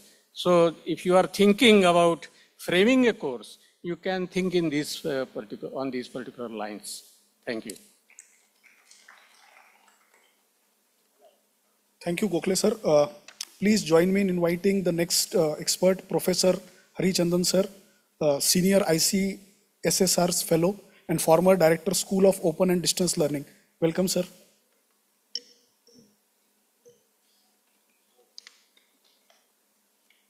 Please.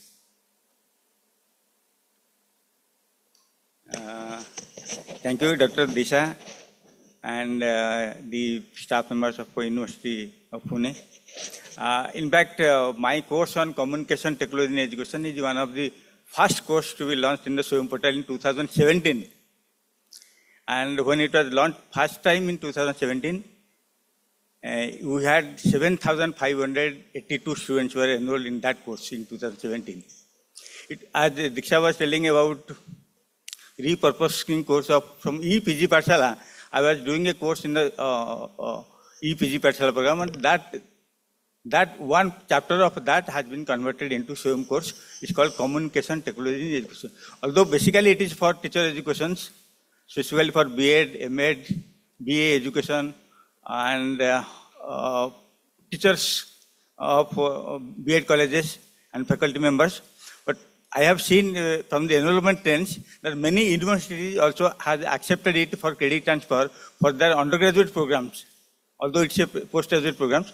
For example, Calicut University has introduced it for their foundational course. NIT Calicut also has introduced for foundational course for their BTech programs. Jammu University also has accepted it for credit transfer for their MA education programs. And our own university, University of Mumbai, has accepted it for B.Ed program and also MA education program for credit transfer. And it is happening since 2018 onwards.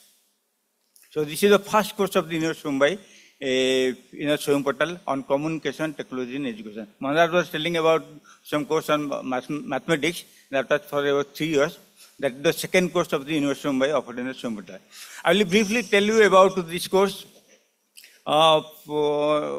Very basic course on communication technology based upon the curriculum framework developed by University Grants Commission for UGC NET examinations.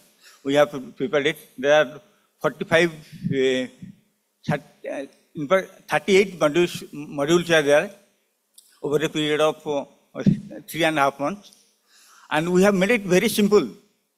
We have e-text video lectures of 20 minutes and then self-assessment questions in each week.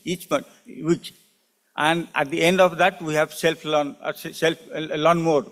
Some kind of references are given. You will be surprised to know that in the course which is continuing now in January 2025, there are 1,880 students are there. Out of that, in the discussion forum, there are only 2 students that have raised questions. That means they are all happy with the courses, the way it is being run. And earlier to that, in 2024, January, there are 3,000 students who are enrolled, and we have around 30 email responses in the discussion forum. That means this course itself is self-contained, self-sufficient, self-directed, and it is fulfills all the requirements. Students have nothing to worry about this course. It is designed in such a manner. We have made it very simple in the sense that 30 marks internal assessment at the end, at the middle of the course, 8th week, we have 30 MCQs. It is on display on the website. It is runs about 15 days. And students, any point of time, they can do it, submit it online, and they will get this score also. It's completely MCQ, all 30 questions are MCQs.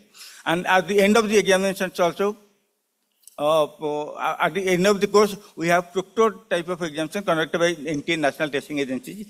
And UGC is taking care of all these things. Now they have announced it at the time of admission that the examination will be held on 24th May in the second shift. So students now know that when they enroll in the course in January 2025, they know that the examination will be held on 24th May by National Testing Agency in the second shift. So UGC also is taking care of all the things. And I will also would like to share that my course, although originally it is developed in English language, it has been transformed into 8 regional languages by University Grants Corporation since 2021 or 22 onwards. 8 regional languages. Video text is available in different languages, although e-text is only available in English. So this is very briefly about my course, and I will also like to tell you that the cumulative enrollment of this course has been in run since 13 times from 2017 till 2019, once in a year, and from 20, 21, 22, twice in a year, two sessions, January, July and sessions. So this is the 13th run of this course, and the cumulative enrollment for this course is 35,000 students have been enrolled into this course so far. That is the strength of massive open online course. We are talking of MOOCs. What's massive? Massive means it's not in tens, not in hundreds, it is not in thousands. It is 35,000 students in one course. You talk of one department of education, for example, 50 students in MAd programs. Over a period of 50 years, they will be churning out only 2,500 students. So through SWAYAM portal, now 30,000 students have been enrolled into this program. That is the strength of open and distance learning. That is the strength of MOOCs, massive open online courses, and that is the strength of SWAYAM portal. So I wish that my purpose of sharing my experience is that spread the idea of SWAYAM. Let everybody know about SWAYAM. And the responsibility lies with the UGC and the university vice chancellors, university authorities to spread it and accept it for credit transfer. That is what is. There is some technical issues also, but still SWAYAM has come in a big way, and it is also evolving over the years. I remember in 2017 when the first batch was there, the certificate was issued, there was no signature at all. So people used to come to, they take out, print out and come to me for stamp and signatures. Now it has been changed a lot. If you see this certificate, you can show it a certificate of SWAYAM, it's very beautiful design. You know, with the logo of Minister of Education, then logo of SWAYAM, logo of the University of Mumbai, the Director of Board of Agents of University signs that document, and on behalf of CEC, the Director of CEC also signs that, and the name of the course coordinator is also mentioned, very beautiful design. So everything is going on well. I wish SWAYAM should come out still with some new ideas also to help the students. And these kind of programs, outreach programs, are very good that at the different zones of the country it is being organized so that the message will go. You know, I used to ask in the very first few years, I used to ask the MCQ questions, what is the full form of SWAYAM? How many of you know about the full form of SWAYAM? We are talking about SWAYAM portal, SWAYAM portal. How many of you know the full form of SWAYAM? What does SWAYAM stand for? How many of you do not know? Many of you may not be knowing it also. So that kind of thing. So it's a studying waves of active learning for young aspiring minds. It's not only young aspiring minds, many people also, different kinds of people are studying. I have also completed a very research, I will be sharing it with the Diksha subsequently.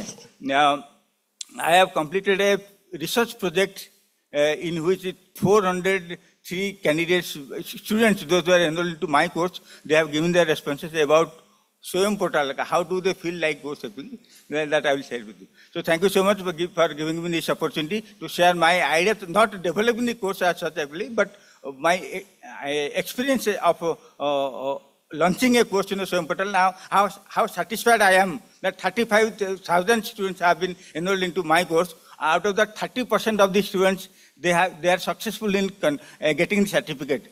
No, all those who are enrolled, they are not getting, but 30%, that still is a big number. Thank you so much.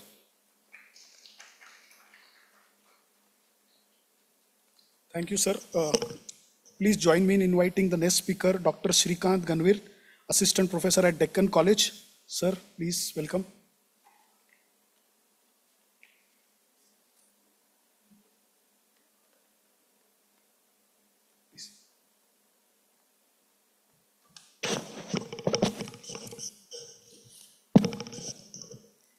Good afternoon. Thank you, the authorities of the SPPU and UGC Thank you to Dr. Diksha Madam. So, as earlier told by Professor Gokhale sir, this is one of the courses in the series of Buddhist studies, that is Buddhist tourism. And from July-October 2023 session, we are running this course, and the 4th cycle is going on. So the making of the course until the coordinating of the 4th cycle is a very wonderful journey. Besides the course coordinator, as told by Professor Gokhale sir, the role of teaching assistant is very important.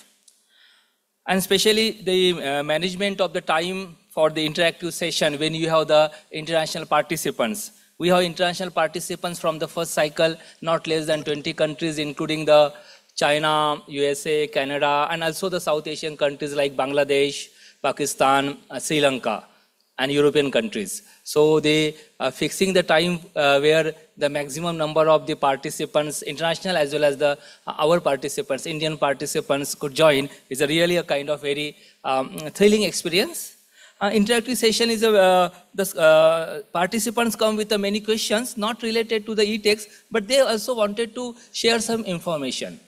Where the course like Buddhist heritage tourism, we have the basically the multi-religious and the multicultural heritage. So the students also wanted to add on some information regarding the heritage which is located near their region, and also wanted basically some of students are also organizing a kind of the small tour, you know. So this is a very interesting to see that some of the participants actually after the studying the e-text basically wanted to basically apply it on a practical level. So it shows that, you know, some kind of the positive steps are going ahead.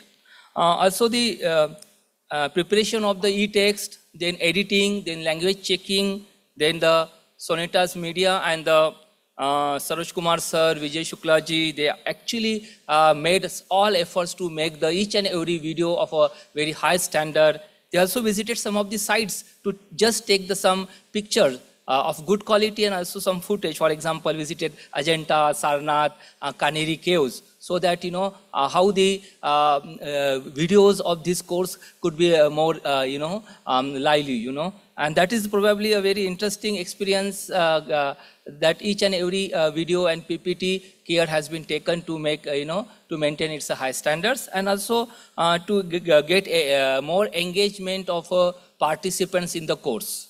So around 16 experts from India of various regions actually contributed. So, and not less than 5 to 6 places the recordings were taken place, including the studio of Pune University, then New Delhi, Kolkata, Varanasi, Bhubaneswar, Mumbai. So that was also very important learning experience.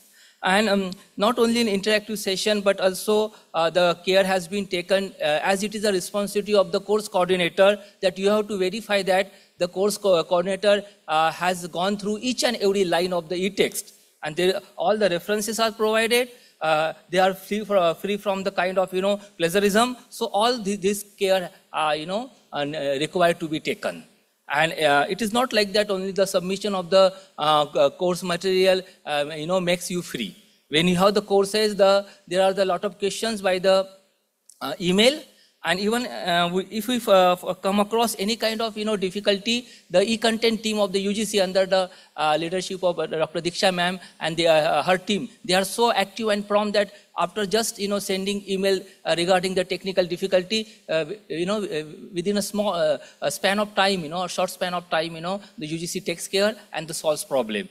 Because the participants, once they enroll course, they develop their, interest in the course. Recently, last week, probably message we received, it must be from the international participant, because we received at early morning, 4:25 a.m., Thursday, to me and Oshin that, sir, we have not received, your modules. Actually, we generally, in daytime, we basically upload our modules, So it shows that, the participants or the, students in first cycle, more than 2,000 students have registered, and in fourth cycle, around 1,000 students are doing this course. It shows that, the students are showing much interest. And also there is a request for the regional languages for Marathi and for Hindi. The requests are made by the participants, so we'll write UGC. So that was for the preparation of the course material till the running of this course is a really a wonderful and enthralling experience. Again, I express thanks to the UGC and our host university, Central Institute of the Higher Tibetan Studies, which is hosting this course. Thanks to them. Thank you. Thank you, sir. May I now call Dr. Kavita Asnani, Associate Professor, State Higher Education Council, Directorate of Higher Education, Government of Goa. Welcome, madam. Please take the dais.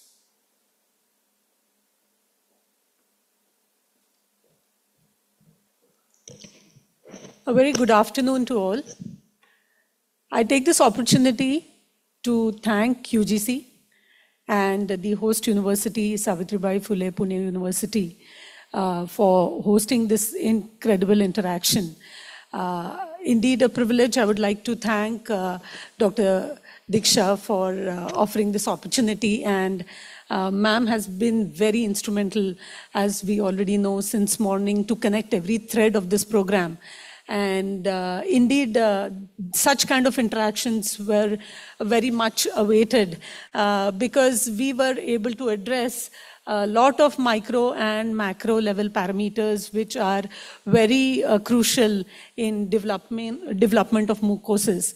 I represent the Directorate of Higher Education, Government of Goa, and I would take this opportunity to share our experience in development of MOOC courses.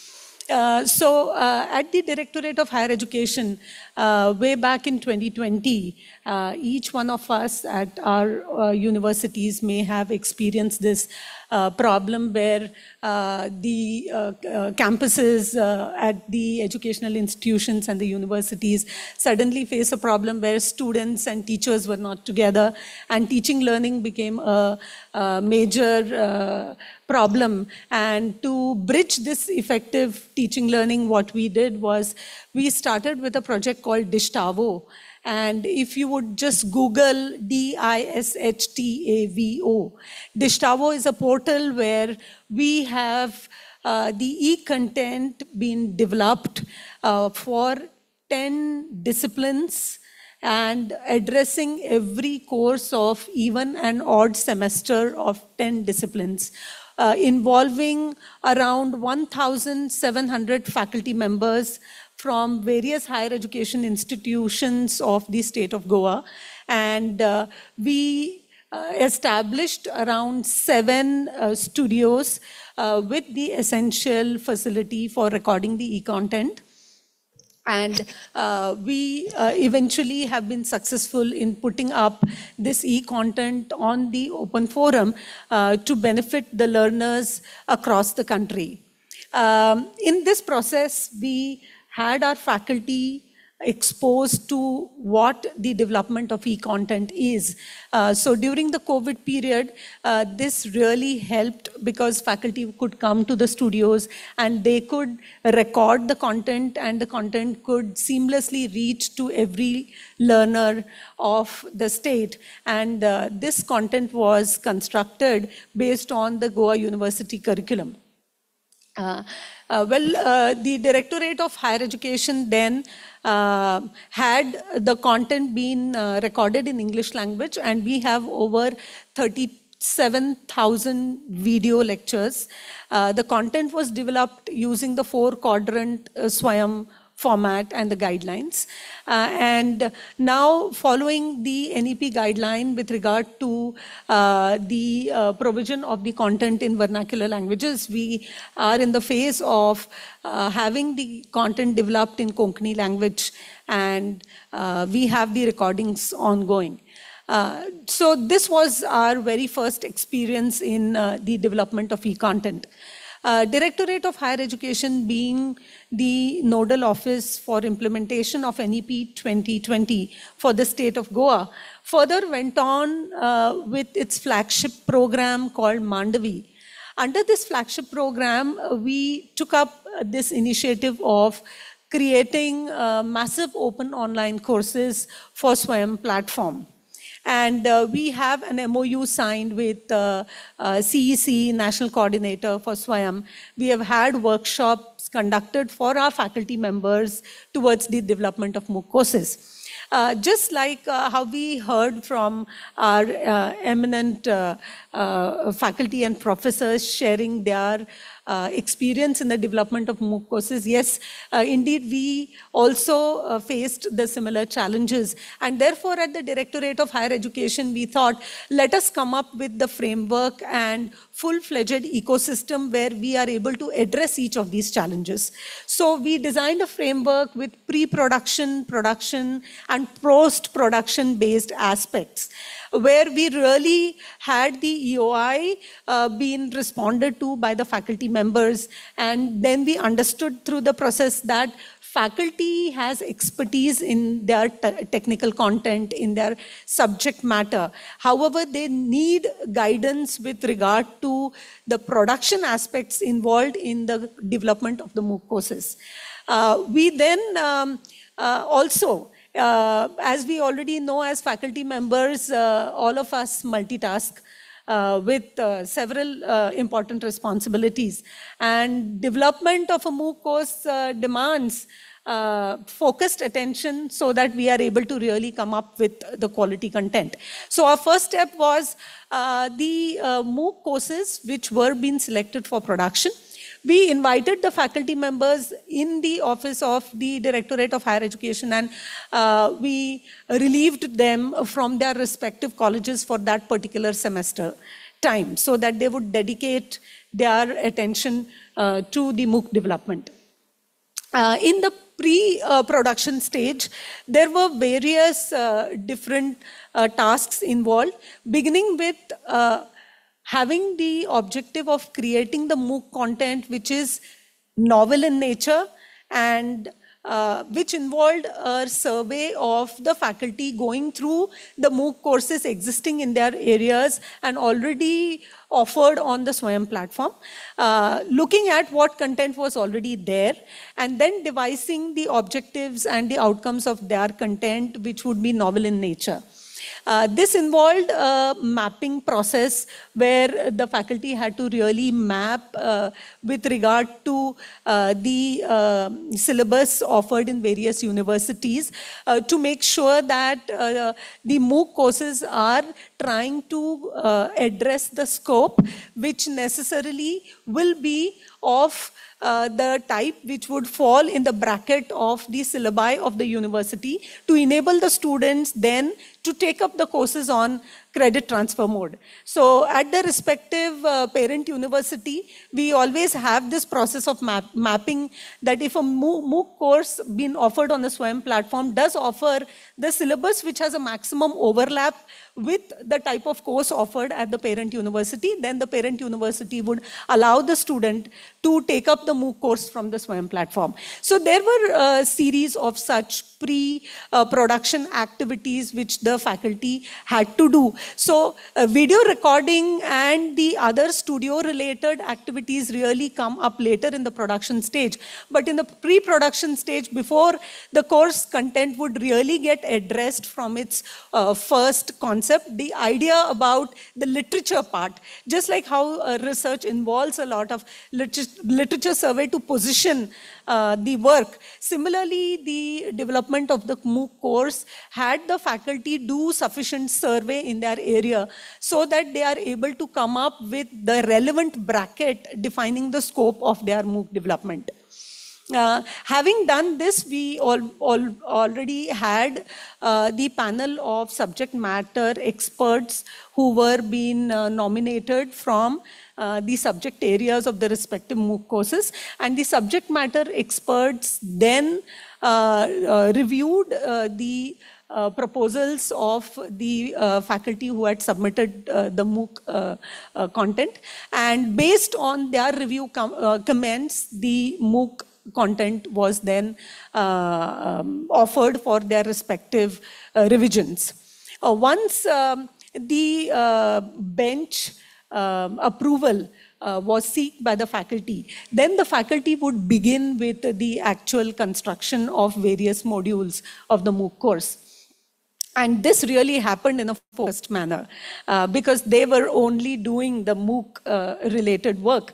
And therefore, as per NEP 2020, there is incorporation of a research component in the scheme and the new structure of NEP 2020. So in the MOOC courses which we had our faculty develop, we also had them offer one section which was addressing the research, incorporation of research practices in that respective concept which was addressed in that module.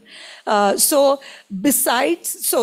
we basically have full-fledged development of 3 MOOC courses which we did under this model. The first course was in enhancement of vocal skills by the Government College of Music. The second course in analytical chemistry, and the third course in environmental geology. So in each of these courses, we made sure that the OBE-based guidelines are being followed. Of course, under the primary structure of 4-quadrant SWAYAM model.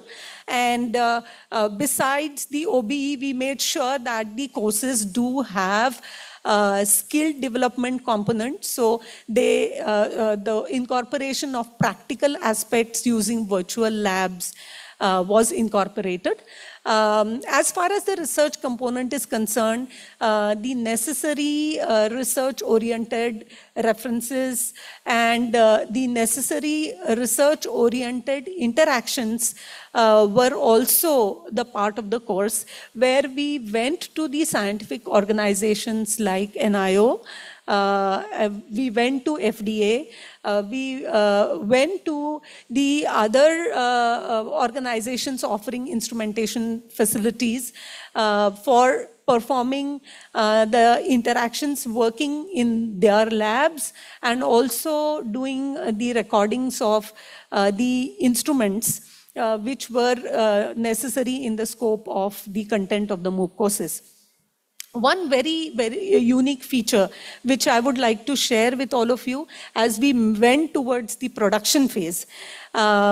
When we move towards the production phase, as we have really heard from the other eminent faculty, that recording a course in the studio has a different experience as compared to a face-to-face experience in the classroom. So indeed, the similar problems were faced, and therefore what we did was we had the model of production-based workshop, which we did run in the production phase. Now, what was a production-based workshop? Production-based workshop was basically the period during which we had the faculty who was constructing the MOOC course, and as a resource experts of the production-based workshop, we had creative directors from the film industry.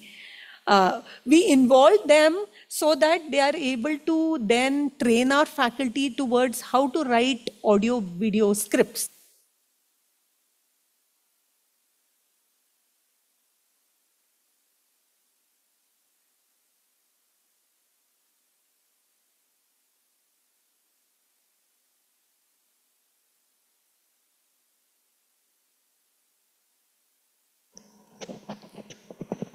Yes.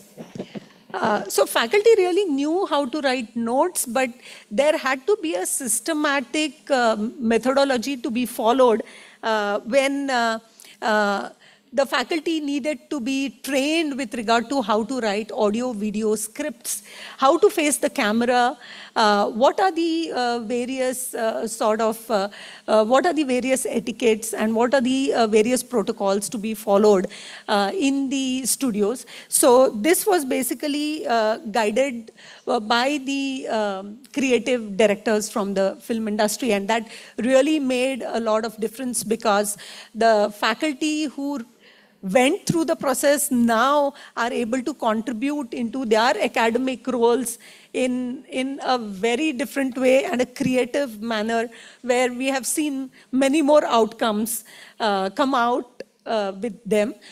In the post-production stage, we had the assessments which were been designed, from the necessary academic requirement of the course, and also the research related support which can be offered in the MOOC course. This covered the entire life cycle of building of the MOOC courses, and in the process we established the ecosystem where we have the recording facility and the other support system which was offered by the state government to the faculty, so that we are able to enable the pipeline production of MOOC courses and support the Ministry of Education, UGC, SWAYAM portal in our own way at the state government level. And we really thank UGC for progressing much further in guiding us towards how the e-content and in per se the quality e-content can be developed, which can really offer a lot of advantage to the learners across the globe. Thank you very much. Thank you, madam. Thank you, madam. Now I will, the last speaker, that is me. I will share my experience quickly in 2 minutes, not more than 2 minutes. I thank my alma mater and my present employer, Savitribai Phule, Pune University, due to which I was able to contribute a lot in terms of developing e-content. 13 years of journey. I started developing e-content in 2012, and this has been 13th year I'm doing it every year. I was fortunate to develop 132 e-content for UGC CEC, which are all hosted on UGC CEC's website. Fortunately, got opportunity to develop 5 MOOC courses, and all of them were hosted on SWAYAM platform. Like Harichandan sir said, he had enrollment of cumulative enrollment of 35,000. Sir, I copy you. And in last 8 years, I've also reached 35,000 students, and it would have taken 41 years of time. My age is 40, and I've reached 41. I've completed a workload of 41 years. What should I say next? Our experience is very unique. During COVID, there is a concept of peer learning. So in collaboration with my teaching assistant, we developed 3 WhatsApp groups, and those WhatsApp group had students from 11 different countries. So by the time I would wake up at 6:30 in the morning, I can see 500, 600 messages. So the students would solve their own problems. So my problem was to just see that their problems are sorted. This is a unique work. Copy paste does not work. And fortunately, when I was researching now, 13 universities across India have adopted the courses which are developed by our university, which includes couple of central universities, couple of private universities, and couple of state universities also. And the recent course which I am running on SWAYAM is Fundamentals of Investment, which has enrollment of 1900 students. Madam, we completed this course start to end. The day the approval came from UGC, we took 59 days to complete 54 modules, which is segregated into 14 weeks, and with a contribution of 24 experts who worked for development of this course. And this is live currently on SWAYAM with 1900 students. Thank you so much, and good day. Madam, over to you.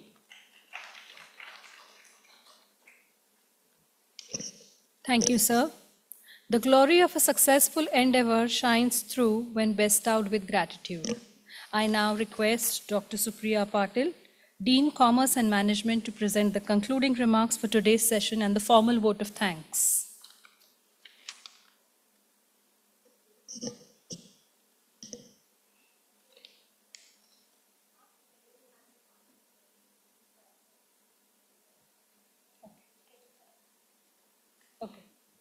Ladies and gentlemen, do we have any set of questions for Dr. Disha Rajput?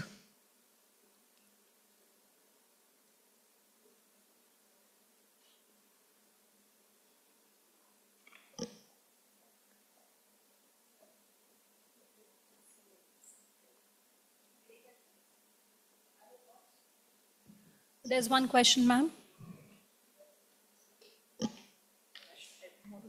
Missed my flight. Yeah. Who has a question? Yeah. I hope I'm audible. Thank you, ma'am, for the excellent Where are you? I presentation. can't see you. Can you Oh, see yeah, me? yeah, yeah. Ma'am, thank you for this enlightening presentation. So I am from a niche area which is dentistry, and we don't have too many MOOCs in this field from India. What's your area? Dentistry. I didn't get it. Dental sciences. Dentistry. Okay, okay. Ji. So ma'am, So which is your regulatory authority? Is it the National Medical Commission? no, there is a DCI. DCI, We Dental have a Council of prescribed India. Okay. curriculum, Yeah. But there are also many add-on courses such as practice management which are very relevant to students. And they can take it up as optional courses. So I just want to know that if we were to put forth a proposal, would that be something that that would be preferred, or we just would look into? Yeah, definitely, definitely. But I think you first and foremost you would need the approval of your regulatory council. I see. Ma'am, That is because there are several representatives or faculty members from medical colleges, so they were also asking me this question. So NMC has to agree. Okay. So similarly, in your case, the core curriculum, or it can be something which is add-on over and above, which may it not could be an add-on. But what exactly? I mean, what is your target audience? Ma'am, it would be dental students or interns who are going to go into practice, because we don't have this subject as a part of the curriculum. So there's no practical component involved? No, ma'am. This would be Okay. something like practice management, where we are telling them how to run a practice. So it could be in conjunction with management. So I think first of all, do the initial approval. If that can be given, I don't think that should be a problem. Ma'am, to apply, we could apply to the. And this would be for you undergraduate level. Yeah, undergraduate level. Yeah, sure. If anybody wants to note down, I'll give you the email IDs of Sarthi sir and Vasanti madam. That would be great. Right? Because I think I had, I'll just. Any other questions? Yeah, madam, I have a question. Yeah. Myself, Parish Patel from Sardar Patel University, Gujarat. Ji. Madam, if the student chooses to appear for NT exam, and if on a given situation, the medium of learning is non-English, local language, so is there any options are available? Not as of now. See, what you're saying is the course, the SWAYAM course is in English, Yeah, but the because student nowadays- wants to answer in maybe Hindi or Marathi. Nowadays, because the translations are available, scripts are available in local languages, the student can learn. But for the appearing in the exam, again, because that's No, but the thing is, see, that is when the university conducts the examination. Now, if suppose a course is offered by organic chemistry, Professor Balaji, JNU, now that is in English. Now, who will assess in Marathi assess kaun karega? so. But see, in future, is there any Yeah, that is possibility? something. I think that can be done only when we have translated these courses in different languages, and that is something, As you yeah. were mentioning that some of the courses you have translated in the multiple languages. But that is only, see, those are archived courses. They have already been offered on the SWAYAM platform. They are only available as a learning resource. Right now, that's only for learning purposes, not for examination or assessment. Second is a kind of a suggestion. Like we are offering many courses, and some of the courses are already given to well-renowned faculty members, and they are doing very good, excellent job. But this is some of the experiences what we have learned from our students, that sometimes because of some peculiar reasons they are not comfortable with ex-faculty. And because they want to learn the subject, but because they are not comfortable with the style or maybe something with the faculty, what are the possible alternatives? The students are not comfortable. Yes, because the course is offered by SWAYAM, but because now we are trying. No, I could have understood if the course was like it has been offered for quite some time and there's been no revision. Yes, and because see, there might be a. But I have a question. I have a counter question rather. Yeah. अब वो faculty member आपके जब regular brick and mortar classroom में पढ़ा रहे थे तब तो बच्चे पढ़ेंगे, स्वयं पे नहीं पढ़ेंगे. यहाँ choice की बात है मैडम. हाँ. When we are offering, like they don't have option. I think I would have, in a personal capacity, someone who is more experienced, more knowledgeable, I think I would definitely want to learn. That's true, but student का जो feedback होता है कभी-कभी उनका choice की बात है. So this is what again like. So have you received any such feedback? Yes. Is there any particular course? I mean, you don't have to name it. Maybe you could just write on a paper and give it to me. Do you have any such? Have you? I mean, I have not received any such feedback earlier. Then So I have to take, means at least I have to take that student into the confidence, because he said he's such feeling. अब वो sir ये तो I think is कभी-कभी ऐसा होता होगा, but it's not a general. I can't say. I don't think so. Yeah. As you heard from the some of our course coordinators, they experienced sharing. They said initially there was a problem of facing the camera and yeah.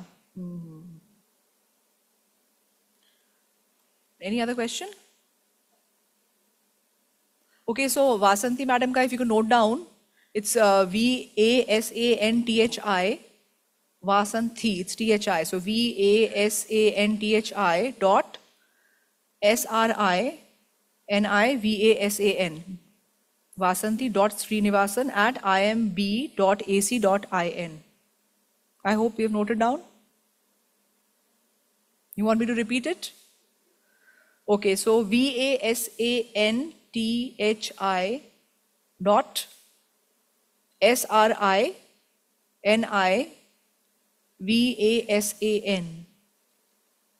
at iimb.ac.in. And Sarthi sir, why am I not able to find his email ID?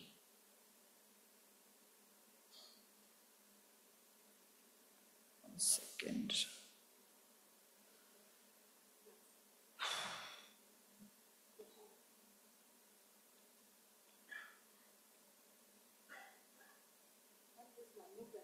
Yeah? Madam? Where? Yes, sir. Will the credit earned by a student be sit in the ABC ID of the student's account? Because earlier we had a difficulty in NPTEL courses where students were not able to fetch their credits in their ABC ID. I think I'll give you the number of the person who's handling ABC, because seriously, ABC is something I'm not very familiar with. So Gaurav Khare, unka aapke paas email ID hai. If you see the, I think his number is also there. Just see this. So you have, I'll give you the page number. You have his email ID, and I would suggest that invite him for a online, maybe a workshop or something. He can do it for you. He can always. They have in fact a 24/7 helpline also. So his mobile number is given, page number 4. So any query regarding ABC or APAR ID, please contact Shri Gaurav Khare. He's a national coordinator ABC, right? I hope that helps. उनका mobile number, email ID दोनों दिया हुआ है. Okay. Right? And Sarthi sir ka, I am not able to find his email ID. I don't know why. Otherwise, what we'll do is I think we have the email IDs of all the participants. We'll share it with you. Or let me just 1 second. Sorry, it's RSARATHI. Sarathi. At iitm.ac.in. It must be that. Note it down. So I think I had question answers to bahut ho gaye. I'd like to thank you all for patiently sitting through the morning, throughout the day. And I hope, and I think the next time when I come, I don't know how many of you would come for the next workshop and when would that be, but at least make some thoda initiative or lijiye, make sure that you, for the July semester, I think what I'm going to do is request you to send me a feedback of how many more students you were able to register on the SWAYAM platform from more universities and colleges. So is that a promise? I hope that you'll do that. Please raise your hands that yes, you will do it. Okay, thank you so much. So thank you to Pune University. And what's happening to this. Thank you so much, right? So keep in touch. You have all our email IDs. If you have any query, write to us and we will be floating expression of interest. Anyone who wants to develop, if you have, like for instance, she mentioned about dentistry. If you have any ideas, any courses upcoming which you think should be there, write to us.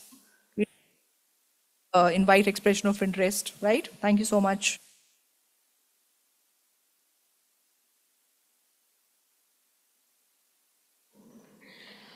Good afternoon, and it's time for concluding this day. It's been an absolutely wonderful day, a very informative day, and lots of questions answered, lots of queries resolved. And I, for one, am going to step out of this hall with lot more knowledge than what I started with. So my job, very simple one, and I'd request you to hold on for a few minutes, because trust me, you would rather be in this AC hall than the heat that is going to, you're going to walk outside. So a few more minutes with us here. First of all, on behalf of Savitribai Phule Pune University, I would like to thank the University's Grants Commission, UGC, for choosing us as one of the centers for this wonderful seminar. As I said, it's been informative and very useful for all of us. I would specifically like to thank Dr. Diksha Rajput. Right from the time we connected with her, she has guided us and helped us set up this entire session. Thank you, Diksha ma'am, for coming here. And I'm sorry, next time I'm going to get this thing done lower so I can be visible. Next, I'd like to thank a whole lot of speakers.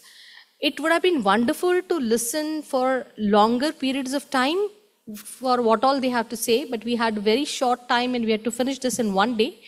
So I'd like to thank Shri Rohit Tripathi, Deputy Secretary from Ministry of Education. I'd also like to thank a lot of people from IIT Madras, Professor R. Sarthi, Professor Vasanthi Srinivasan from IIM Bangalore, and Dr. Jay Krishnan M. from IIT Madras again. It wouldn't be okay if I did not express my gratitude to the people who actually physically came here to share their experiences. So Professor Pradeep Gokhale, Professor Hari Chandan, Professor Shrikant Ganveer, and Dr. Kavita Snanin. And special thanks to Dr. Mandar Bhanushe, who joined us online in spite of whatever other schedule he had. Now, after thanking all the people who actually contributed to this session, it would not be nice if I do not thank our own. So our thank you to a big thank you to our own Honorable Vice Chancellor, Professor Gosavi sir, and our Pro Vice Chancellor, Professor Parag Kalkar sir, for their constant support throughout this session, the planning and everything behind the scenes, as well as being here today, this morning. My thank you also to our own Ministry of Education, who constantly support and encourage us to conduct such programs. And again, it was unfortunate that Dr. Shailendra Devankar could not join us due to the session going on in Mumbai. Besides the formal thanks, if I do not thank our team, it will not be all right. So Professor Golhar, who led this entire team from front, his team, specifically Akshay, and all other volunteers whose names I do not remember at this point. I'm sorry, volunteers, but I do not remember all your names. You are quite a number. So thank you to all of you for your tireless efforts in making this program a grand success. And two more names, one, Dr. Gurmeet and Professor Geeta Shinde. They have been here since morning and ensuring that the right people are introduced, brought up at the right time, and the smooth conduct of this entire session. So thanks, a big thank you to all of them. And I think all these people deserve a real round of applause, a big one.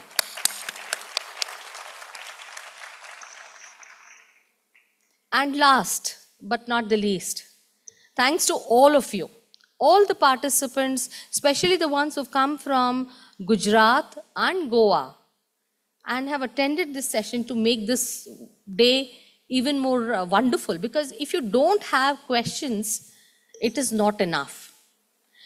And thank you all for enjoying this day. Have a great evening ahead.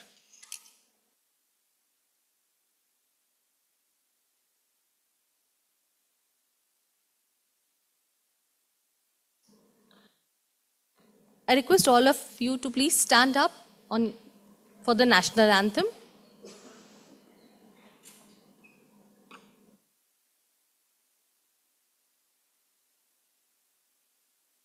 जनगण मन अधिनायक जय हे भारत भाग्य विधाता पंजाब सिंध गुजरात मराठा द्राविड उत्कल बंगा विंध्य हिमाचल यमुना गंगा उच्चल जलधि तरंगा तव शुभ नामे जागे तव शुभ आशीष मांगे गाहे तव जय गाथा जन गण मंगलदायक जय हे भारत भाग्य विधाता जय हे जय हे जय हे जय जय जय जय हे